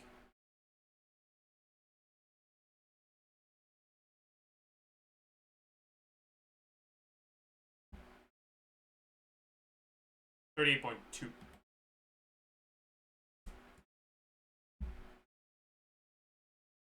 That's 17%. And then the good value, good multiplier.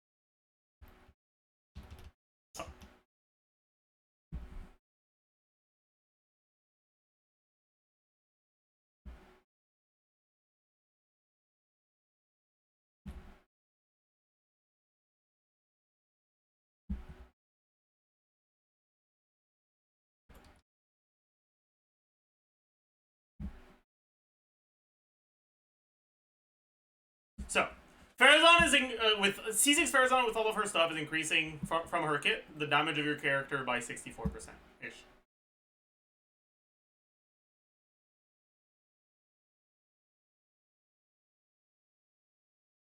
Escoffier.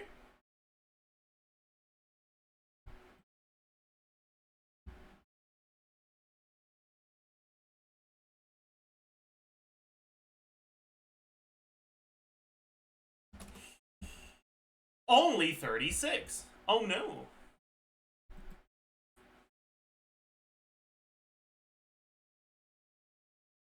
But she also gives you personal damage that's like almost as high as your carry.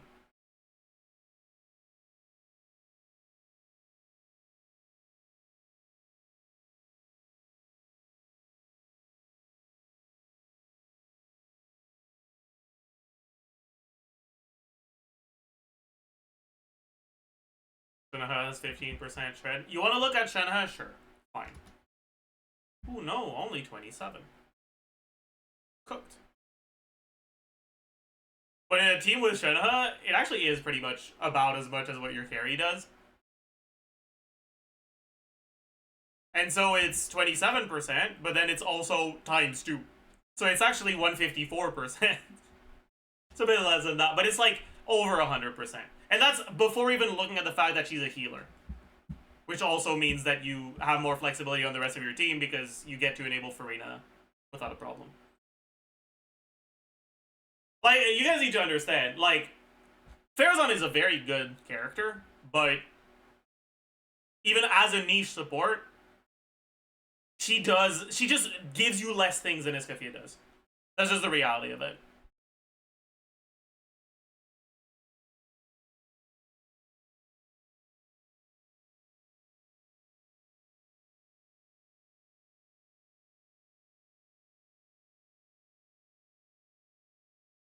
Anyways. Specific premium teams, and for example, if you don't have Shenhe and you want to play your Ayaka, well, you're really lacking then, because there isn't that many other options. Like, there's Lali that you can play, and Lali can technically hold the scroll set, and she could technically hold TTDS, but very conveniently, like I said, you could argue she was designed for the melt core, meaning she doesn't actually give cryo res shred here. But Lali is still a 5-star, so if you don't have Lali, who do you play then? Well, then you're looking at characters like Rosaria, Kaya, maybe even Diona, and then it's just very rough. Strike a pose! Time to shine! Obey! By ordinance divine! Whirling snow! Sakura swirl!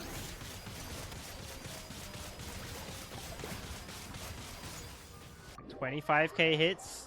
So see, Lali has scrolls and TTDS. And a shield, obviously. Let the world collide! Get to work! Yeah, suffer the wrath! Here, my apologies! Coming Sanjuari! Sometsu!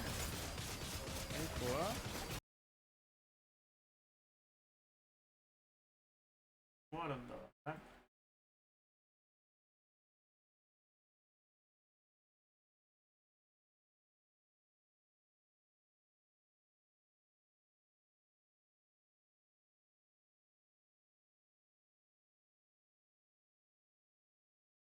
Okay, whatever. The damage for Ayaka is very similar. Take flight! Manifest! Wait, I wasn't paying enough attention. Oopsie. Let the world collide! Get to work! Yeah, suffer the wrath!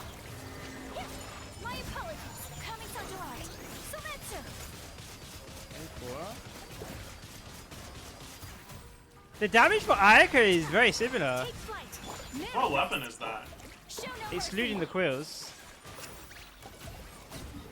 But because let's not get it twisted, Shenhe is insane in these teams. Get it Shenhe was twisted. pretty good before, but Gamble. the thing is, a lot of You these will new win. freeze teams are triple cryo teams, which means usually her strength was based around the fact that only 2 of your teammates would be activating quills. But in triple cryo teams, you're getting 3 genuine cryo damage dealers, which means Shenhe's value's even higher. On top of that, it seems that the meta might actually be a mix set, because usually people used to play Noblesse. Her quill scale off of attack but Noblesse also gives you attack and it buffs your DPS as well, so that worked out very efficiently. Why would you not And go before, Noblesse? mixed sets used to be pretty competitive. Usually Noblesse was better, but now that you can proc even more quills in triple cryo teams, and a lot of the gameplay I have seen, it does seem to be the case where the meta is mixed, which means you're getting even more damage from your quills. On top of that, triple cryo means Shenhe has less energy issues, which means you don't need to stack a lot of energy recharge. You're still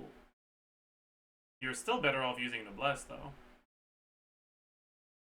Which means in a way, you're potentially swapping an entire Sand's worth of energy recharge into attack for even more quill damage. On top of that, if you're lucky and you manage to get her C1, this C1 is even stronger. She is way more efficient than how she used to be in these teams. And on top of that, it's even better, because triple cryo also reduces the energy recharge needs on your DPS, which means they need less ER, which means they can get more crit stats. And the more crit stats your DPS has, the more crit stats that the quills can scale on, which means the quills get extra stronger.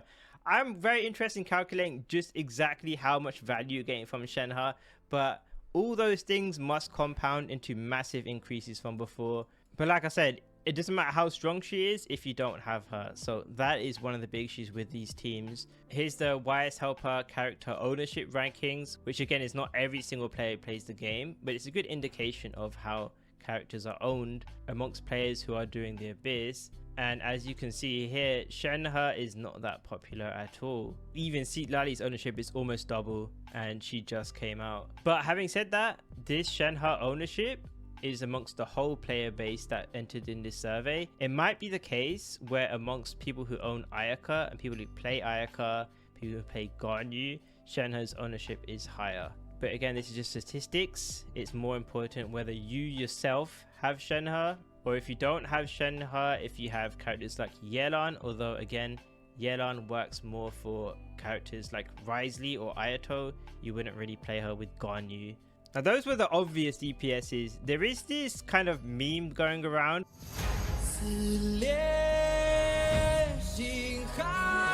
And it's playing Neuvillette in a freeze team and seeing if he actually gets a new team. This seems to be a popular discussion in both China and the global regions. And the reason why this is interesting is because Neuvillette is designed to be played with multiple elements in his teams, and that's because of this draconic stack thing. But if you're playing him in a freeze team, you're only having Hydro and Cryo, which means your stacks are going to drop potentially to even 110%.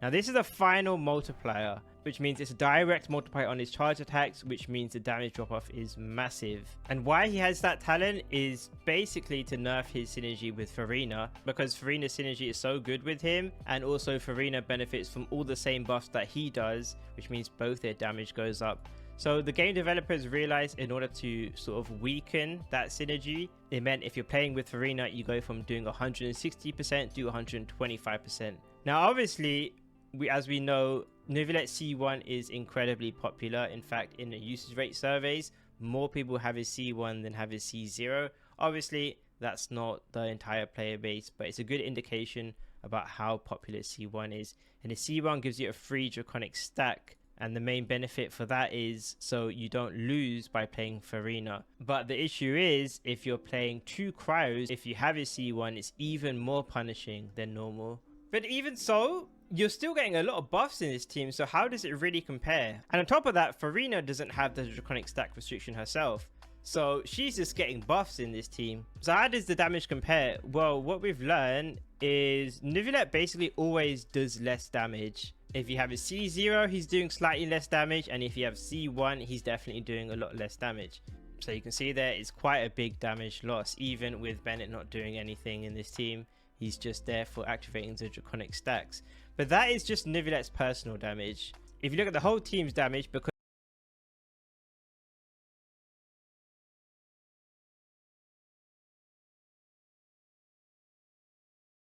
these numbers are wrong. Something's wrong here. Like,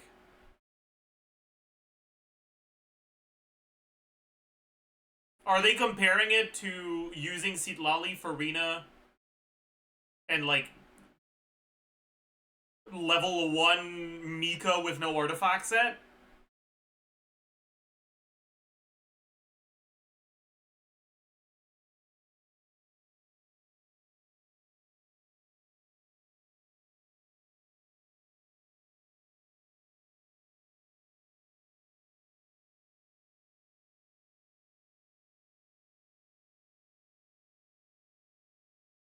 Because, like, this versus the freeze team, right? You have the same amount of damage percent, a lot more shred on the freeze team, and I guess you don't have, if they're doing testing on bosses, you don't include cryo resonance, sure. But still, man. Less damage percent? What do you mean? Cinder City is as much as 1000 EM Kazuha. And Bennett is not giving damage percent.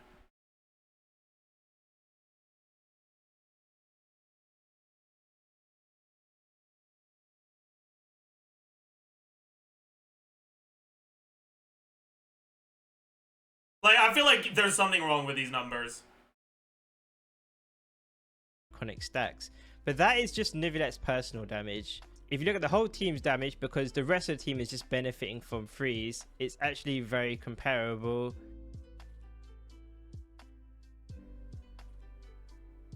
And the reason why it's comparable is, like I said earlier in the guide, Escoffier's res shred and her sub DPS is permanent. There's no downtime. Whereas teammates like Kazuha, Shilonen, even Vape teams, there is going to be downtime in your buffs and debuffs. So what does it mean overall? It means these new freeze teams actually theoretically can be very slightly higher DPS than Nivelette's old hypercarry teams at C0. However, do I recommend pulling Escoffier for your Nivelette? No. Why? Because we haven't gotten into the drawbacks yet, and there are many drawbacks. Number one is that Nivelette's damage is very hingent on the builds that you have. You get a lot of extra crit in this team, meaning you have to build around getting 15% extra crit from Cryo Resonance. And we know it's very easy for Nivelette to have too much crit rate.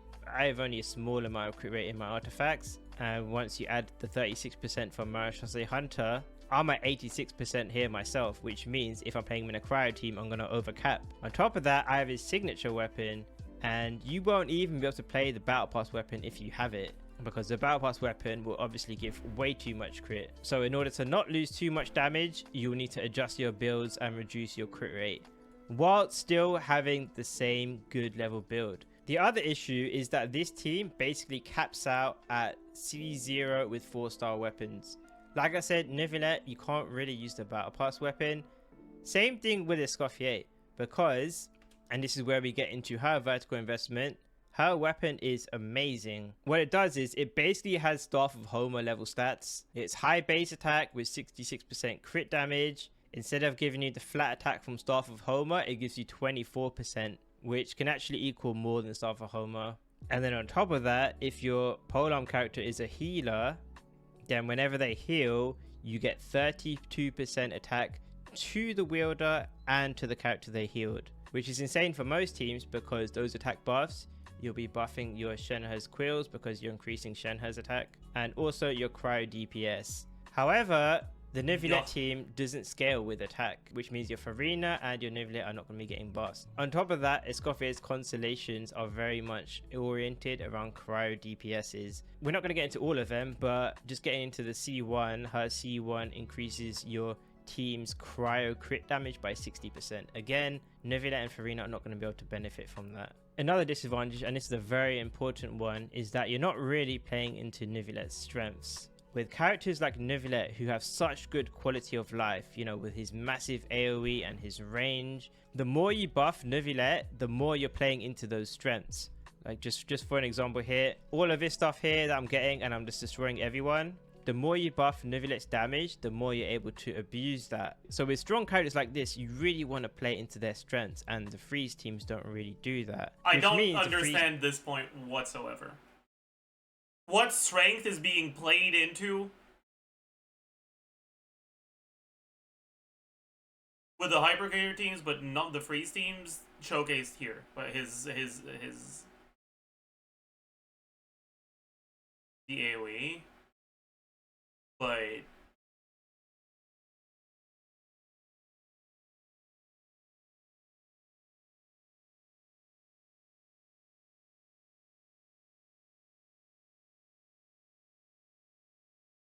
it's not even AoE though.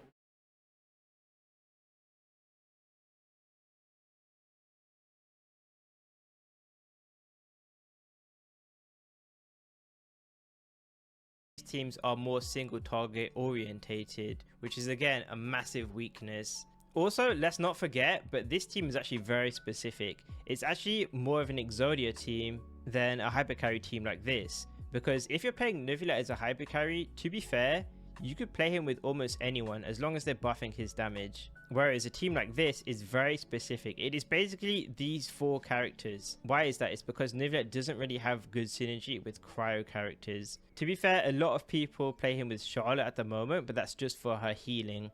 If you're looking at buffs, what Seat Lally does, she's obviously giving you this res shred, which means if you don't have Seat Lally, then your Escoffier for Neuvillette team is having a massive damage loss. Lastly, and I made this video 4 months ago, Neuvillette upgrade order priority. What this all means is there are dozens of things that you could get instead of getting Escoffier that will always be a damage increase for him. But even though I don't recommend you going out of your way to pull Escoffier for Neuvillette, I still think these teams are options if you already have Escoffier, and if you want to mix it up, if you want to experiment with some teams, if you want a nice, chill, comfortable team, and if you just want to have more flexibility with your Neuvillette, you sometimes want to play this team or that team, then it is an option.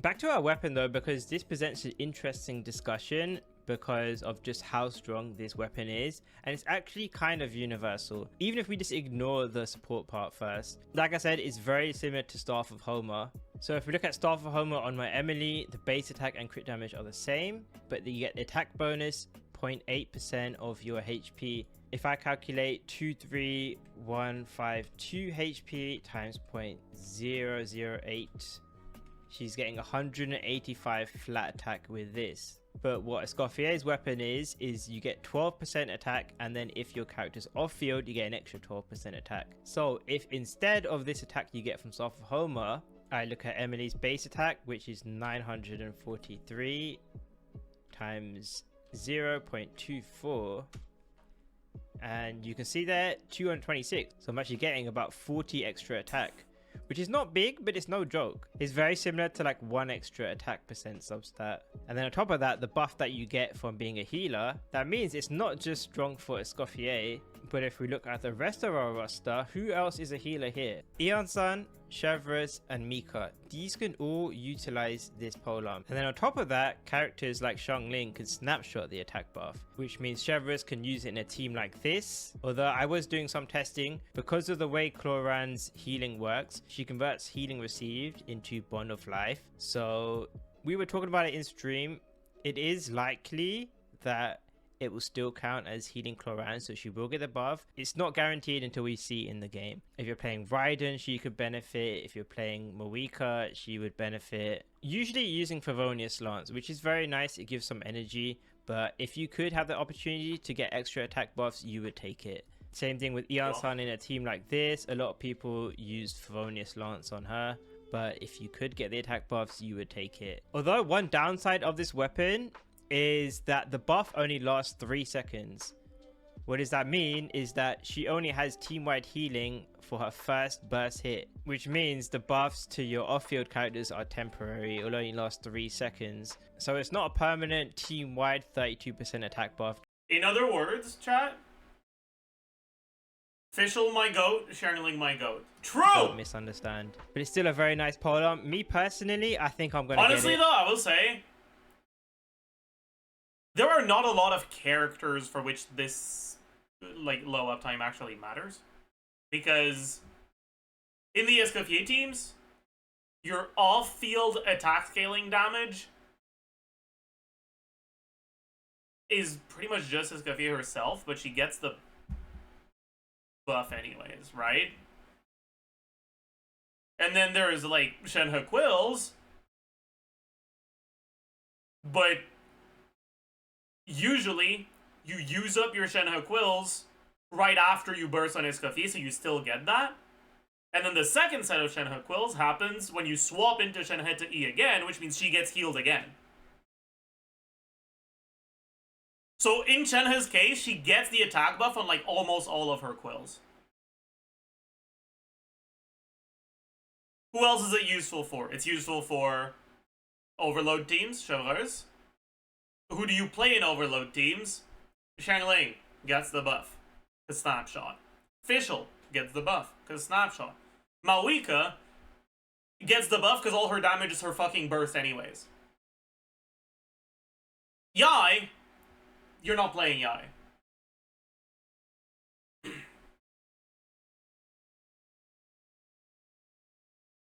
PMC doesn't do damage.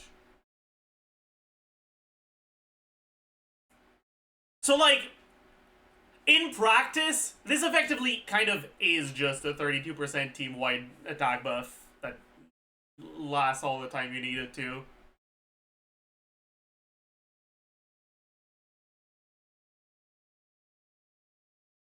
It is very rare that we get strong support weapons like this, and the fact that it works with a bunch of other characters, not just Escoffier, is very helpful. Emily cooked, Chiori cooked. Why are you playing Emily or Chiori in a team that has a character that uses this weapon?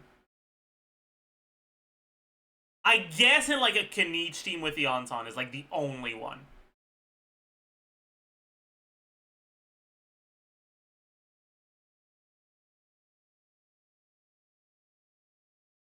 I think you get Shenhe buff quills on Ayaka the first time? You do. Because you swap from Escoffier to Ayaka. And you get 5 hits before 3 seconds are over. Worst case scenario, swap to Ayaka and open with a charge attack. You'll use up all 5 quills before it's over.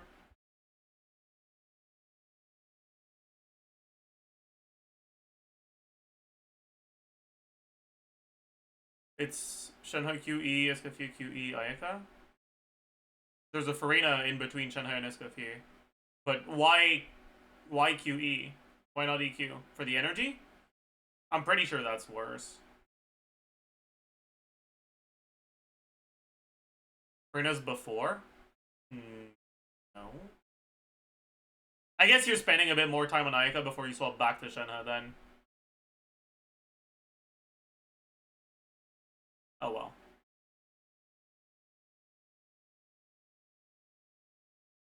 Oh well. Let's be honest, characters like Escoffier, Ian-san, Chevreuse, these are some of the strongest supports in the game, so buffing them is incredible.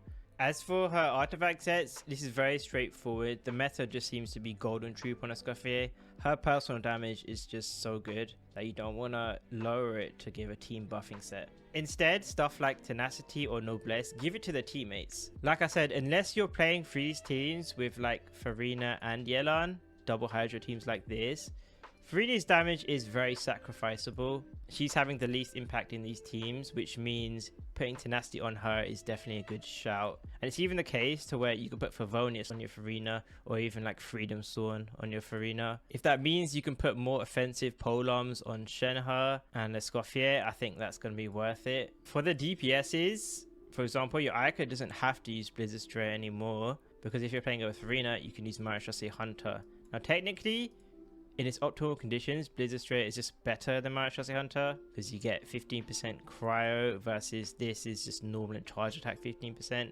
I hear Freedom Sworn Farina on a freeze team based, yeah.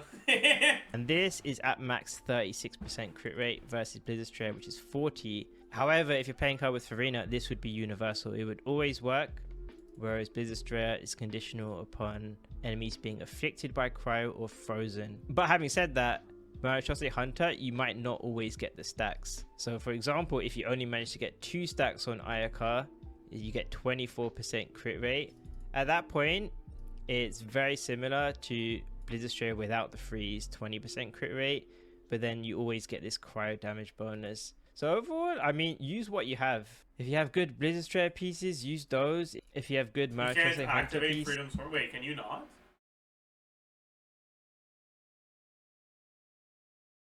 Am I Cornge?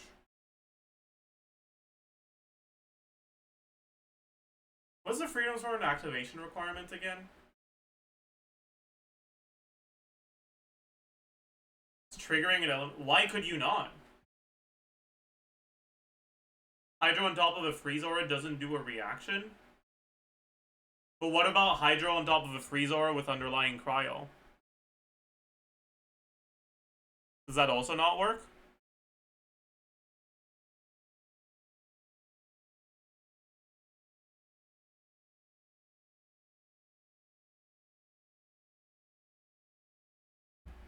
Can freeze have underlying cryo? Yes, it can.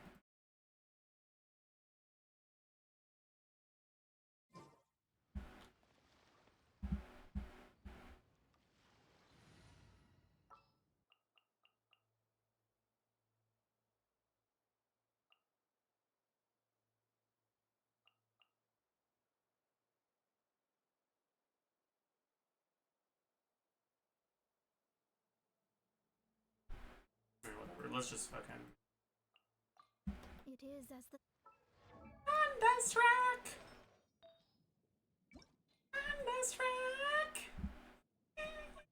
Thunderstruck!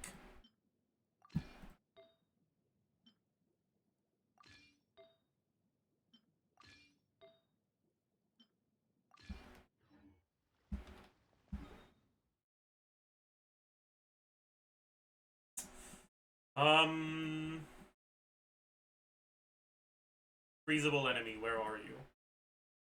Go here. I can't test with Freedom Sword because I don't have it, but I'm gonna assume that the activation requirement for Freedom Sword is coded the same way as the activation requirement for Cinder City, which I think is a fair assumption. We have 36 hydro damage, 0 cryo.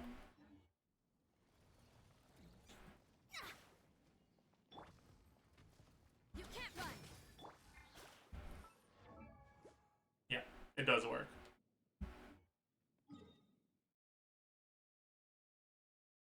Freeze Aura can't react with Hydro, but underlying Cryo Aura can? Yes, exactly.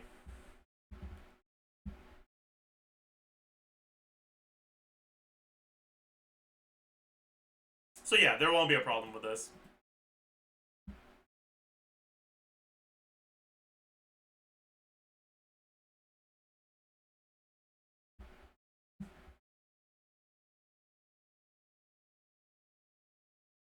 Is 20% attack actually better than Fav Particles plus all the ER from the substat on Farina? No. No, it's not. But the weapon does work if you want higher screenshot numbers.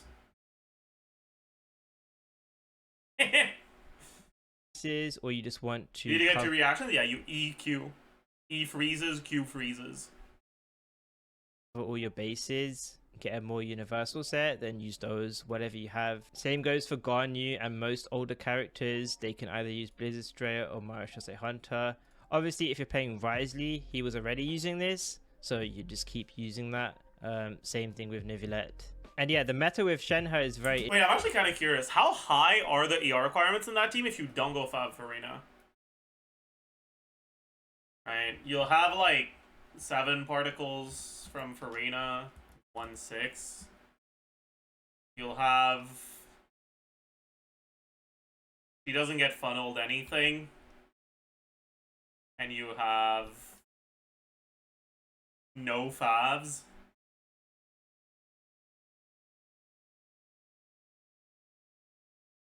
And you end up with 2 Shenhe skills, 1 Escoffier, 2 Ayaka. And your cost is 60. 217 ER. That's technically reachable without... That's technically reachable.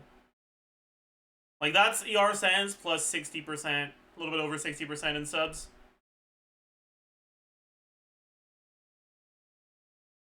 Which is 15% on each piece. Technically doable. Shenhe Fav. If you're gonna put Shenhe on Fav, why isn't Farina on Fav? Your team will do more damage with Farina on Fav, Shenhe on a real weapon, on an attack weapon, than with Farina on Fav, or sorry, than with Shenhe on Fav, Farina on Freedom's Horn.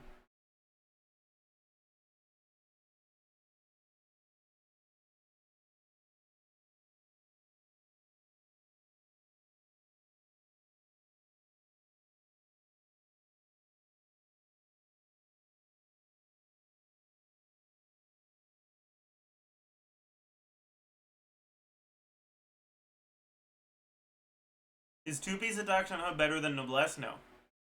Noblesse will still be better.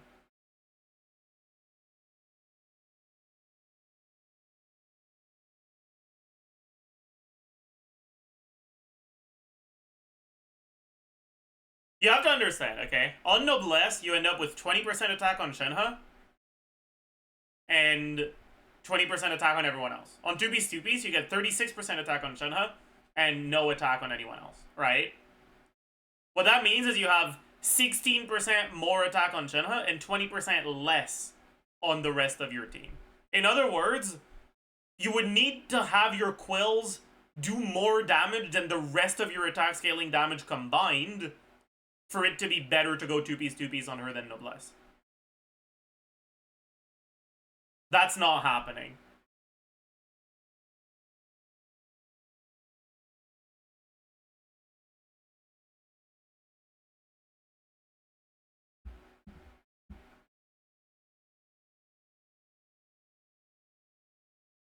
Interesting because it seems that mix. Oh, that's a good message. I'll allow this message with low in it. You look... If you look closely, low kind of looks like I have a question. That's kind of true, actually.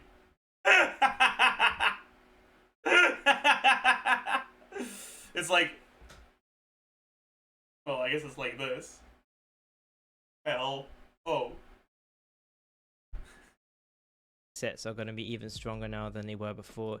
You still could use Noblesse, and I haven't calced it myself, but feels crafting wise, it does seem to be the case where if you're playing these triple cryo teams, what the fuck is Jamie yapping about, stronger man? these new teams than our old teams, to where you do want to maximize this. What the fuck is Jamie yapping about?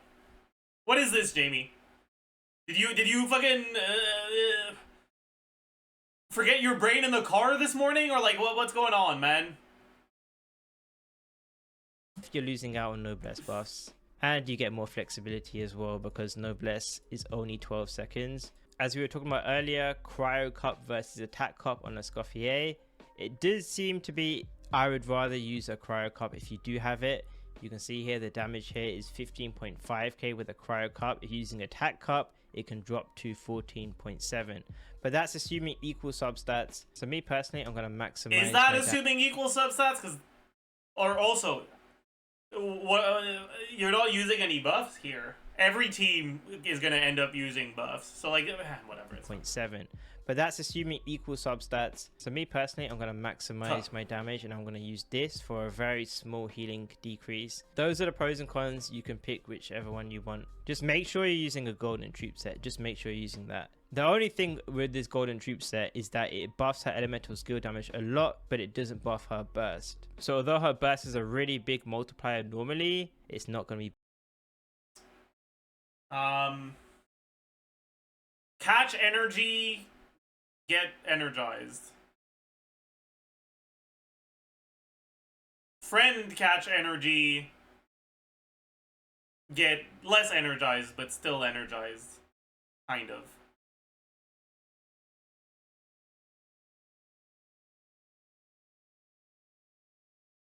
Friend like you catch energy, like, or friend catch energy like you get more energy.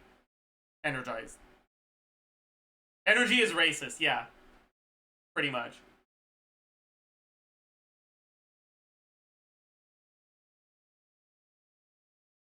You can think about it that way. Buff from our artifact set. Lastly, teams, obviously she benefits really well with Ayaka. You can technically play a wide variety of teammates, but there is a clear premium team, which is going to be Ayaka, Shenhe, Farina, Escoffier. If you're a Risley main, you might also be interested in how he works. It seems to be very good. The debate seems to be, do you play Shenhe or do you play Yelan? And again, like we've been saying for this whole video, Shenhe is going to be a massive damage increase over what she normally does. She will increase your Risey's damage a lot, and like I calculated in my previous video, without Shenhe, Risey's damage is going to plummet, But with someone like Yelan, Risley would be more like a driver. But whether you're trying to maximize Risley's damage or you're playing him more like a driver, the teams might be overall very similar. It's just different play styles. So it comes down to your preference, or it might even just come down to which one you have.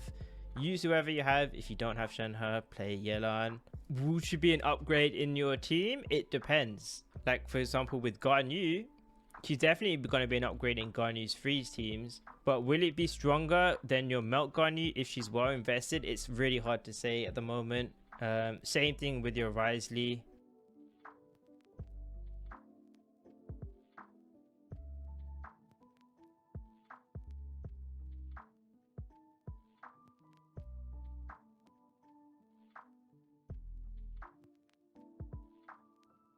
Now, what is interesting on the Hydro side is Escoffier should also be very good for characters like Kokomi or Ayato, because these are the characters where before we were playing them in mono Hydro teams, something like this or something like this. Siegrin as well can work, but as I showed earlier, Escoffier has similar buffs to your Shilonen or your Kazuha, but she's actually doing damage. So she should be a big increase in teams like this. So yeah, hopefully you guys enjoyed the video. Thank you for dropping I will by, put the link.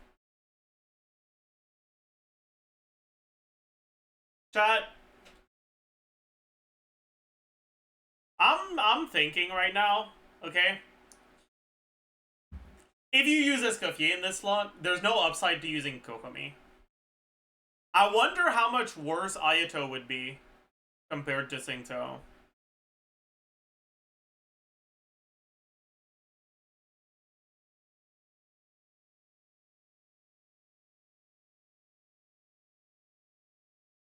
It's probably better in AoE.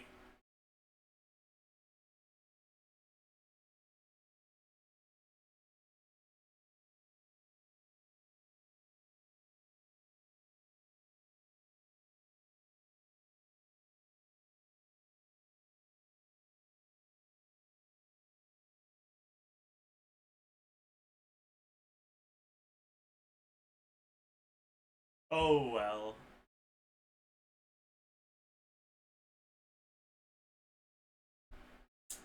Oh well.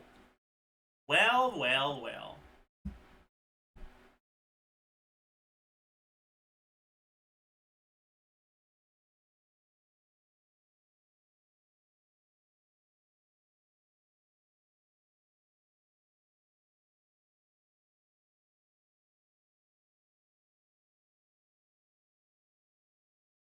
Alright, chat.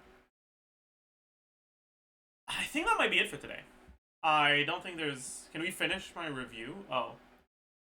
Were we mid-UID review? Okay, my B. My bad. Cooked. Cooked.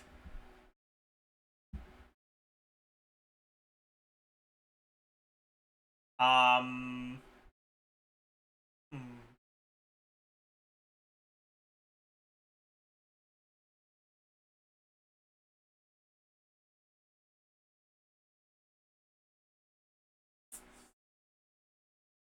Okay, so yeah, I mean that's yeah, that's pretty good. It's quite good, yeah. I already said your ER is unfortunately a little low. Although I guess at least you're on 5. But I'm a sack enjoyer in this team. Because the EM is actually pretty good. Oh. And I think that was it, no? We'd already looked at the rest.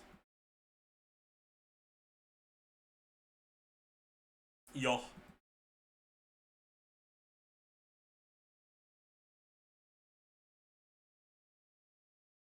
Alright, that's gonna be it for today. I hope you all enjoyed. Hope you had a good time. I think tomorrow we'll try to figure out something to do. I don't know what I want to do. I feel like I haven't posted a video in a while, so I kind of want to record something, but I don't know what I could record.